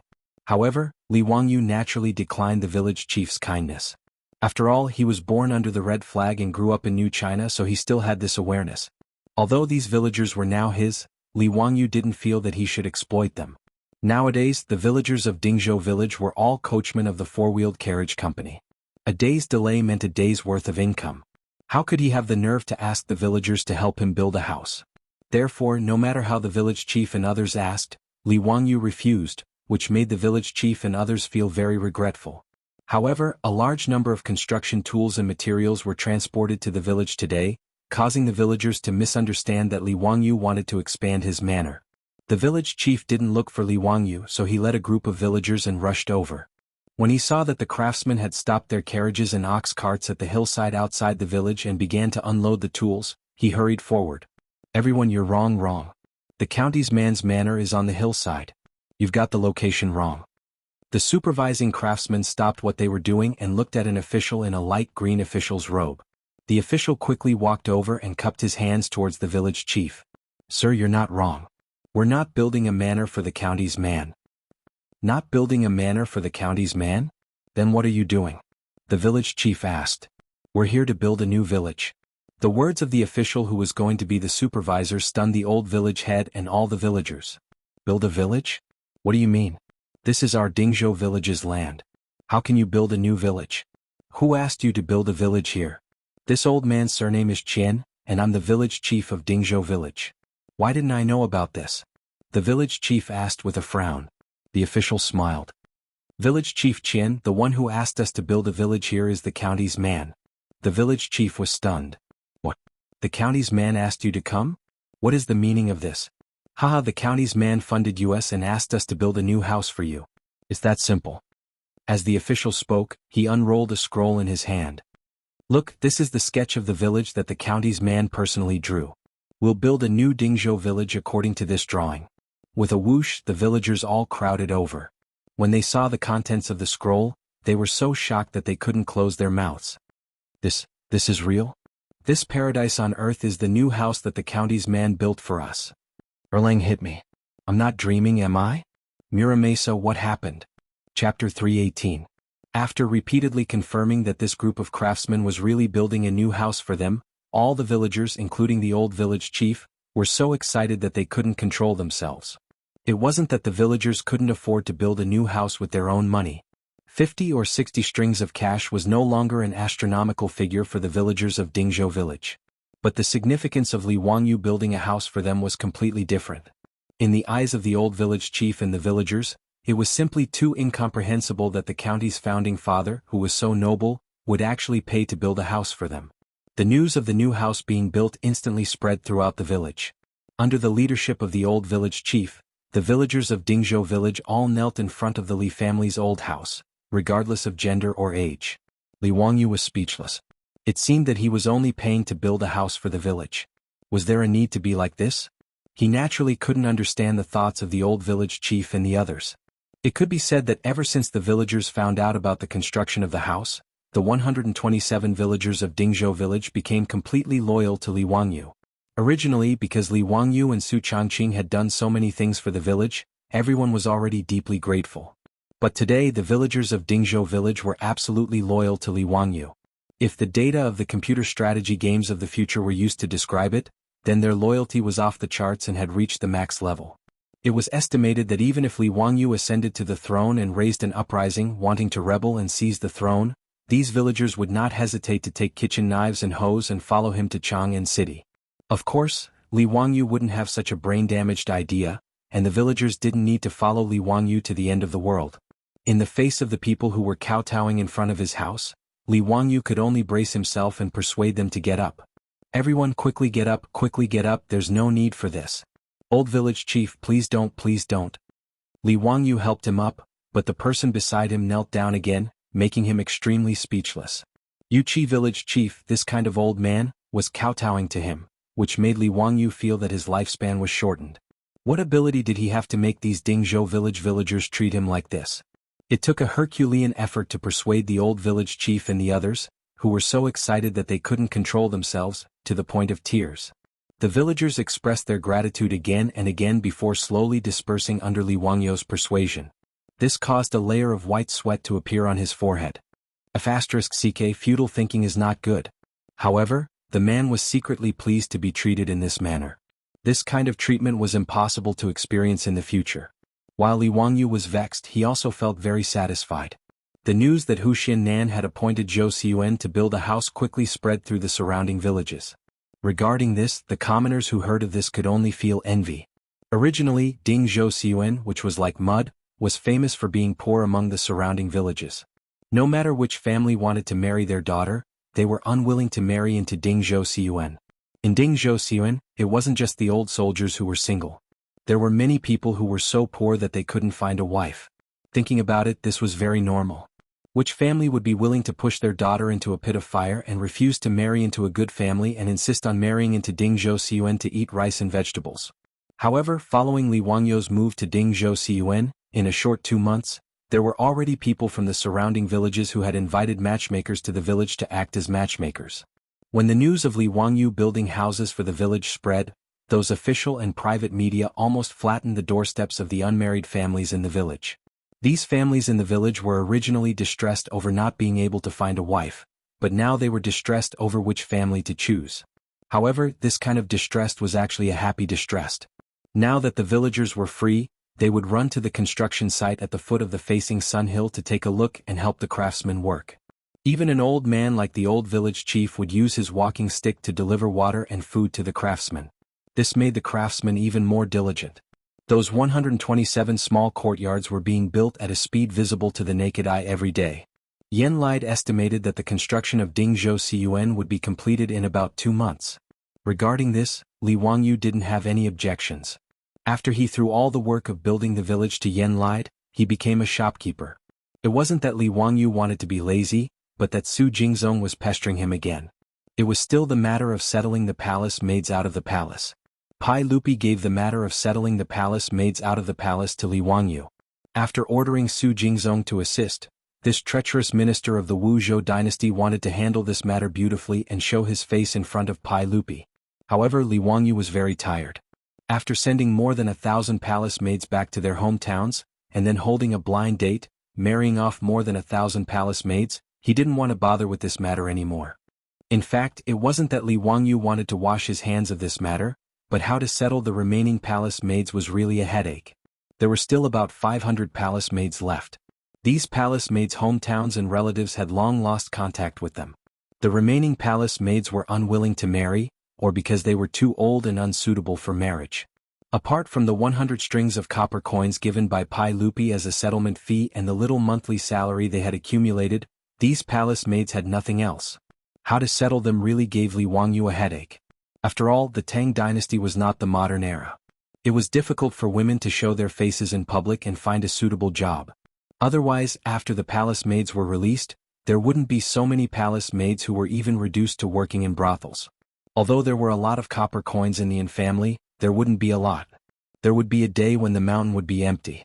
At that time, these women would lose their livelihood and it would be really pitiful. Li Wangyu thought of many ways, but he felt that they were not feasible, so he simply pushed the matter to Pai Lupi and asked Pai Lupi to make a decision. Although Pai Lupi was a good emperor who was diligent and loved the people, he was not a kind-hearted person. If these palace maids were to stay in Wuda for 9 years, they would be left to fend for themselves. But now it was impossible. Previously, Pai Lupi released the palace maids, ordered the county men to hold a blind date, and created momentum at the palace gate. Now, the people of the Tang dynasty were spreading the word of the saint's kindness. In the end, if these 500 palace maids were not dealt with properly and were criticized by the people, Pai Lupi would naturally not agree. Pai Lupi, who cared about his reputation, had no other ideas, so he just urged Su Jingzong. Su Jingzong, who was forced into a corner by Pai Lupi, could only come to Dingzhou village to find Li Wangyu. It felt like the ball was kicked under his feet again after being kicked back and forth. In this regard, Li Wangyu could do nothing but raise his middle finger in the direction of Chang and city to express his excitement. Chapter 319. Li Wangyu was annoyed by Su Jingzong's pestering, but he had no good ideas. He could only promise that he would try his best and send Su Jingzong away. As for how to find a job for the palace maids, Li Wangyu could only continue to have a headache. Neither he nor his beautiful boss had any good ideas about this. In the Tang dynasty, it was really difficult for women to earn money in public. In this era, men worked outside and women worked in the house. Although women in the Tang dynasty did not stay at home like in the Ming and Qing dynasties, they rarely went out to work. Of course, ordinary peasant women were not included in this list. In order to make a living, even women had to work in the fields with their men during the busy farming season. In addition to being performers, performing music, dancing and entertaining people with their beauty, there were a few rich families who needed to hire some older and more cultured women to teach their women etiquette. After all, these palace maids had been trained by the female officials in the palace for a long time, so their abilities were needless to say. Many of the older palace maids were invited by the rich families in Chang, and to be female teachers, in their mansions to teach their women. But obviously these palace maids did not want to be performers. Moreover, even if they wanted to be performers, they were too old. In this regard, Li Wangyu thought about it until his head was about to explode, but he still could not come up with a reliable idea.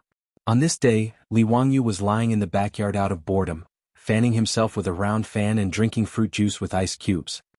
His eyes were darting around as he kept stealing glances at the scenery beside him. Now, except for Li Wangyu and Mosquito, who were male, no other men were allowed to enter the backyard of Lai Hot. The reason was naturally because the women in the backyard were wearing thin and light clothes after the hot weather. This naturally benefited Li Wangyu, who was cold on the outside but passionate on the inside, and his eyes took advantage of her every day. But this feeling of being able to see but not being able to touch was really heartwarming. As a healthy man, Li Wangyu was in pain and happy every day. The weather was hot and his beautiful boss practiced yoga every day. She moved from the indoor to the shade of the backyard. In the backyard of Lai Hot, not only was her beautiful superior practicing yoga, Perrin and Avro were also practicing yoga with her. Even the 4 maidservants that Cho Kuan had given her were also practicing yoga with her whenever they were free. Yoga could bring benefits to a woman's temperament and figure. Even the women of the Tang dynasty could not resist its charm. Therefore, when the women in the backyard practiced yoga every day, it became Li Wangyu's daily welfare time. With regards to Li Wangyu sitting on the recliner at this time of the day and sneaking glances at them under the guise of enjoying the cool air, all the young ladies in the residence were naturally well aware of it. Each of them had different reactions. In the future, his beautiful boss had long been used to this kind of gaze. Modern women wore sexier clothes when they went to the beach or the pool. They were no longer bothered by the attention of men. Therefore, when Li Wangyu peeped, Su Changqing only rolled her beautiful eyes at him and calmly did her own things, not affected at all. Avro's mentality was closer to Su Changqing's. Firstly, she was born in the Byzantine Empire after all, which was different from the customs of the Tang dynasty. Secondly, ever since she was bought by Li Wangyu, she had long regarded herself as Li Wangyu's woman. Therefore, in the face of Li Wangyu's scorching gaze, not only did Avro not resist, but she would also welcome his gaze and proudly stick out her proud peaks. In this regard, Li Wangyu could do nothing but swallow his saliva. Vixen. Damn it. As for Perrin and the 4 maidservants, their pretty faces would turn red every time Li Wangyu looked at them, and they would lower their heads and not dare to look at him. Their bashful appearance made Li Wangyu feel that the ancient poem was indeed well written. Fragrant flowers smile shyly, willowy wastes are warm and cozy. Wasn't it exactly like this? Li Wangyu took a sip of the cold juice and shook the round fan twice, feeling that it seemed to be missing the taste. At this time, shouldn't the fan in his hand be opened with a swoosh, and then elegantly waving the fan, looking like a distinguished scholar? He looked at the round fan in his hand with disdain. This fan was no different from the cattail leaf fan in the future. How could it show off his distinguished and elegant style? That's right, the folding fan. It seemed that this thing hadn't been invented in the Tang dynasty yet. Li Wangyu thought for a moment and realized that he really didn't seem to have seen anyone use a folding fan in the Tang dynasty. He didn't know that folding fans only appeared in the Song dynasty, and it was only in the Ming dynasty that they were taken out of the palace and became popular for a time because of Emperor Yongl's love. If a distinguished scholar didn't have a folding fan made by a famous calligraphy artist, he would be ashamed to go out and meet people. Li Wangyu's interest was piqued. He got up and ran back to the study, took a charcoal pencil and paper, and began to draw the structure of the folding fan. The folding fan wasn't complicated. It was just made up of the ribs and the fan face. Although Li Wangyu didn't know how to make a fan, he believed that it wouldn't be difficult to make a folding fan if he drew a diagram and asked the village's carpenter Lu to perfect it. At that time he would ask Yen Libin to draw the fan face for him, and then ask Pai Lupi to inscribe a few words for him. TSK. What kind of style would this fan look like when he held it in his hand? After finishing the drawing of the folding fan in a few strokes, Li Wangyu threw it aside and went back to find Carpenter Lu to make the fan. Now he should continue to look at the beauties at home and do yoga. Under the shade of a tree in the backyard, there was a thick blanket. The beauties at home wore thin clothes and were barefoot on the blanket, practicing with their beautiful boss. Li Wangyu looked around and was very satisfied. His beautiful boss in particular had a mature woman's body, long, straight, round legs, small waist and towering peaks. Li Wangyu's eyes almost fell in. On the other hand, although Aphrodite was only 15 years old, she wasn't inferior to his beautiful boss at all. The development of European women was really better than that of Eastern women in certain aspects. Li Wangyu dared to bet that his beautiful boss's impressive upper body would definitely make most Eastern women envious and jealous. But for the 15-year-old Aphrodite, even his beautiful boss could only look up at her in envy. Li Wangyu's eyes would always be unconsciously attracted by his beautiful boss and Aphrodite's fatally seductive bodies, and he would forget to look away, but with his keen observation as a man, he soon noticed an interesting situation. His beautiful boss and Aphrodite were also exercising, but the beautiful boss's proud body wouldn't shake violently. On the other hand, Aphrodite's movements made Li Wangyu's heart beat faster and his mouth go dry. Li Wangyu couldn't help but wonder in his mind whether it was a problem of gravity or a difference in race. But when his eyes unconsciously swept over Aphrodite, his gaze was involuntarily attracted by the bulges on Aphrodite's clothes. Li Wangyu had a sudden epiphany. So that was it.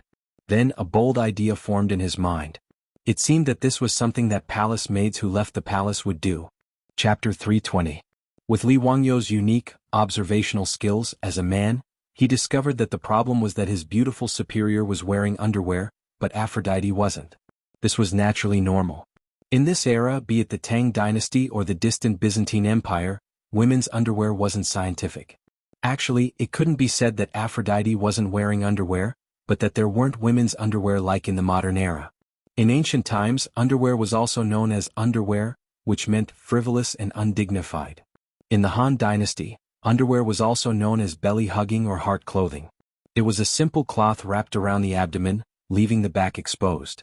In the Wei and Jin dynasties, the name of underwear changed to Dang, which usually had 2 layers. The interlayer could be lined with cotton, which could cover both the chest and the back, keeping the body warm.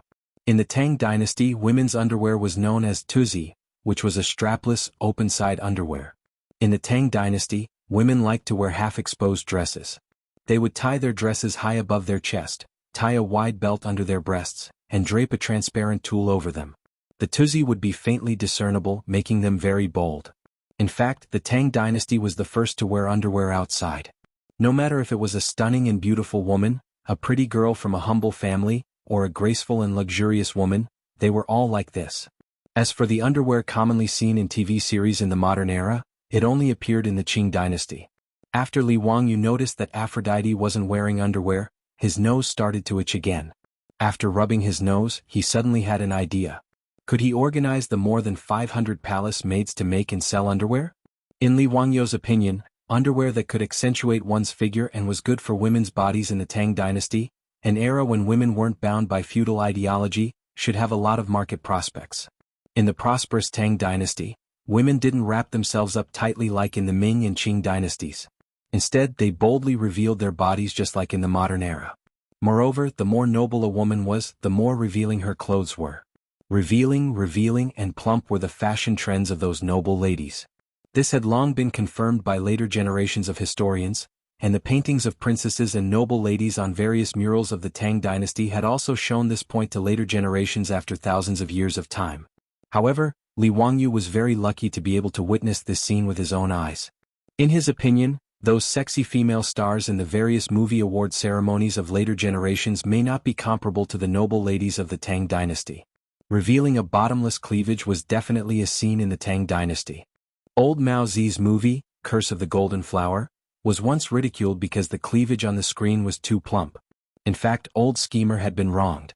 The women of the Tang dynasty really took the fair and plump cleavage as their beauty, and they were not stingy in showing it. When Li Wangyu was in the Taiji Palace, he saw that the palace maid's attire was no less reserved than in the movies.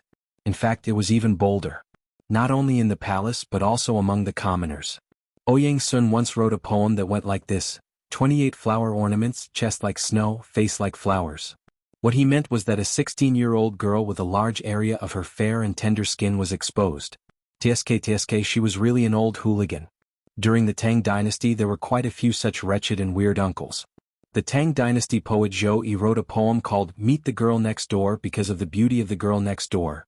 When the sun is high, the girl next door meets with a smile, slowly binding her skirt and half revealing her chest. Not to the autumn pond but to the green water, the difference shames by Fu Rong. What was slowly binding her skirt and half revealing her chest? What was shaming by Fu Rong? The old driver Li Wangyu expressed that he did not understand. It was very simple.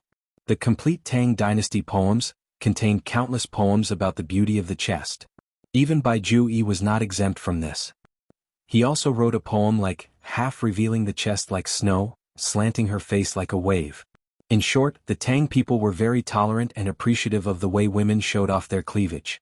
This strengthened Li Wangyu's confidence in developing the underwear industry. Li Wangyu naturally did not know how to make underwear. He was not a pervert who would spend his free time studying the structure of women's underwear. But it did not matter if he did not know how. His beautiful superior understood.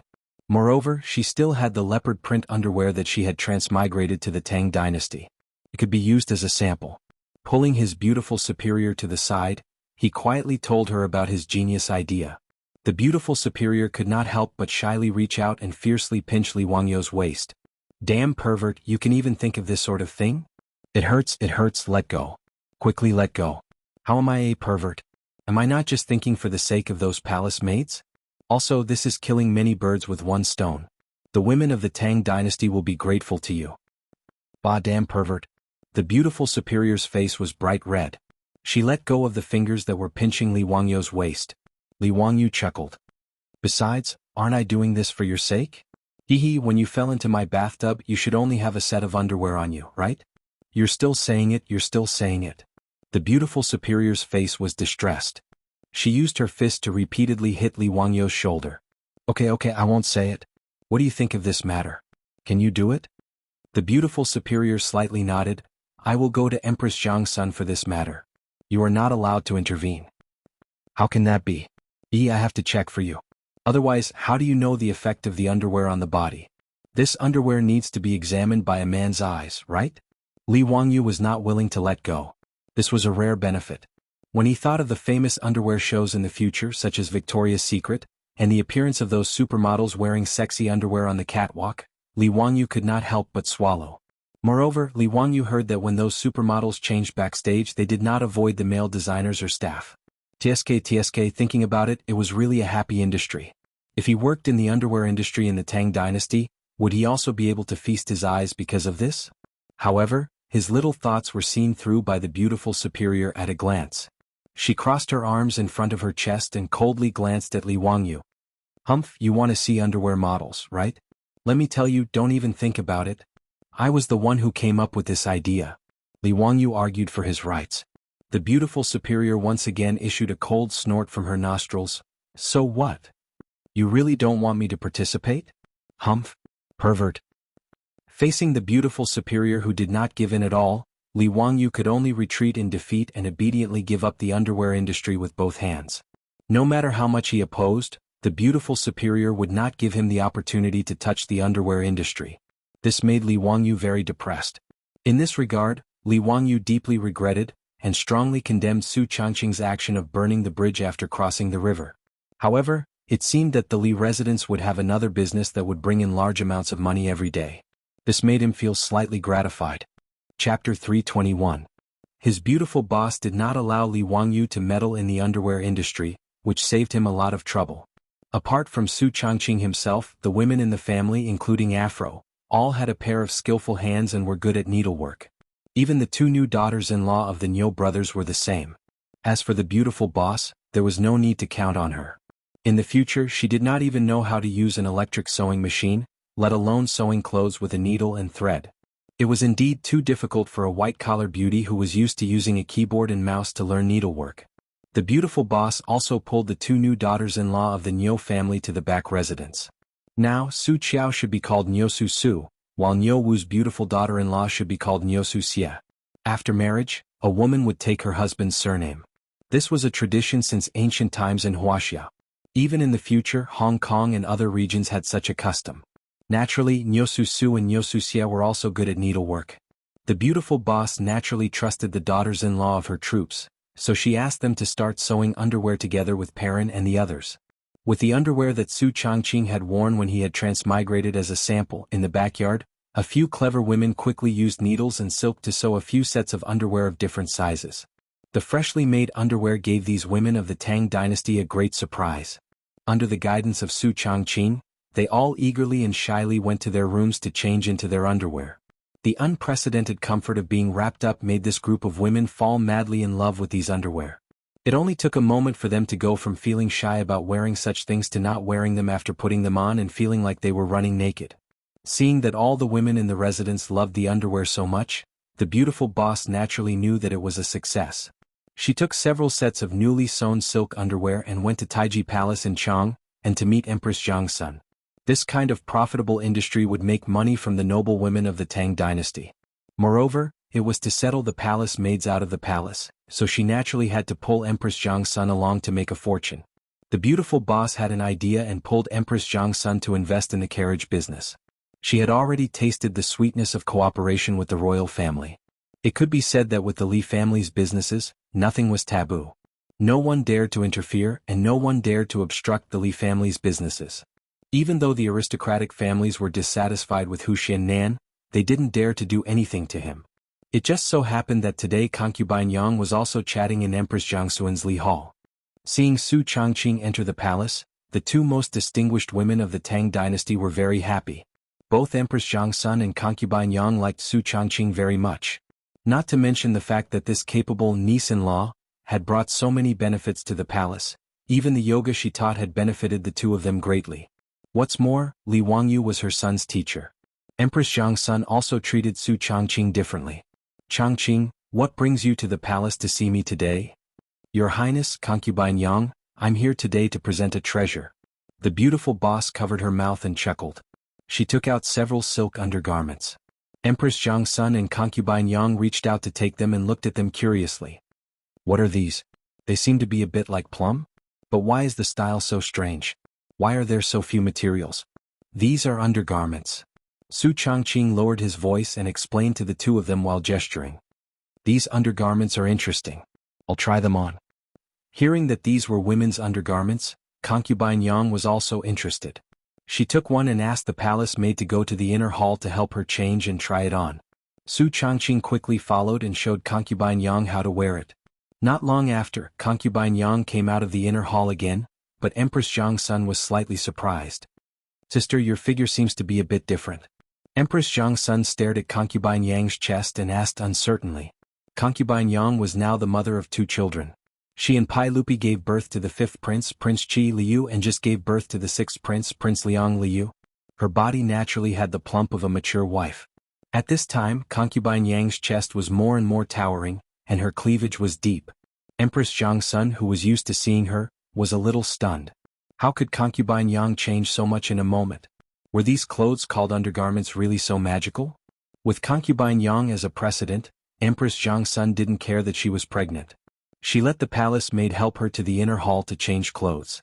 Sure enough, after wearing the undergarments, the comfortable close-fitting feeling of being tightly wrapped made Empress Zhang's son feel extremely satisfied, not to mention the body-shaping effect it brought. Changqing, your undergarments are really magical. I like it very much. Later you have to send more to me. Seeing the excellent effect of the sample sent, Su Changqing couldn't help but cover his mouth and chuckle. Your Highness, I want to partner with you in this undergarments business today. Do you think it's possible? If this undergarments are sold, is there anyone willing to buy it? Yes, of course it's possible. I think that this thing will make those women break their heads to buy it. Changqing, you're really as smart as the men of your household. Reminded by her beautiful superior, Empress Zhang's son also reacted and repeatedly applauded. Then we'll follow the model of the carriage and winery. What do you think? Su Changqing shook his head. Your Highness, I'm afraid this matter has to be handled in a different way. Why is that? Empress Zhang's son asked puzzledly. Su Changqing explained the matter of the 500 or so palace maids in full detail. He wanted to use this undergarments business to let the 500 or so palace maids have a stable livelihood. Empress Zhang's son heard this and sighed for a long time. AI, this is my and Erlang's fault. You and Zio thought it through. So we'll do as you say. I agree. Your Highness, what are you saying? It's you and His Majesty who are merciful and can't bear to see those palace maids suffer. The matter of opening an undergarments shop with the palace maids and making and selling undergarments was settled in a few words by the two of them. Empress Zhang's son invested 50,000 strings of cash to buy shops in the east and west markets, occupying 40% of the undergarments shop. The Li family of Huxin took 30%, investing in technology and management. The remaining 30% was divided among the 500 or so palace maids. However, these palace maids also needed to each take out 100 strings of cash as capital to invest.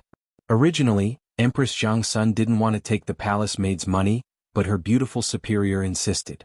In her words, if the palace maids didn't contribute, they wouldn't necessarily cherish this business. Therefore, it was very appropriate to let the palace maids use the 100 strings of cash that the palace gave out as a settlement allowance to invest. Empress Zhang's son thought for a while and nodded in agreement. She ordered people to go to Yeding Palace to pass on the message that the 500 or so palace maids who were willing to pay could become one of the owners of the undergarments shop. This caused quite a stir in Yeding Palace. Chapter 322. Giving up 100 strings of cash to get out of the palace in exchange for an unknown underwear shop caused a lot of waves in the Yeding Palace. No one knew what an underwear shop was. How much could the shop make in the future? No one knew. This made the palace maids talk about it, not knowing where to go. 100 strings of cash was not a lot, but it was not a small amount either. If it was the salary of a 7th grade official in the Tang dynasty, it would be about 50 months, which was about 4 years of salary. The average monthly income of an ordinary person in Chang, and was about 100 strings of cash. 100 strings of cash was equivalent to 8 years of income of an ordinary person. This made the palace maids hesitate, not knowing if they should invest. Some palace maids were hesitant, but there were also people who understood. As soon as the news came to the Yeting Palace, some palace maids signed up without hesitation. Many palace maids who were familiar with these bold palace maids could not help but persuade them. Ronyang, it's 100 strings of cash. Are you going to give it up? Is it worth it? I don't know what an underwear shop does. Jade Mother, you have to trust me. Go and sign up. If you miss this opportunity, you won't get another one. The palace maid called Ronyang smiled sweetly and persuaded her. But, no buts. Think about it, the underwear shop is the business of Her Highness and Hu Xin Man. Who is Hu Xin Man? That was a literary star descending to the mortal world.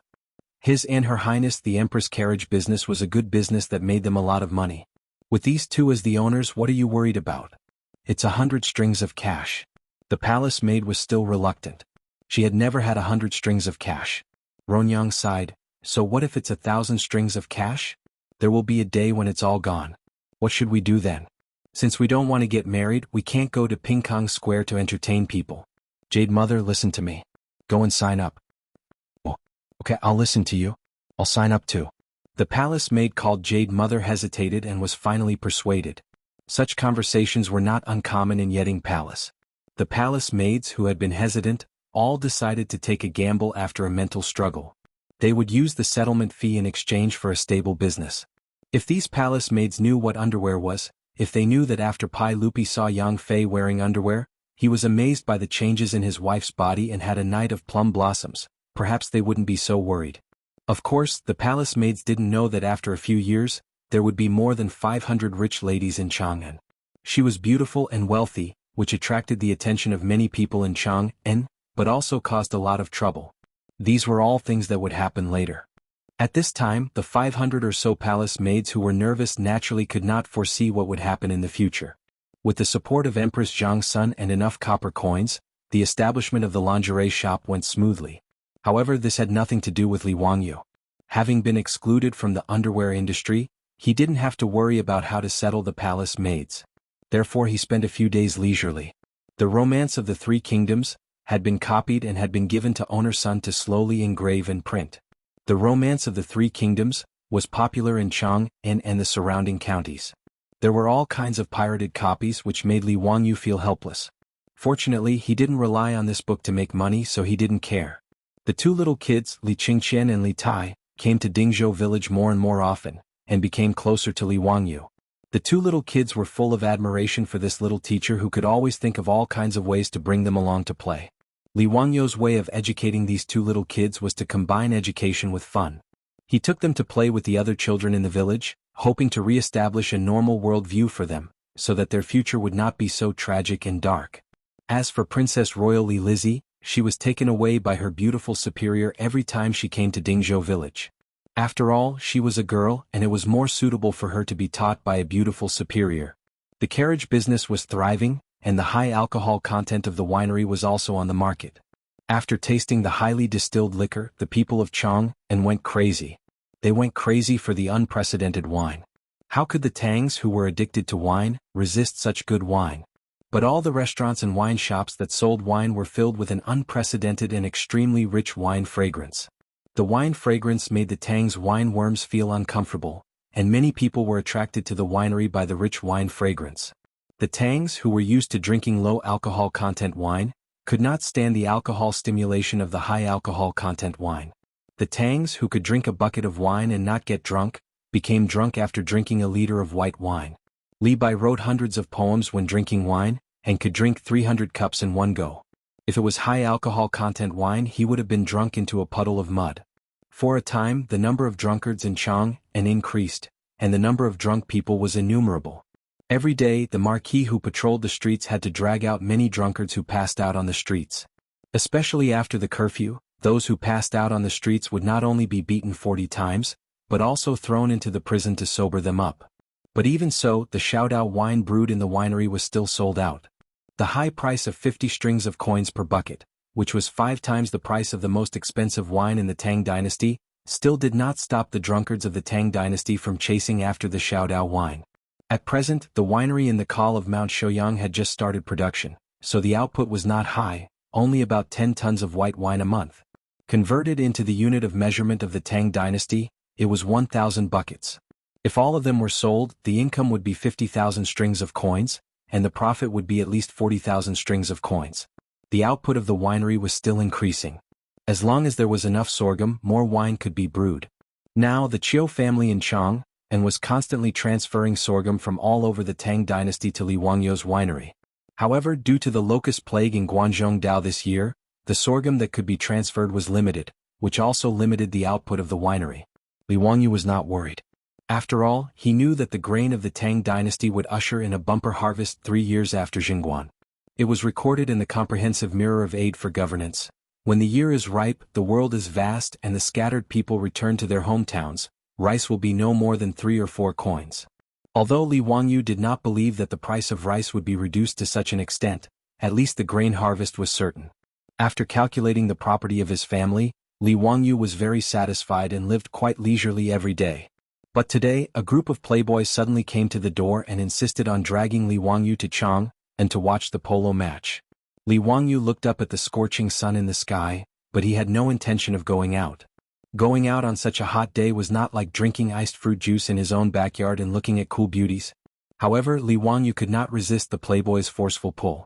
He was dragged on the back of a horse and the group of people rode to Chang. Chapter 323. Polo was known as striking Ju in ancient China. It was invented in the Han dynasty and flourished in the Tang and Song dynasties. In the Three Kingdoms period, Chao Zhi's Mingdu chapter had a poem that said, "Even riding a horse to strike Ju rang, cleverly pushing through 10,000 ends." This showed that polo had existed at least in the late Han dynasty. Polo was known as striking ball in the Tang dynasty. It could be said that it was the #1 sport in the Tang dynasty. Its popularity was far beyond that of football and basketball in the modern era. It was not an exaggeration to call it the national sport. Not only the civil and military officials and the common people loved polo, but even the emperors of the Tang dynasty were the same. Among the 23 emperors of the Tang dynasty, 2 of them actually died because of polo. This showed how passionate the people were. There was even a women's polo team in the Tang dynasty. Polo in the Tang dynasty already had detailed rules and etiquette, and there were polo courts all over the country. The mural playing polo, that was unearthed in the tomb of the Tang dynasty's crown prince vividly depicted the scene of polo in the Tang dynasty. Unfortunately, with the rolling wheels of history, polo almost disappeared from China during the Ming and Qing dynasties and was instead popular in the West. It was a pity that this style of the Tang dynasty still existed in the West. Li Wangyu only knew about polo in his previous life. He had never come into contact with it, so naturally he was not interested in it. However, since he was dragged here by the popinjays, he just went with the flow and treated it as a chance to experience the customs of the Tang dynasty. Today, the popinjays dragged him to a place that Li Wangyu had never been to, the Beia 6 Army's encampment in the northern imperial garden. Li Wangyu could not help but be curious when he saw that the polo match was held in the imperial army's encampment. "Brothers, why is today's striking ball being held in the Beia imperial army's encampment? Who are the 2 sides of the match?" Cheng Chimo laughed. "Today is the match between the Beia 6 armies and the Nanya 16 guards. Last time, this group of robbers lost in the Nanya encampment and were very unconvinced. They are clamoring for another match in the Beia encampment. Let's fight. Do you think I'm afraid of them?" "That's right, today our Nanya will win." Yuchi Baochi also laughed. Li Wangyu was a little confused by the words of these 2 bastards. He simply pulled Fang Yai aside and asked in a low voice. Only then did he figure out the reason. In Chang'an City, the northern Yamen 6 armies were Pai Lupi's personal troops. They were the soldiers and their descendants who served Li Yuan when he attacked Taiyuan. The 6 armies of Beia, also known as the Yuan Tsong Imperial Army, were responsible for guarding the north gate of the palace and accompanying the emperor in hunting. They were Pai Lupi's closest bodyguards and were stationed in the north courtyard of the palace of Chang'an. As for the 16 guards of the southern Yamen, they were in charge of all the soldiers under the heavens, including Ching Chimo's left and right Jinwu guards and Yuchi Baochi's Chenyo guards. Because the 16 guards were located in the south of the imperial palace, they were called the 16 guards of the southern palace. Because the 6 armies of the northern Yamen and the 16 guards of the southern Yamen were both stationed in Chang'an City, there was no lack of friction between them. However, they were all imperial guards of the Tang dynasty. If there was a conflict between them, they couldn't fight with real swords and spears, could they? Thus, playing polo to determine the winner became a very good choice. Every time there was a conflict between the imperial guards of the southern Yamen, the generals of the 16 guards of the southern Yamen would negotiate with the imperial guards of the northern Yamen to play polo. the loser would retreat. Pai Lupi was happy to see this happen. After all, he liked to play polo. The Imperial Guards could resolve conflicts and train their horsemanship by doing this. Why not? With Pai Lupi's tacit approval and support, playing polo to resolve conflicts between the Imperial Guards of the Northern Yamen became a common practice. The reason for today's game at the Northern Yamen Imperial Army was also related to Li Wangyu. Li Wangyu was confused about this. What does this have to do with me? Brothers, don't talk nonsense. Nonsense. Isn't it because of the burning knife brewed by your winery? A few days ago, a group of soldiers of the 16 guards of the Southern Yamen went out for a rest and drank your burning knife. As a result, they got drunk and had a conflict with a group of soldiers of the 6 armies of the Northern Yamen who were also drunk. Cheng Chumo patted Li Wangyu's shoulder and laughed. Damn it. They got drunk and caused trouble. What does it have to do with me? Li Wangyu didn't want to take the blame for this. Cheng Chumo continued, Tisk Tiske. Those drunken cats fought each other so fiercely. In the end, they all said that it was the other party's fault. So, they had to play polo to solve the problem. The loser has to apologize. It's that simple. Li Wangyu rolled his eyes speechlessly. These generals of the Imperial Guards were so bored that they had to make such a big scene for such a trivial matter. He felt that it was most likely Qing Yaojin and Yuqi Jingda, these old bastards, who were so bored that they let the Imperial Guards play polo to pass the time. Li Wangyu was too lazy to ask about this matter. He looked around and asked the group of playboys, how come I don't see that fatty Cho Kuan? This is the Northern Yamen Imperial Guards encampment. I'm afraid he can't come in by himself. This was the fatty who bought his Chang'ong Tu from Ping Kong Fong. Although their statuses were different now, their relationship was still very good. The Cho family owned 10% of the Shunfeng Carriage Company. The sorghum used in the winery was all purchased through the Cho family. The relationship between the two parties was even closer. Li Wangyu liked this fatty who didn't have any schemes. He didn't put on airs in front of him and even introduced him to the group of playboys. The fatty Cho Kuan was also very much to the liking of the group of playboys. They didn't treat him as a merchant or a lowly commoner. Under the fatty's painstaking efforts to befriend him, he became friends with the playboys.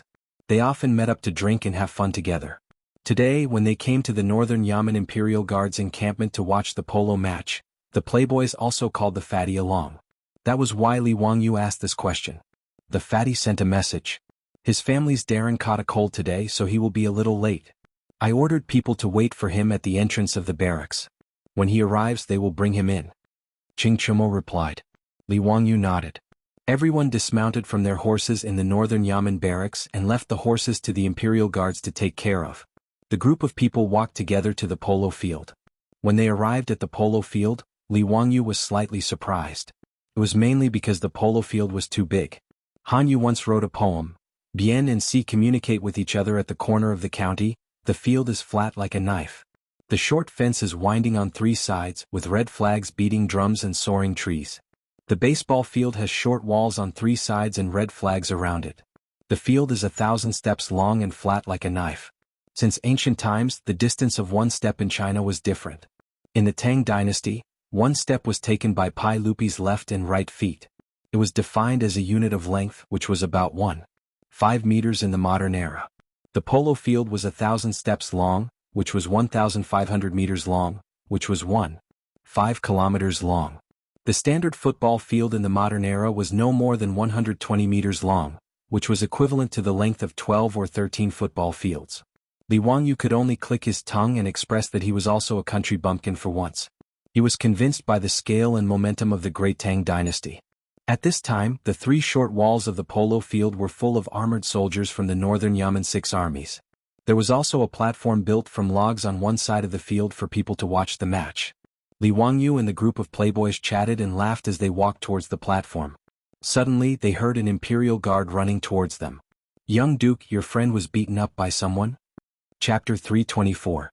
His friend was beaten up? Who was beaten up? Li Wangyu and the group of wastrels were stunned for a while before they suddenly realized that the Imperial Guard was talking about the fatty Cho Kuan. Speak clearly, where is it? Who dares to touch my brothers? At the gate. The Yuan Gate was the entrance to the barracks. The foppish lords looked at each other and rushed towards the Northern Yamen Imperial Army barracks with angry faces. Li Wangyu followed closely behind them. However, this group of wastrels was a group of animals and disappeared in a few seconds. Poor Li Wangyu, who was 16 years old and still very thin and weak, how could he catch up with them? The encampment of the Imperial Guards was terrifyingly big. If it weren't for the fact that horses were not allowed in the camp, Li Wangyu would have wanted to find a horse to ride. By the time he reached the gate with a red face and breathless breath, he saw that the wastrels were already fighting with a group of strong men.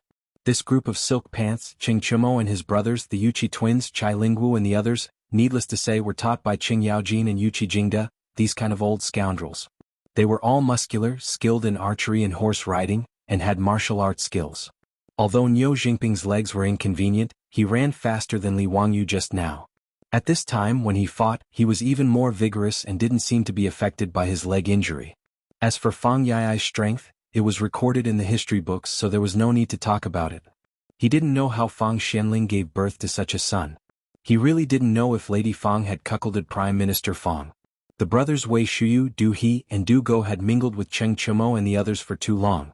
Unexpectedly, they were not careless in the slightest when it came to fighting.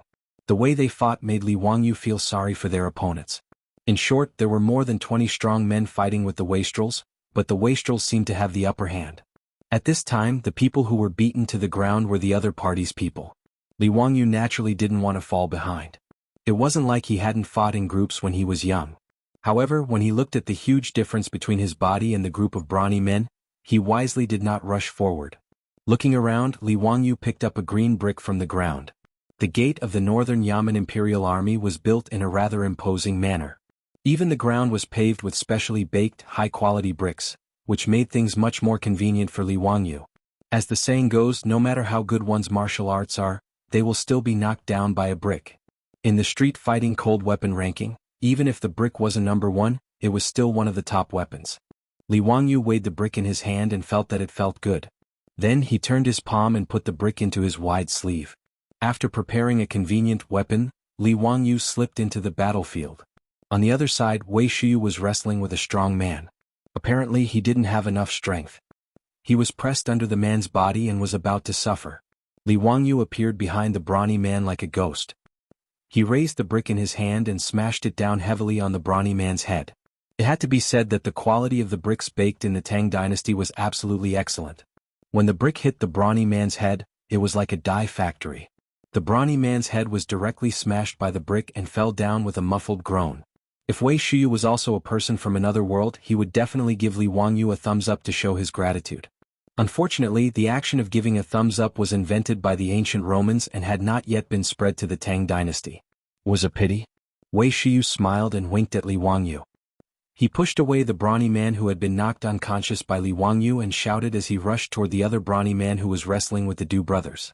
Li Wangyu remained calm and collected. He once again stayed behind the brawny man who was wrestling with Chai Lingwu and smashed the brick again, relying on Li Wangyu's shameless sneak attack, coupled with the powerful fighting strength of Cheng Chumo and the others. Soon the brawny men were lying on the ground. All of them groaned for a long time and couldn't get up. As for those unlucky fellows whose heads were bleeding, they were obviously the result of Li Wangyu's sneak attack with a brick. Seeing that his side had achieved a complete victory, Li Wangyu casually threw the green brick to the side and patted the dust off his hands. Only then did he notice Fatty Cho Kun at the side. This unlucky kid had obviously been beaten up quite badly. Both of his eyes were already bruised, the corner of his mouth was also broken, and blood was seeping out. His clothes were tattered and covered in filth. Cho Kun, what happened? Who are these people? Why did they beat you? When Li Wangyu ran over, the two sides were already wrestling. He didn't have time to ask what had happened and was still confused. Before Cho Kun could speak, Cheng Chumo angrily spat on the ground. Bastards, they are all fake sons of the Duke of Chongping. The leader is called Zhang Xinji, the adopted son of the Duke of Chongping. When we rushed over, this group of bastards was beating up the fatty, so we started fighting. Duke of Chongping? Zhang Liang? Why was it him again? Could it be that this Cho family was really incompatible with Zhang Liang's birth characters? Previously, because Cho Yuanliang drank too much and bragged, Zhang Liang's fake sons came to ask for the fake ancient painting and forced Li Wangyu to help them forge one. Today everything was fine. How did Cho Kun, this fatty, provoke this group of Zhang Liang's fake sons? Li Wangyu looked at Cho Kun questioningly, only to see the fatty's face full of grievances. The bruised eyes on his fat face blinked as he complained. Ziyu, how would I know the reason? I just arrived at the gate of the Northern Yamen's Imperial Army and asked the Imperial Army brothers to pass on a message for me to find my brothers. These people were also preparing to enter the barracks, so they said that I was blocking their way and told me to scram. How would I dare to provoke them, so I retreated to the side.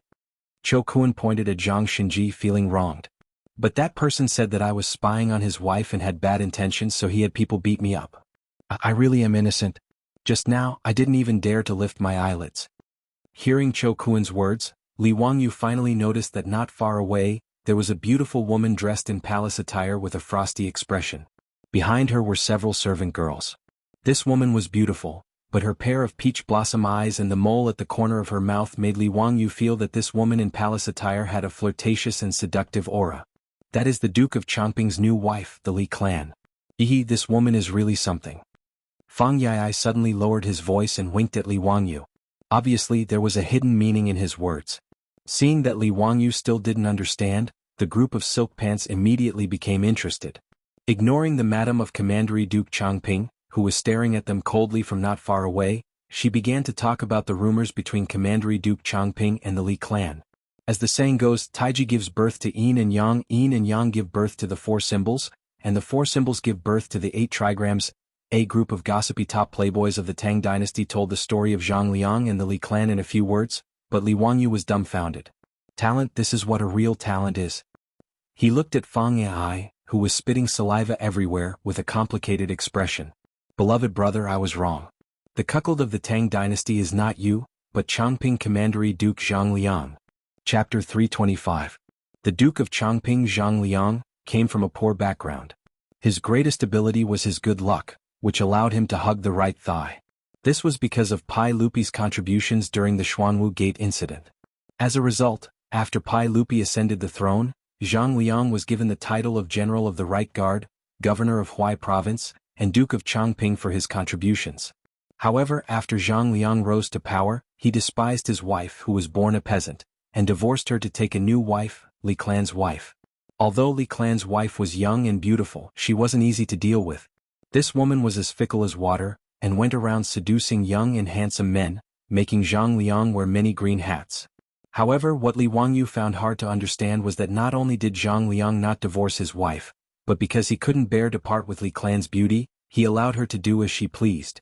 The one that made Li Wangyu speechless the most was Zhang Liang's adopted son, Zhang Xinji. This person was originally a male actor who was good at music, and Li clan took a liking to him. In the end, when the two were having an affair in the manor, Zhang Liang discovered them. From Li Wangyu's perspective, in the normal version of the script, Changping County would draw his sword out of anger and chop this adulterous couple into pieces. However, it was clear that the script in Zhang Liang's hands was a blackened version. Not only did Zhang Liang not draw his sword to kill, he even adopted the male lead as his son and gave him the name Zhang Xinji. He allowed him to freely enter and leave the mansion, and from then on, there was no need to avoid taboos. Alright, Li Wangyu could only say that the circle of nobles was really messy. Admirable, admirable.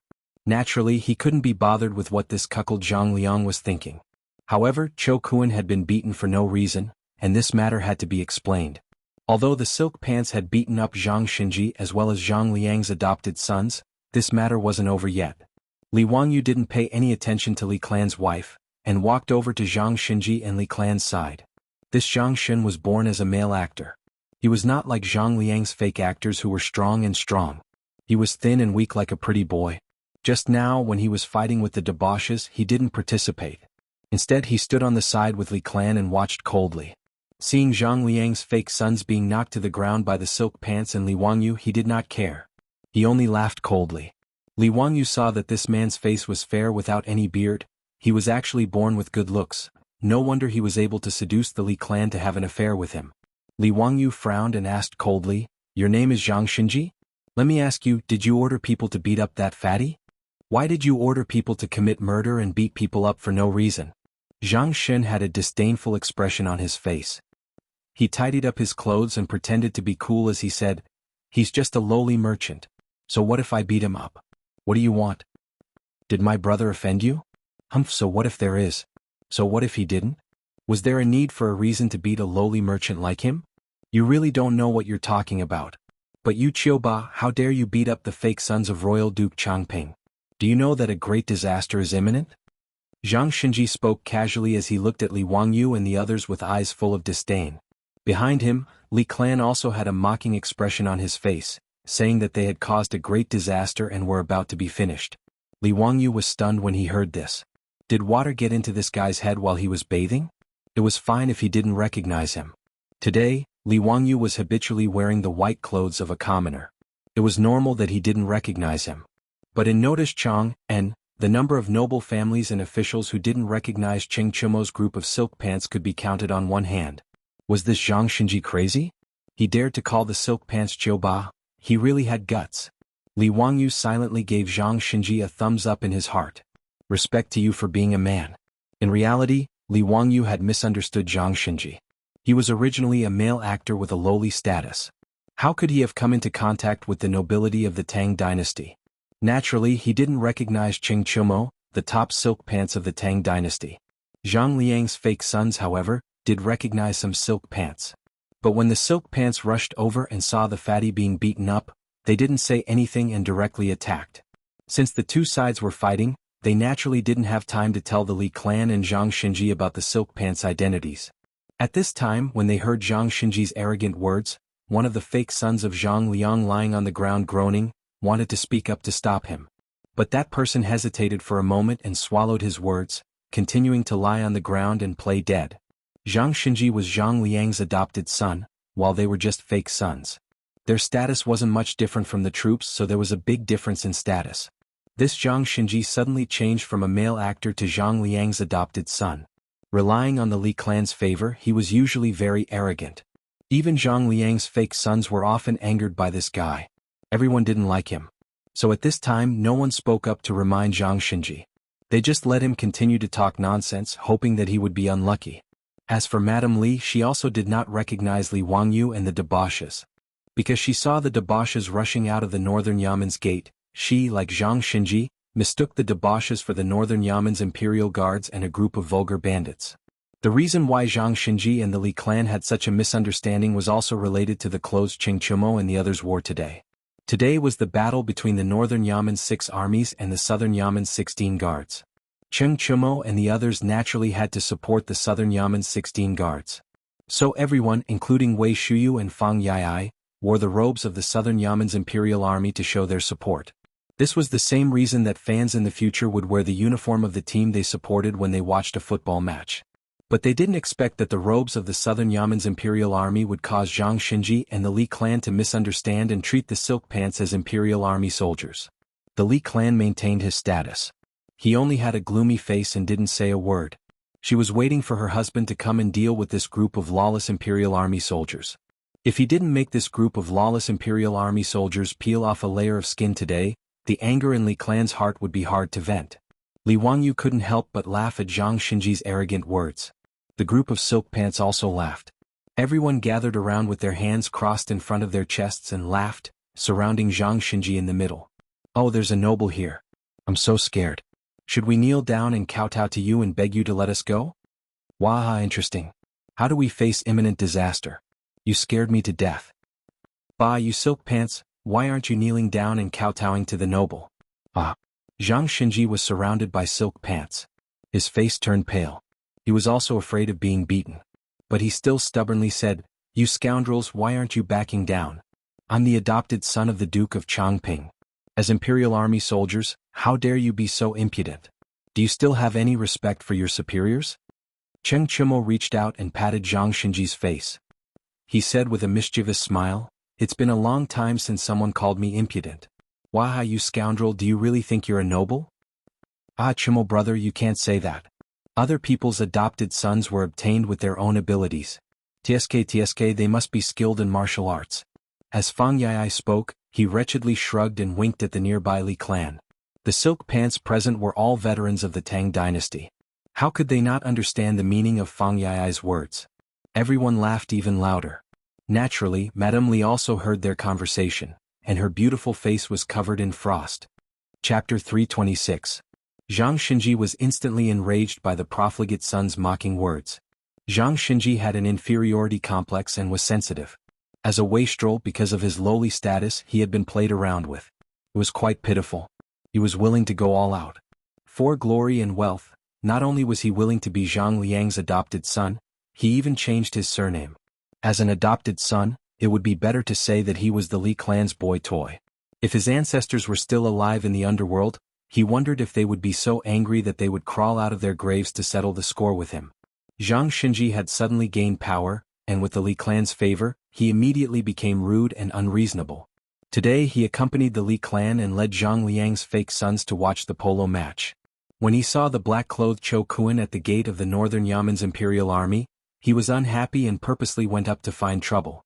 When he was a wastrel, he was often played around by those rich and powerful families. Now he still had to humbly serve those nobles, but merchants like Cho Kuan, who had money but no status, had become the target of his resentment. After becoming the adopted son of Zhang Liang, Chang, and many merchants had been humiliated by Zhang Xinji using Zhang Liang's name.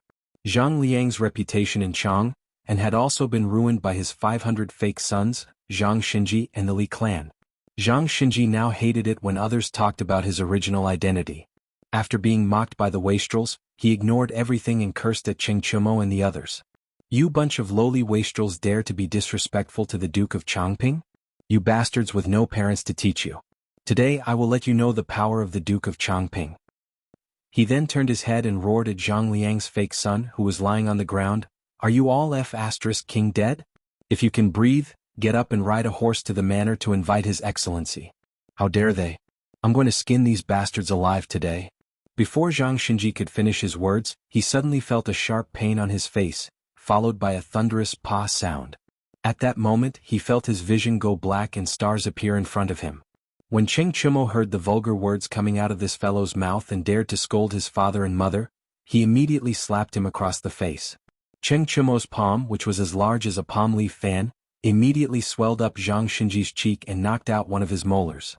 Even Li Wangyu felt pain for Zhang Xinji when he saw this slap. Tiske, it was really too tragic. Who do you think you are? How dare he speak such arrogant words? Even if Zhang Ji was here he would not dare to do this. You are just a lowly actor. Do you really think that you are the son of Commandery Duke Qingping? Bah! Cheng Chumo slapped Zhang Xinji and knocked him down to the ground. Still not satisfied, he spat a mouthful of phlegm on Zhang Xinji. Zhang Lin was Zhang Liang's eldest son and also the son of his first wife.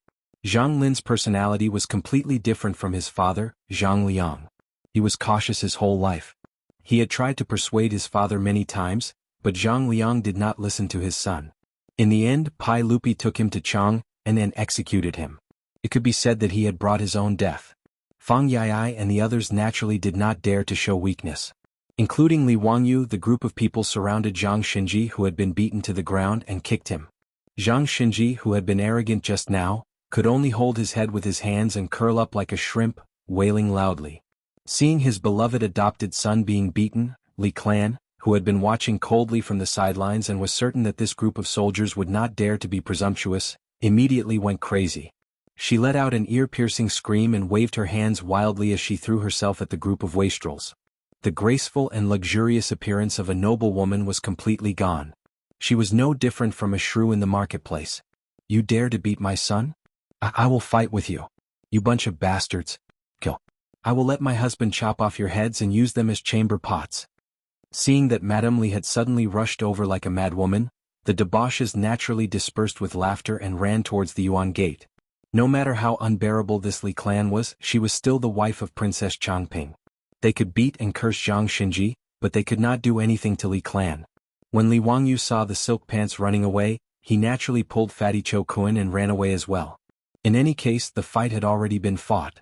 The fake sons of Zhang Liang who had beaten Cho Kuan had all been beaten up, and Zhang Xinji had been beaten very badly. From the wastrel's point of view, Cho Kuan's beating could be considered as revenge. Naturally, they could not be bothered to tangle with the crazy Li clan. Li Wangyu dragged Cho Kuan and chased after the wastrels, complaining that they were not loyal and did not call him along when they were running away. The group of people laughed and joked with each other, no one taking what had just happened to heart. Cho Kuan, on the other hand, was somewhat worried. His chubby face was wrinkled like a steamed bun. He was the son of a merchant family. If he really incurred the wrath of Princess Changping because of what had happened today, then he would have no way out. Li Wangyu could see his worry and comforted him, saying that this matter was not a big deal. Princess Changping's household was not in the right, so there was no need to be afraid of them. Cheng Chumo patted his chest, assuring Cho Kuan that there would not be any trouble. If Princess Changping wanted to find trouble, then they would not stand by and do nothing. Hearing everyone's words, the wastrel finally relaxed. The group of people continued to chat and laugh as they walked towards the polo field.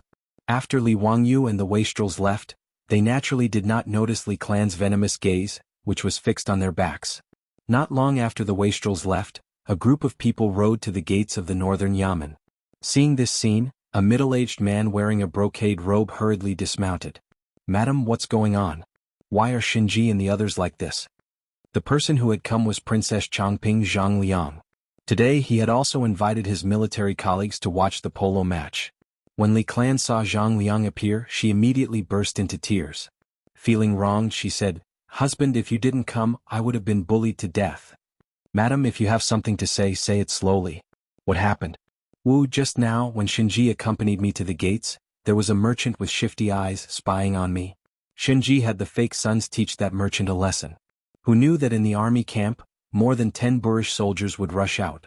Not only did they speak rudely to me, they also spoke vulgarities and beat Xinji to this state. Husband, you have to help me get justice. Otherwise, I don't want to live anymore, Wu." Li Clan added oil to the fire, recounting what had happened. Naturally, she pushed all the blame onto the wastrels. Seeing Li Clan crying so miserably, Zhang Liang was unable to restrain his anger. "Who has the guts to humiliate my madam? Men, come. Go to the Yuan gate and ask clearly. Find out who did it and capture that person for me." Zhang Liang ordered his subordinates. Immediately, a soldier ran to the gates of the northern Yamen's imperial army and asked the soldiers guarding the gates about the situation. Not long after, the soldier returned with an ugly expression. After hesitating for a moment, he whispered a few words into Zhang Liang's ear. After hearing the soldier's words, Zhang Liang's expression turned ugly as he thought to himself. How could it be this group of wastrels? Today's matter would not be easy to handle. Chapter 327. When Zhang Liang learned that it was Qing Chumo and the others who had beaten up his adopted sons and impostors, he couldn't help but hesitate. If it was only Zhang Xinji and his impostors who had been beaten, Zhang Liang would have laughed and acted as if nothing had happened. But his beloved wife was crying in front of him, putting him in a difficult position. If he gave up just like that, he would lose all face in front of Madame Li. But if he really wanted to investigate, not to mention whether the truth was as Li Clan said, even if it was, what could he do to this group of debauches? Moreover, the sage's favorite son Hu Xiannan was also involved, so Zhang Liang didn't want to get involved. Although this Hu Xiannan wasn't an official in the court, the sage had entrusted his crown prince and Li Tai to teach, which showed how much trust he had. Moreover, Zhang Liang knew that the Wang clan of Taiyuan and the other 5 surnames and 7 princes had a dirty relationship with this Hu Xiannan, but they still couldn't do anything and even seemed to have suffered a loss. Thus, Zhang Liang didn't want to incur the wrath of Li Wangyu. "Husband, what's wrong? Why aren't you talking? Hurry and have someone arrest that group of Chiuba. This concubine wants to see them punished with her own eyes." When Li Clan saw that Zhang Liang hadn't moved for a long time, she began to pull on Zhang Liang's robe and act like a spoiled child.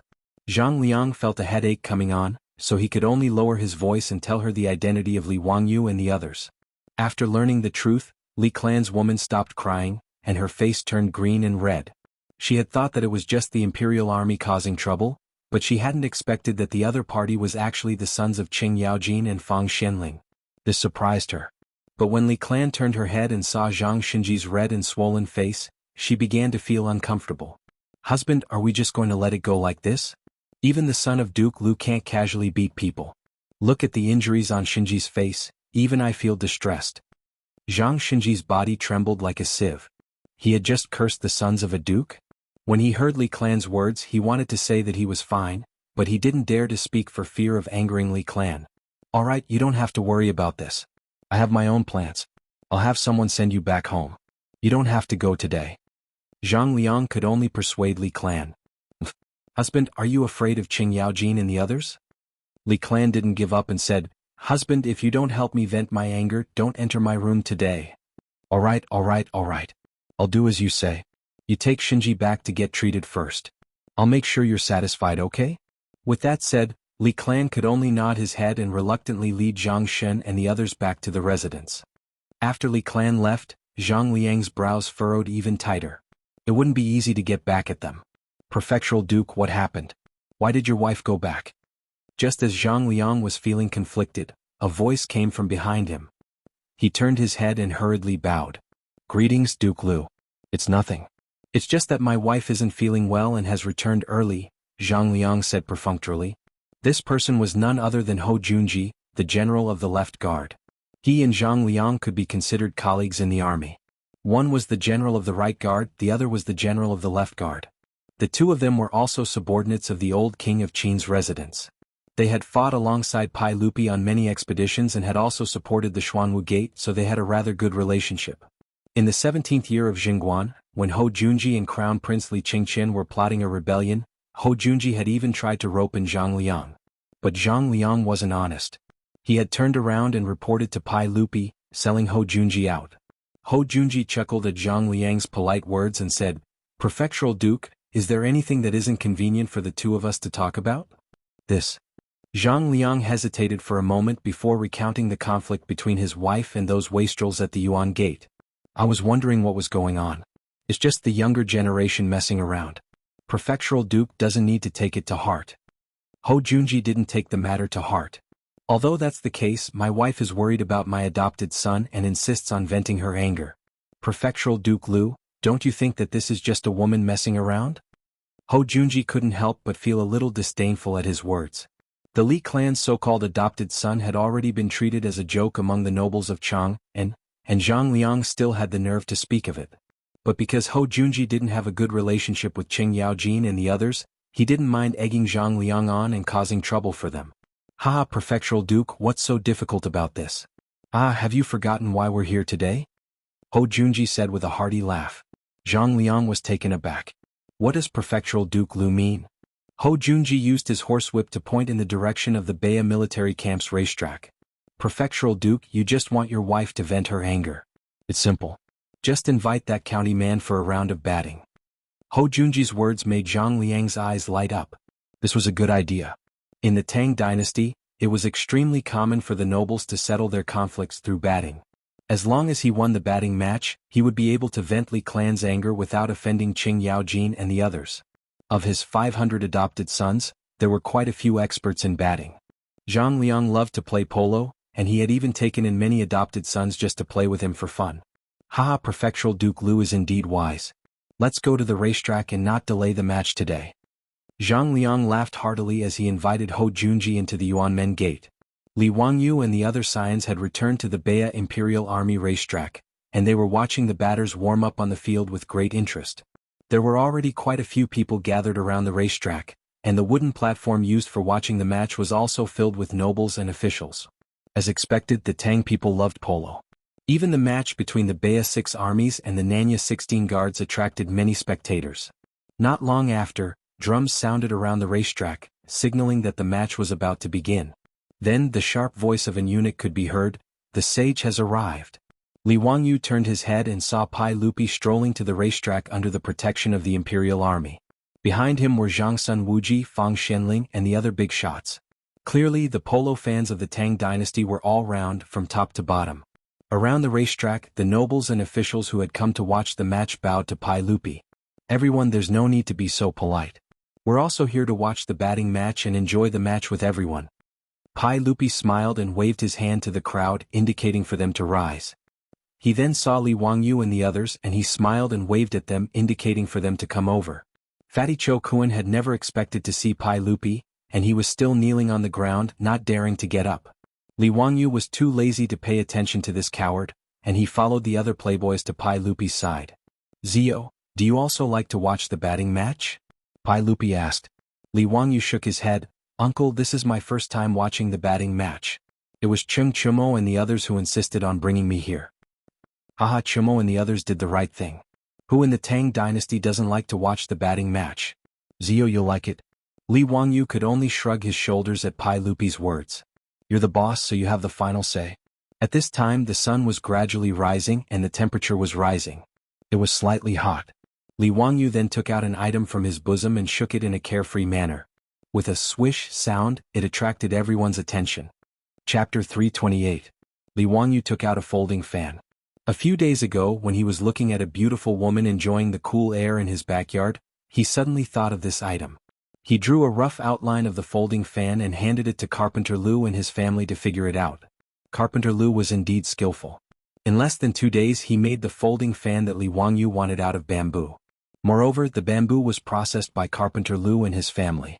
After polishing, painting and carving, the folding fan in Li Wangyu's hand was actually golden yellow in color and felt as smooth as jade. Li Wangyu was naturally overjoyed. He did not expect Carpenter Lu's craftsmanship to be so exquisite. His beautiful superior also liked it when she saw it and asked Carpenter Lu to make her a few more folding fans for women. After the fan ribs were made, the fan needed to be framed. His beautiful superior's folding fan for women was simple. She just needed to choose silk with beautiful patterns. It was beautiful and convenient. However, the paper fan that Li Wangyu wanted still took him a bit of effort. In the end, with the help of owner's son, he found a skilled framer from Chang'an City. He used thin rice paper to frame 7 layers of the fan before it was completed. Li Wangyu excitedly ran to find Yan Libin to draw a fan for him after he had finished pasting the face of the fan. In the end, Yan Libin also loved this fan so much that he asked Li Wangyu, his teacher, to give him one. When Ma Zhou found out, he did not show any weakness. He rode to Dingzhou village and begged for the folding fan. Sure enough, folding fans were the best tool for scholars to show off. When Li Wangyu saw Yan Libin and Ma Zhou's reaction, he could not help but feel a little smug. Anything that I produce must be of high quality. Today, Li Wangyu shook out his folding fan again at the side of the polo field. He pretended to be cool and relaxed as he waved the fan lightly. His actions naturally attracted the attention of everyone, including Pai Lupi. They all looked at the fan in his hand. "Zio, what's that?" Fang Yai immediately came over and stared at the folding fan in Li Wangyu's hand. Li Wangyu smiled faintly and pretended to be pretentious. He waved the fan in his hand a few times and folded it back. With a snap, the wide fan disappeared and was folded back into the handle. "Hee, this item is called a folding fan. It's just a new toy that I've made recently." Li Wangyu's smug look made Ching Chumo and the others' teeth itch. His attitude was purely to tease the silk pants. He wanted to use the folding fan in his hand to toy with them. He didn't believe that these silk pants wouldn't be interested in a folding fan that could be opened and closed at will. Li Wangyu's guess was right. The fops were naturally interested in the folding fan in his hand, but Li Wangyu had underestimated the shamelessness of the fops. Before he could continue to tease the fops, he felt his hand suddenly empty. The folding fan in his hand had been snatched away by Cheng Chumo. "Zio, you're not being kind. If you had such a fun toy, why didn't you take it out earlier?" Cheng Chumo was fiddling with the stolen goods. He snatched while scolding Li Wangyu. He almost angered him to death. Seeing the fops fighting over his folding fan and clumsily opening and closing it, Li Wangyu almost cursed out loud. Motherf ***, these shameless bastards.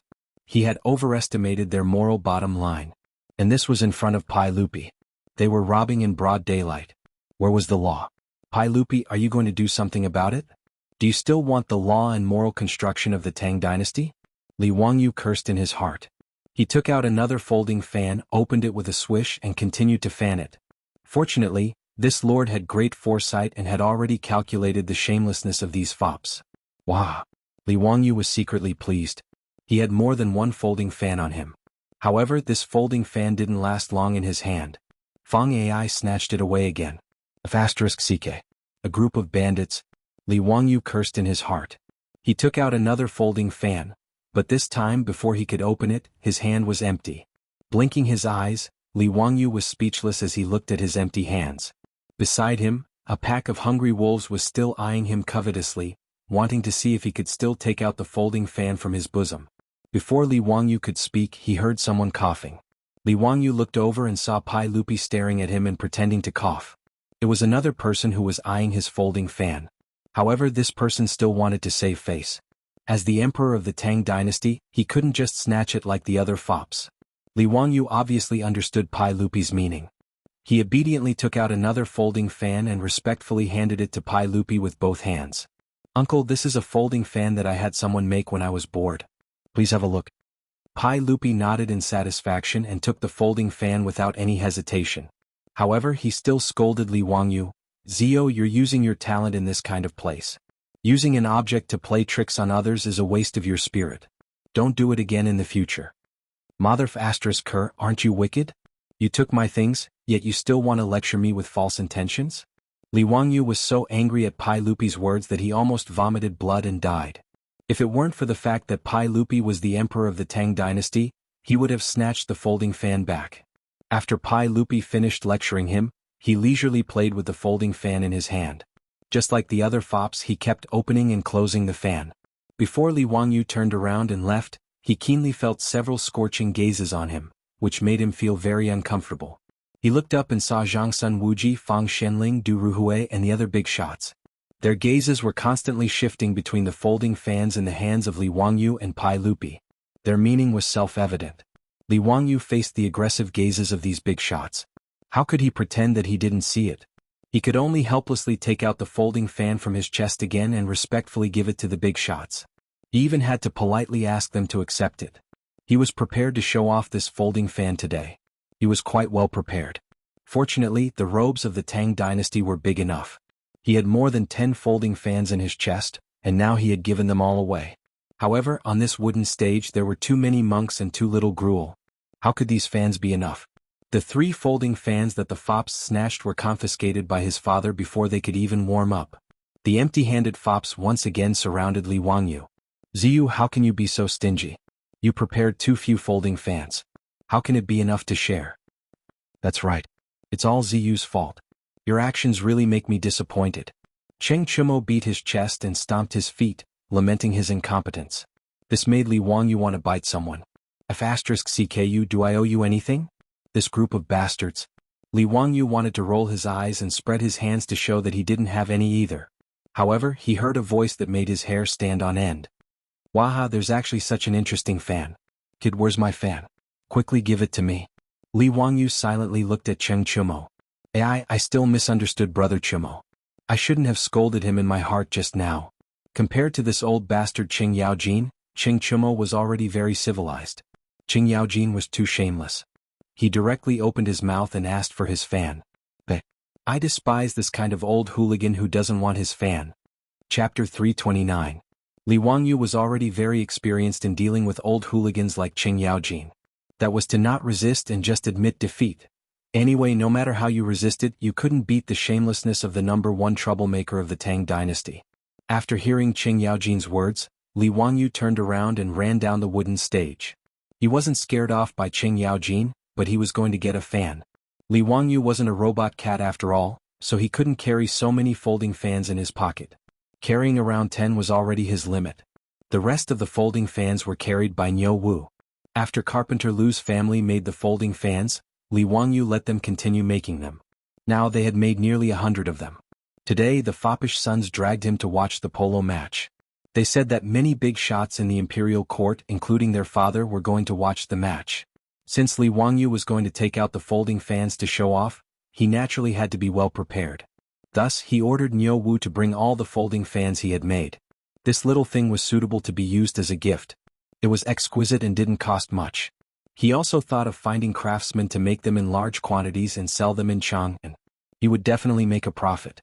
However, Li Wangyu didn't care about this small amount of money. Moreover, the folding fans' craftsmanship was very simple. Once it appeared, it would definitely be copied in large quantities. Thus, he didn't want to waste the effort. After asking Niu Wu to bring a large bag of folding fans to the wooden stage, Li Wangyu respectfully presented the folding fans to the big shots who came to watch the polo match. Sure enough, everyone was quite satisfied with this gift. Some of them politely nodded to Li Wangyu and thanked him repeatedly before accepting the gift. Some of them weren't polite, such as Qing Yaojin.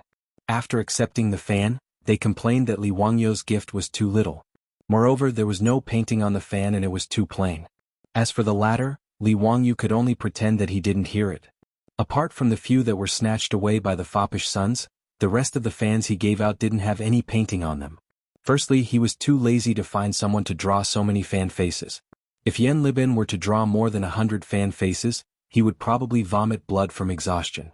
Secondly, apart from Qing Yaojin and the other generals, these big shots of the imperial court were all skilled in calligraphy and painting.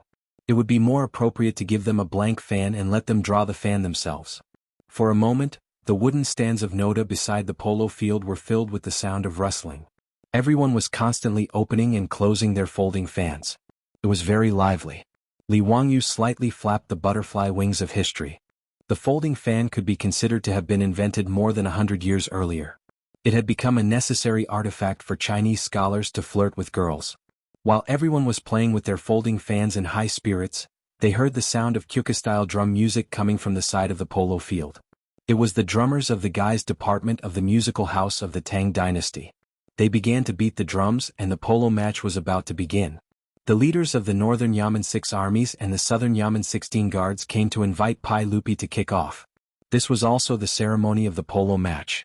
Pai Lupi happily mounted the horse, took the stick and galloped to the center of the field. Before the official kickoff, Pai Lupi had to give a lecture. He talked a lot of nonsense to the 20 polo players of both sides.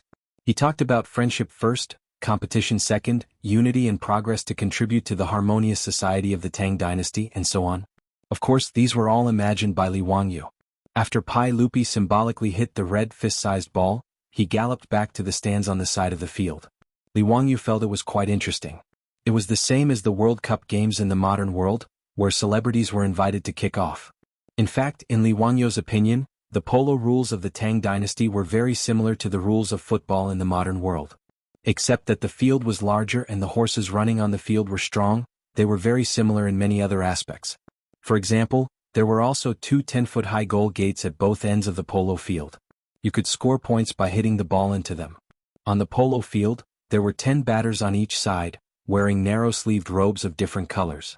Moreover, there was a goalkeeper on the field and a referee Zhou Wei on the field. It seemed that except for the lack of red and yellow cards and offside rules, everything else was very similar to modern football. This discovery made Li Wangyu interested. His favorite sports in the modern world were football and basketball. In football, Li Wangyu had won countless World Cups. Of course, that was in the game of live football. He was originally not interested in polo, but after the referee blew the copper whistle, he suddenly became interested. Compared to the football of the later generations, horses were the ones running on the field in polo, which brought about an unprecedented visual impact. When the horses, which weighed nearly a ton, ran at a speed of 50 to 60 kilometers per hour, the feeling of power and impact was incomparably shocking. On the field, the batters spurred their horses, galloping and leaping, hitting the ball in the air. The red polo ball danced in the air as fast as a meteor. These batters' horsemanship was superb, and their ball control skills were adept. Li Wangyu was dumbfounded and gasped in amazement. Pai Lupi and the others on the wooden stands also occasionally applauded the batters for hitting the ball well. Those big shots still had their own statuses, so they did not have too much of a bias. However, the group of playboys did not have such concerns. Every time the batters of the 16 guards of the Southern Yamen took control of the ball, they would whistle and cheer endlessly. On the other hand, when the 6 guards of the Northern Yamen took control of the ball, this group of people would jump and curse loudly. This made Li Wangyu have an illusion. Did he transmigrate back to the modern world? Was he sitting on the stands, surrounded by fanatical fans watching the game? As the game progressed, Li Wangyu also began to immerse himself in it. Along with the cheers and curses of the playboys on the field, from time to time, a batter would roll off the back of the horse after being hit by the horse. Every time it would cause the crowd to cry out in alarm. When the batter got up and indicated that he was fine, the side of the field would erupt into loud cheers. The sound of the horse's hooves was like stepping on Li Wangyu's heart, causing his heart to beat along with it. He dared to touch his chest and swear that he had really fallen in love with this blood-boiling sport. Exciting, it was too exciting. The intensity and observability of polo had far surpassed the football games of the modern world. It was faster and more powerful. This made him completely fall in love with polo. When he thought about how polo disappeared from China in the modern world, Li Wangyu felt deeply regretful. Fortunately, he was now in the flourishing Tang dynasty, so he could personally witness the charm of this sport. The rules of polo were similar to basketball in the modern world. There were 3 breaks in the middle and there were a total of 4 periods. Each period lasted for an incense stick, which was roughly half an hour in the modern world. An official polo match used 2 hours, which was 2 hours in the modern world. The break in the middle was used to change horses. Horses that were running at high speed did not have enough stamina to complete the entire game. At the end of the first period, Li Wangyu felt that his throat was a little sore. Obviously, he had been too engrossed in the game and used too much strength to shout, so he had hurt his vocal cords. However, he did not care. He reached out to take the wine that Niu Wu handed over and drank it. Awesome. Brothers, today was the right day to come. Aha, awesome, awesome. Aha, I told you that Zio would like it. Come, everyone, let's drink. Now that the 16 guards of the Southern Yamen were in the lead, Cheng Chumo and the others were in a good mood. While everyone was in a lively mood, Wei Shuyu seemed to have seen something terrifying. Her pupils violently contracted, and then she dodged and hid behind Fatty Cho Kuan? Chapter 330. There was only one person in the entire Tang dynasty who could scare Wei Shiyu to this extent. He was the minister of the left, the imperial censor, and the Duke of Zheng. Wei Jing, Wei Shiyu's father. This famous minister in history was able to make Pai Lupi fly into a rage, but he could not do anything about it. Wei Zheng could be considered as a name card of the great Tang dynasty. Pai Lupi loved to play with eagles, so when someone offered him a sparrow hawk, Pai Lupi loved it so much that he could not put it down. One day when Pai Lupi was playing with the hawk, Wei Zheng asked for an audience. Pai Lupi was afraid of Wei Zheng's nagging, so he hid the sparrow hawk in his arms. However, Wei Zheng was not a good person either. After seeing through the clues, he deliberately talked nonsense. By the time Wei Zheng finally retreated, the sparrow hawk had already been choked to death in Li Er's arms. Even Pai Lupi was afraid of Wei Zheng's nagging, let alone Wei Shiyu's son. When he saw his father, he was even more afraid than a mouse seeing a cat. Wei Zheng did not like polo, so Wei Shiyu did not expect to meet his father today. When he saw Wei Zheng suddenly appear, Wei Shiyu subconsciously trembled and hid behind Fatty Cho Kuan. However, Wei Zheng did not seem to see his son. Instead, he went straight to Pai Lupi. "Your Majesty, I have something to say." Pai Lupi was happily watching polo today, so when he saw Wei Zheng, he could not help but feel a headache. Although Pai Lupi later ordered people to put up the portraits of the 24 meritorious ministers in the Lingyan Pavilion and put Wei Zheng forth, it did not mean that Pai Lupi would be happy to see Wei Zheng. Wei Zheng's lifetime of admonitions amounted to tens of thousands of words. The number of times he spoke, the intensity of his words, and the firmness of his attitude made him the leader of all the ministers in the court. Although Pai Lupi could not leave him, he still felt a headache. This was also human nature. No one could stand someone nagging in their ears every day. No matter how accurate the words were, they couldn't stand it. Pai Lupi even gave Wei Zheng a nickname, Goat-Nosed Duke. This was also the only nickname that Pai Lupi had given to anyone in his life. It meant that the old man with the goat nose was as aggressive as a goat. Stubborn and unyielding. As for Wei Zheng, Pai Lupi hated him, but at the same time he couldn't leave him. It was very distressing. Seeing that Wei Zheng had something to say again, he couldn't help but frown. He reached out and rubbed his temples. "Duke Wei, if you have something to say, can we talk about it after this match?" "Your Majesty, you mustn't. I came here to ask you to stop this match." Wei Zheng didn't give Pai Lupi any face and directly retorted. Pai Lupi was taken aback. "Stop hitting? Why is that?" "Because of horses." "Horses?" Pai Lupi was confused by Wei Zheng's words. The conversation between the monarch and his minister naturally reached the ears of everyone present. Everyone present was also baffled by Wei Zheng's words. Why did this ball strike provoke the goat-nosed duke out of the blue?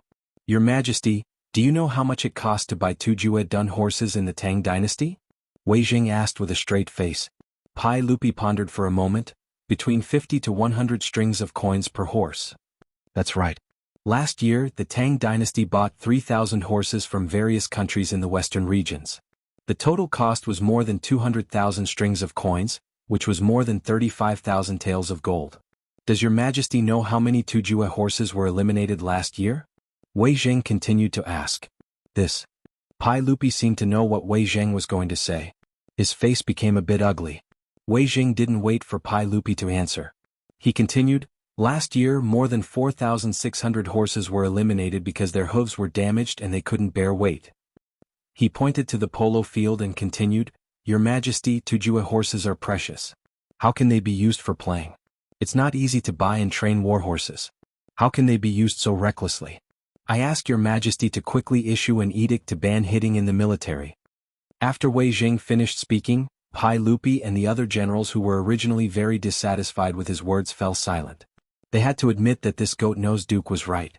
The Tang dynasty didn't lack horses, but not all horses could be used as war horses. In the era of cold weapons, cavalry was the most powerful army. Therefore, the source and breeding of war horses was very important. Most of the horses in the Central Plains were relatively short and not suitable to be used as war horses. The best war horses were Tujue horses. After the Li Tang dynasty established the country, Pai Lupi personally ordered the selection of 2,000 Tujue horses and 3,000 surplus horses from the Sui dynasty's official horse farm to be used for grazing in Longyu. The purpose was to breed excellent war horses. Even so, the Tang dynasty still needed to buy a large number of Tujue horses from the western regions every year to make up for the shortage of war horses. The horses used for the races on the racecourse were the best horses that had been carefully selected. Wei Jing naturally couldn't bear to see Pai Lupi and the nobles of the Tang dynasty use these precious war horses to play polo. This would only increase the number of horses that were damaged. This was simply a wasteful behavior. Pai Lupi, who felt that he was in the wrong, and the generals of the northern Yamen's 6 armies and the southern Yamen's 16 guards all fell silent. Even Qing Yaojin, who was always noisy, shut his mouth tightly and didn't say a word. Wei Jing, the goat-nosed duke, was naturally right. However, whether it was Pai Lupi or these generals, they were unwilling to let Pai Lupi issue an edict forbidding polo. The scene became quite awkward for a while. Li Wangyu heard the conversation clearly from the side, but he was somewhat confused. In his opinion, polo was a very good sport. Although it required the horses to run, it shouldn't be as serious as Wei Jing said, right? How could the war horses become useless after a few more matches of polo? This wasn't a joke, was it? However, looking at the serious faces of the people around him, he was somewhat uncertain. Was there some secret that he didn't know?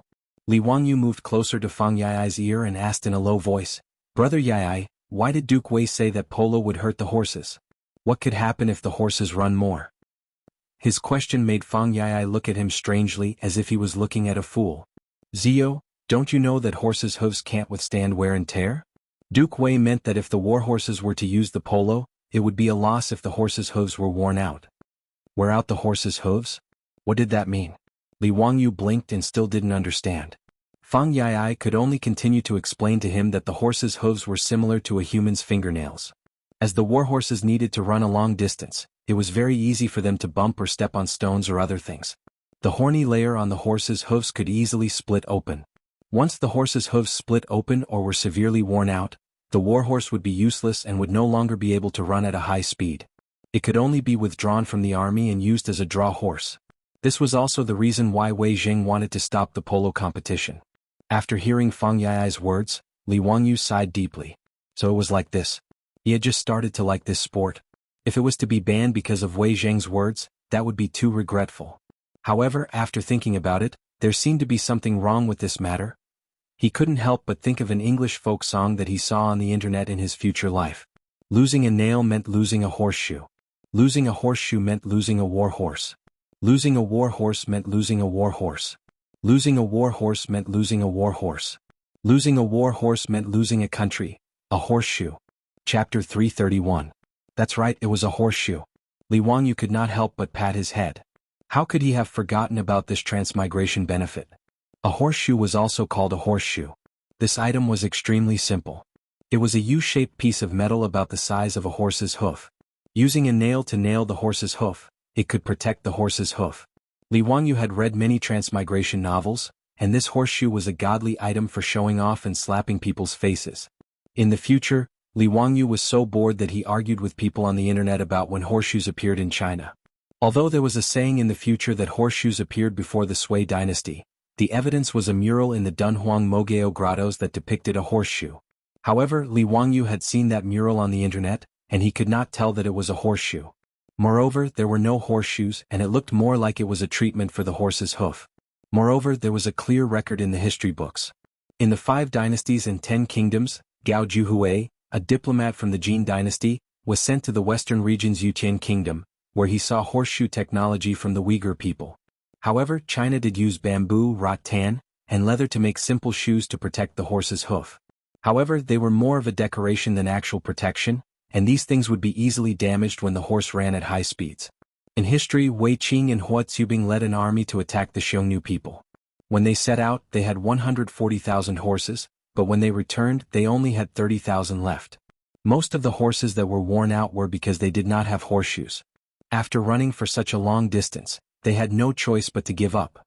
Li Wangyu thought about how such a simple U-shaped piece of metal could solve the problem, but it caused Wei Zheng and Pai Lupi to confront each other, and he could not help but laugh out loud.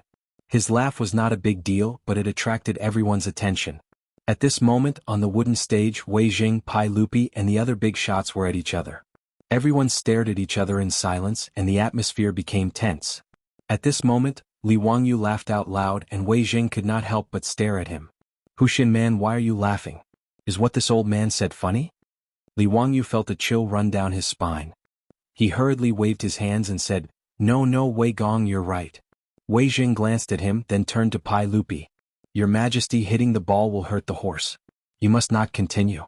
Your Majesty, please grant this official's request to cease the practice of batting. Pai Lupi was forced into a corner by Wei Jing's words. He could neither agree nor disagree. This goat-nosed duke was so stubborn that it made people uncomfortable. When Li Wangyu saw this, he hesitated for a moment, but still braced himself and stood up. Your Majesty, eunuch Wei, there is actually a way to satisfy both sides. You don't have to stop batting, and you can also protect the horses. Pai Lupi's eyes lit up, but before he could say anything, Wei Jing began to glare at him again. His words were quite rude. Wuxia man, don't mess around. This matter concerns the integrity of the country. How can it be treated as a joke? This old man sees that you are young and have gained the trust of His Majesty. You should be careful with your words and actions. Don't be like those traitorous officials and act recklessly. Wei Jing actually didn't have any ill feelings towards Li Wangyu.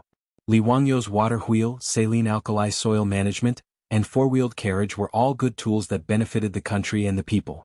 Wei Jing greatly admired them. The old man was also a fan of the Three Kingdoms.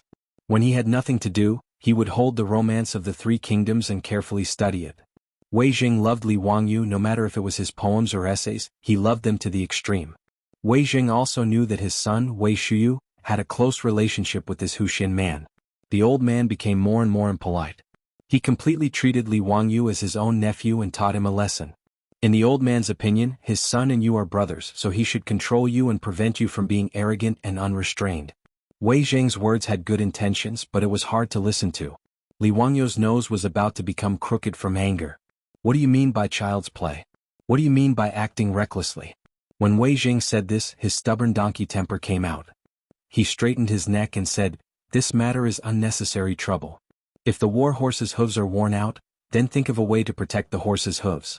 Who would stop the war horse from running just to protect the horse's hooves? Do our Tang cavalry have to be careful when fighting and not let the war horse run? What nonsense are you spouting? How can these two be compared? This is a matter of the country. Wuxia man, don't treat it as child's play." When the goat-nosed elder heard Li Wangyu's words, he also lost his temper. Li Wangyu was choked by the old man's words. He simply ignored him and cupped his hands towards Pai Lupi. Your Majesty, I have a way to make the horse's hooves not wear out when running. It is very simple. Without waiting for Pai Lupi to speak, Wei Jing refuted, "Nonsense. Who has heard of horses running without wearing out their hooves? Which ancient book has such a record? Bo Lu Sutra of Horse Identification, Essential Techniques of Qi People, See Mu Anji Collection. I have read these books several times. How can there be a way to make the horse's hooves not wear out?" Li Wangyu rolled his eyes at the old man. "If Wei Gong doesn't believe me, why don't we make a bet?" When he heard Li Wangyu mention a bet, Wei Jing's face couldn't help but twitch a few times. "Wuxia man, don't make trouble. This matter concerns the horse administration of the Tang dynasty. How can you use a bet as child's play?" Li Wangyu simply looked at Pai Lupi. "Your Majesty, do you believe what I said just now?" "This?" Pai Lupi didn't know how to answer. Li Wangyu often exceeded his expectations, but he didn't believe that he could make the horse's hooves not wear out. As the horse emperor, Pai Lupi's understanding of horses was no less than those who raised horses. He naturally knew the nature of horses very well. In his opinion, it was natural for horses to wear out their hooves when they ran. What if it could be reversed by human power? But in the face of Wei Jing's aggressiveness, Pai Lupi couldn't say that he didn't believe him. Wouldn't he have to let the sheep-nosed duke force him to issue an edict forbidding polo? As a fanatical polo enthusiast, it was too difficult for him to issue an edict. However, Pai Lupi also knew that Wei Jing was right. Nowadays, among the nobles of the Tang dynasty, playing polo was a trend. In Jianghu, almost every noble had a group of polo players. 1 or 2 games of polo didn't wear out the horses much, but over time, the number of horses lost every year was considerable. Seeing Pai Lupi like this, Li Wangyu was a little depressed. He simply raised his voice. "Your Majesty, I have something to report." "Report it." "Your Majesty, please build a large polo field in Jianghu. Pile up soil slopes around the field and set up benches to accommodate tens of thousands of people in Jianghu, and to watch the game. Playing polo can train the military's horsemanship, and also let the people of Jianghu and the vassal states know the military power of the Tang dynasty and the national prestige of the Tang dynasty. Your Majesty, please make a decision." Li Wangyu's words were simply going against the old man Wei Jing. Not only were Li Er and the other big shots dumbfounded, but even the foppish young masters were dumbfounded. Wei Shuyu, who was hiding behind Cho Kuan, couldn't help but poke her head out. She wanted to see if Li Wangyu was crazy. Where did he get the courage to challenge her father? Chapter 332. Li Wangyu's words shocked everyone to the point of being tongue-tied, but he still felt that it wasn't enough. When he was watching the polo game, he was wondering why the Tang dynasty didn't promote polo to the common people since there was such a lack of entertainment. Even if not everyone would be able to play polo, at least they would be able to watch polo.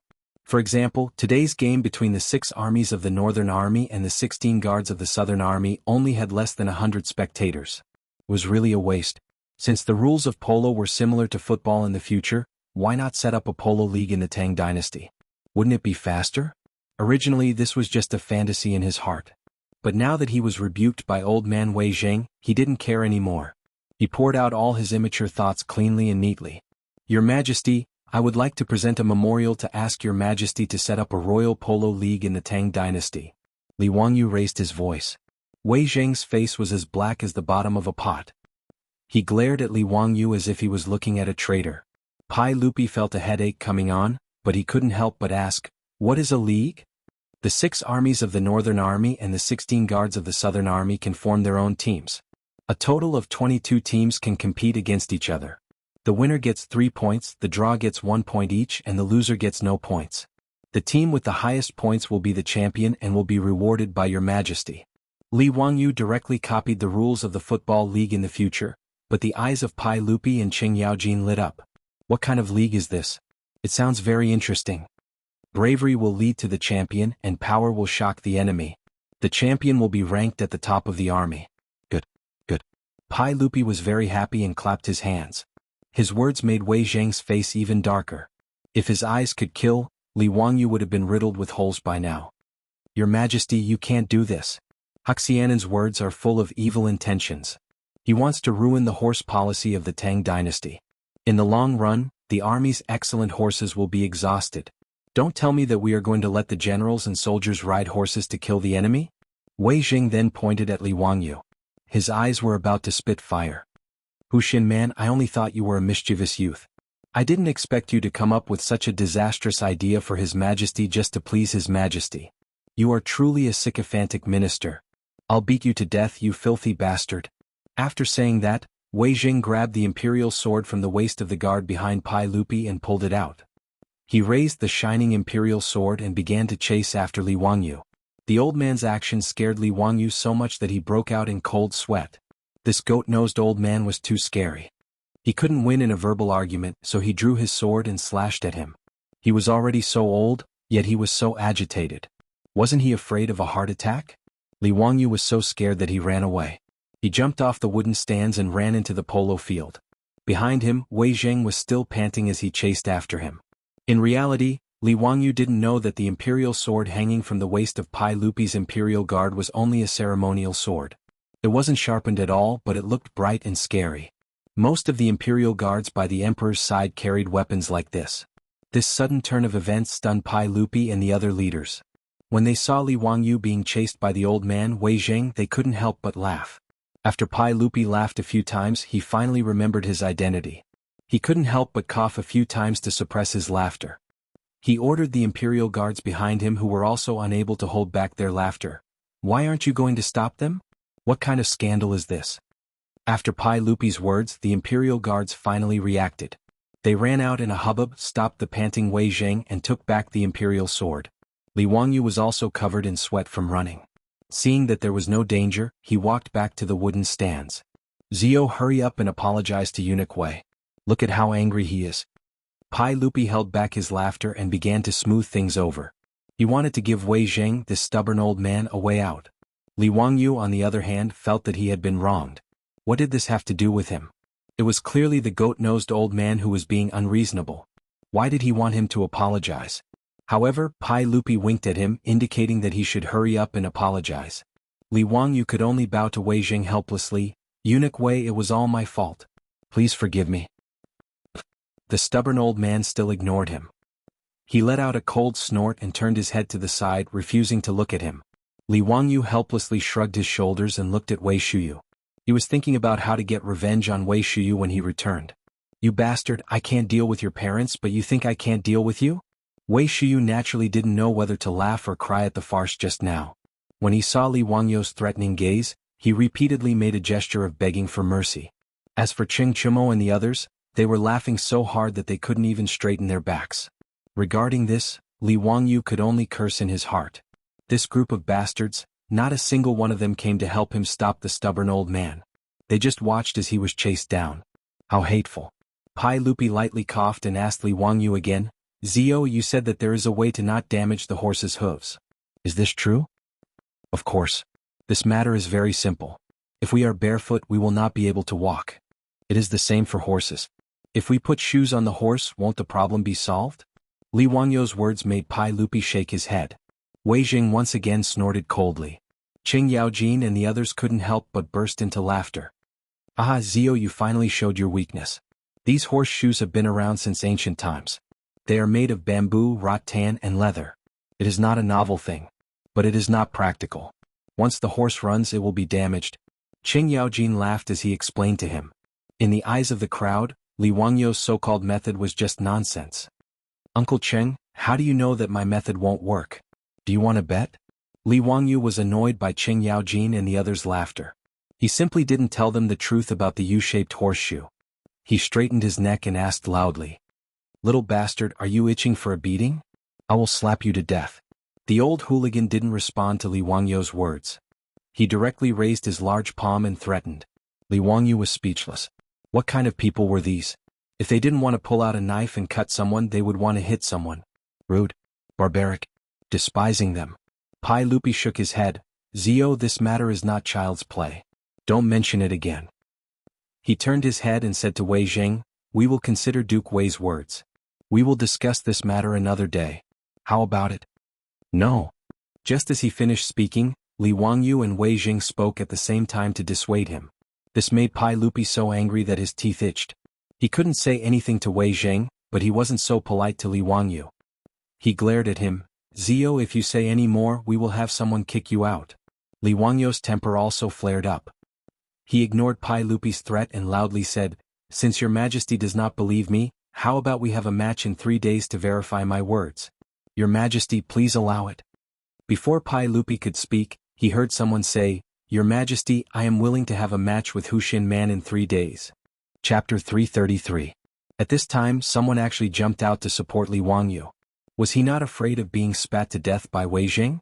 Everyone turned to look. It was Zhang Liang, the Duke of Chongping. What did Zhang Liang mean by this? Including Pai Lupi, no one understood.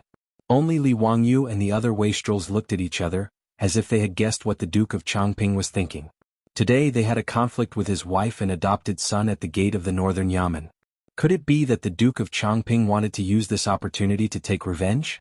Li Wangyou's guess was correct. Zhang Liang had been urged by Li Wangyu to use this game of polo to give the wastrels and Li Wangyu a little bit of trouble, so as to vent his anger for his wife, Li Wangyu. Originally, Zhang Liang had been struggling to find an opportunity to speak. Now that Li Wangyu had taken the initiative to suggest that they play in 3 days, he did not care about Wei Zheng's anger and hurriedly interjected, expressing his willingness to play with Li Wangyu. He was afraid that Pai Lupi would not allow it, so he took the initiative to explain, Your Majesty, this subject is willing to play polo with Hushin Man in 3 days. Today Hushin Man and my wife had a misunderstanding at the northern Yamen gate. This subject wishes to use this opportunity to play polo with Hushin Man to resolve the misunderstanding. Your Majesty, please allow it. Zhang Liang's words might seem absurd and laughable to the people of the future. However, in the Tang dynasty, this was a common method to resolve conflicts between nobles. Before Pai Lupi ascended the throne, when Li Yuan was on the throne, there were conflicts between nobles in the Tang dynasty. Occasionally there would be large-scale private fights between troops. When words could not convince the other party, they would use their swords to resolve the problem. This was also one of the reasons why nobles had their own troops. Ever since Pai Lupi ascended the throne after the incident at the Xuanwu Gate, he had decreed that nobles were forbidden from using troops to fight.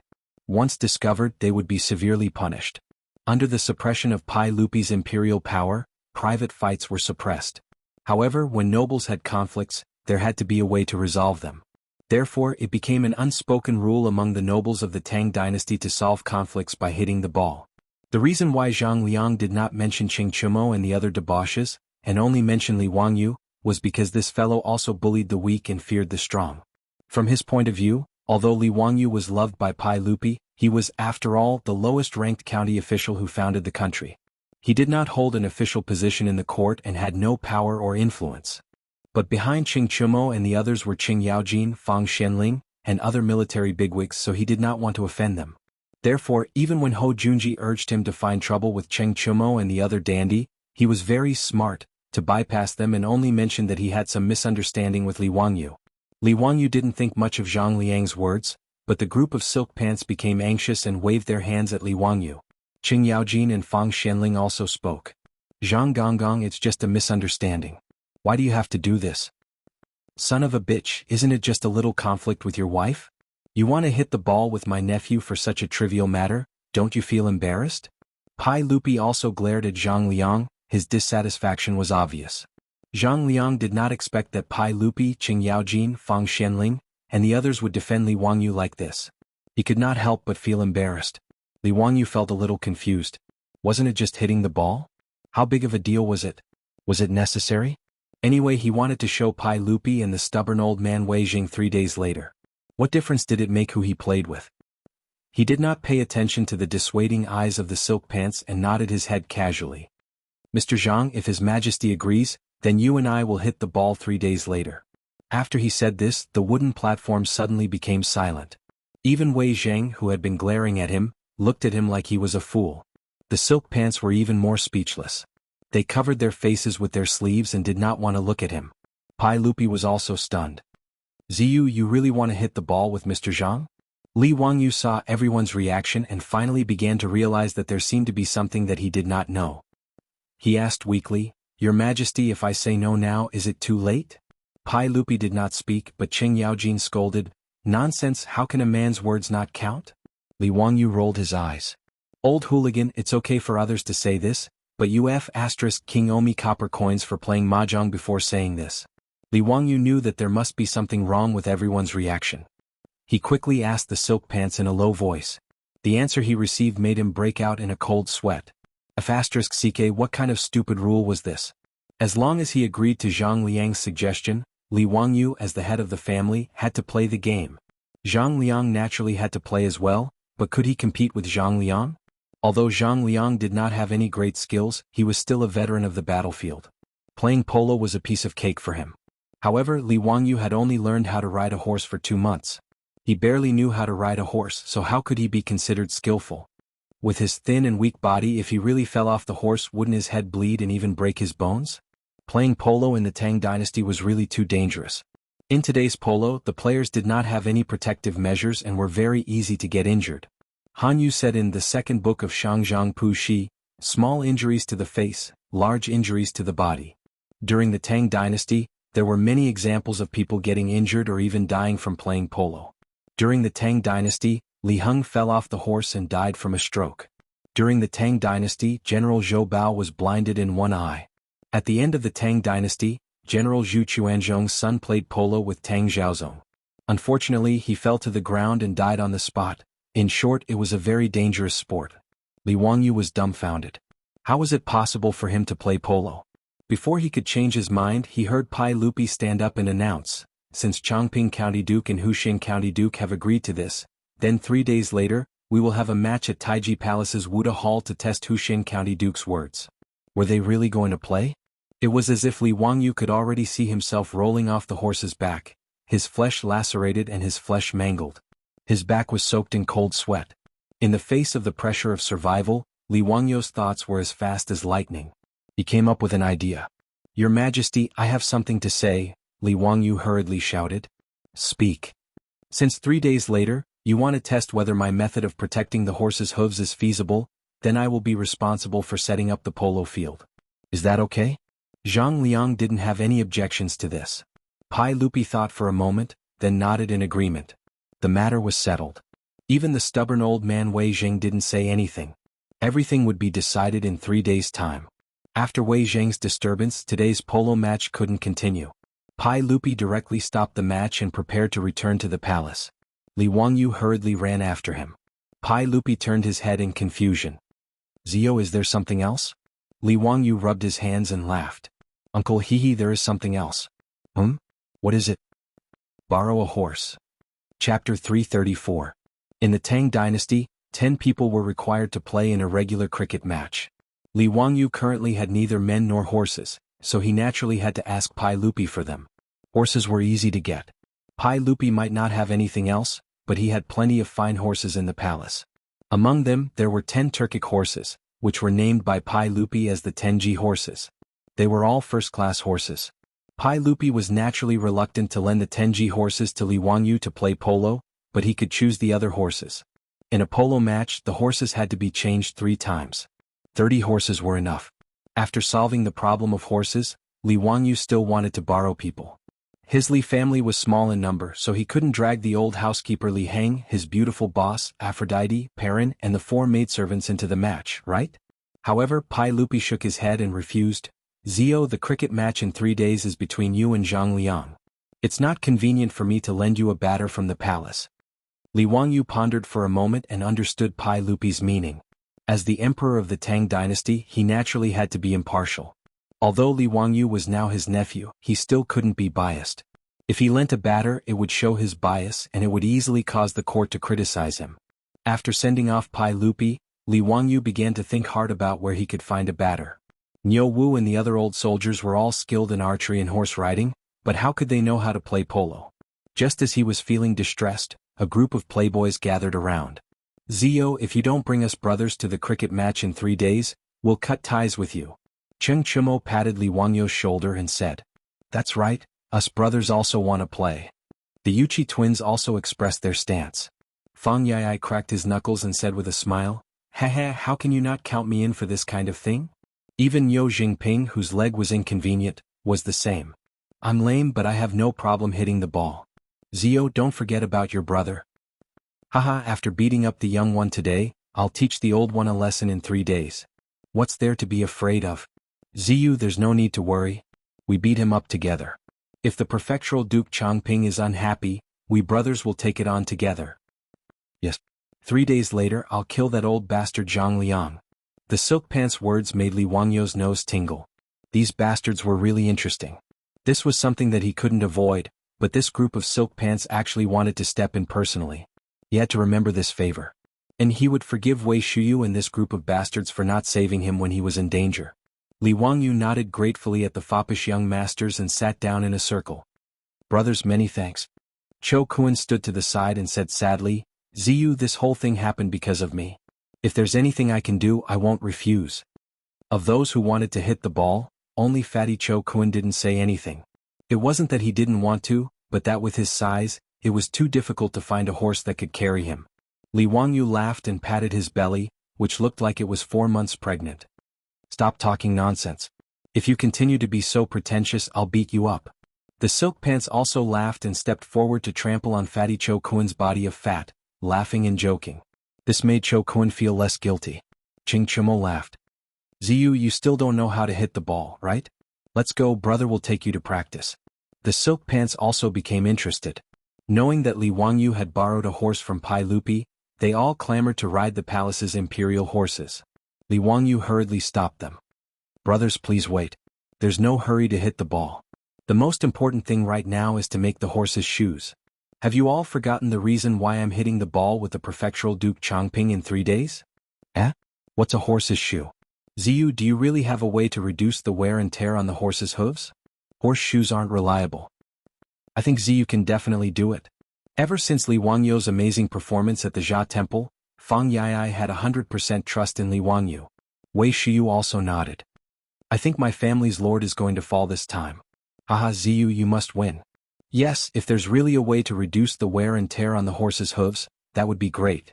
The tournament that Ziyu mentioned just now sounded very exciting. Not to mention the baseball field that can seat tens of thousands of people. Just thinking about it makes me excited. Ziyu, what method do you have? Hurry up and tell us. We brothers will help you plan it out. Li Wangyu smiled mysteriously. Hehe, I'll keep it a secret for now. You all follow me. Alright, does anyone know a good blacksmith? I need to make a batch of things. Fatty Cho Kun hurriedly said, I know. Xieji blacksmith shop in the east. My family's rice business needs ironware and they make it there. Let's go quickly. Li Wangyu pushed Fatty Cho Kun and ran out of the barracks. The group of debauches looked at each other and chased after them with a smile. In the East Market Xieji blacksmith shop, shopkeeper Xie saw Cho Kun leading a group of people and quickly came out to greet them. Langjun, do you need to make ironware today? Cho Kun nodded and pointed at Li Wangyu.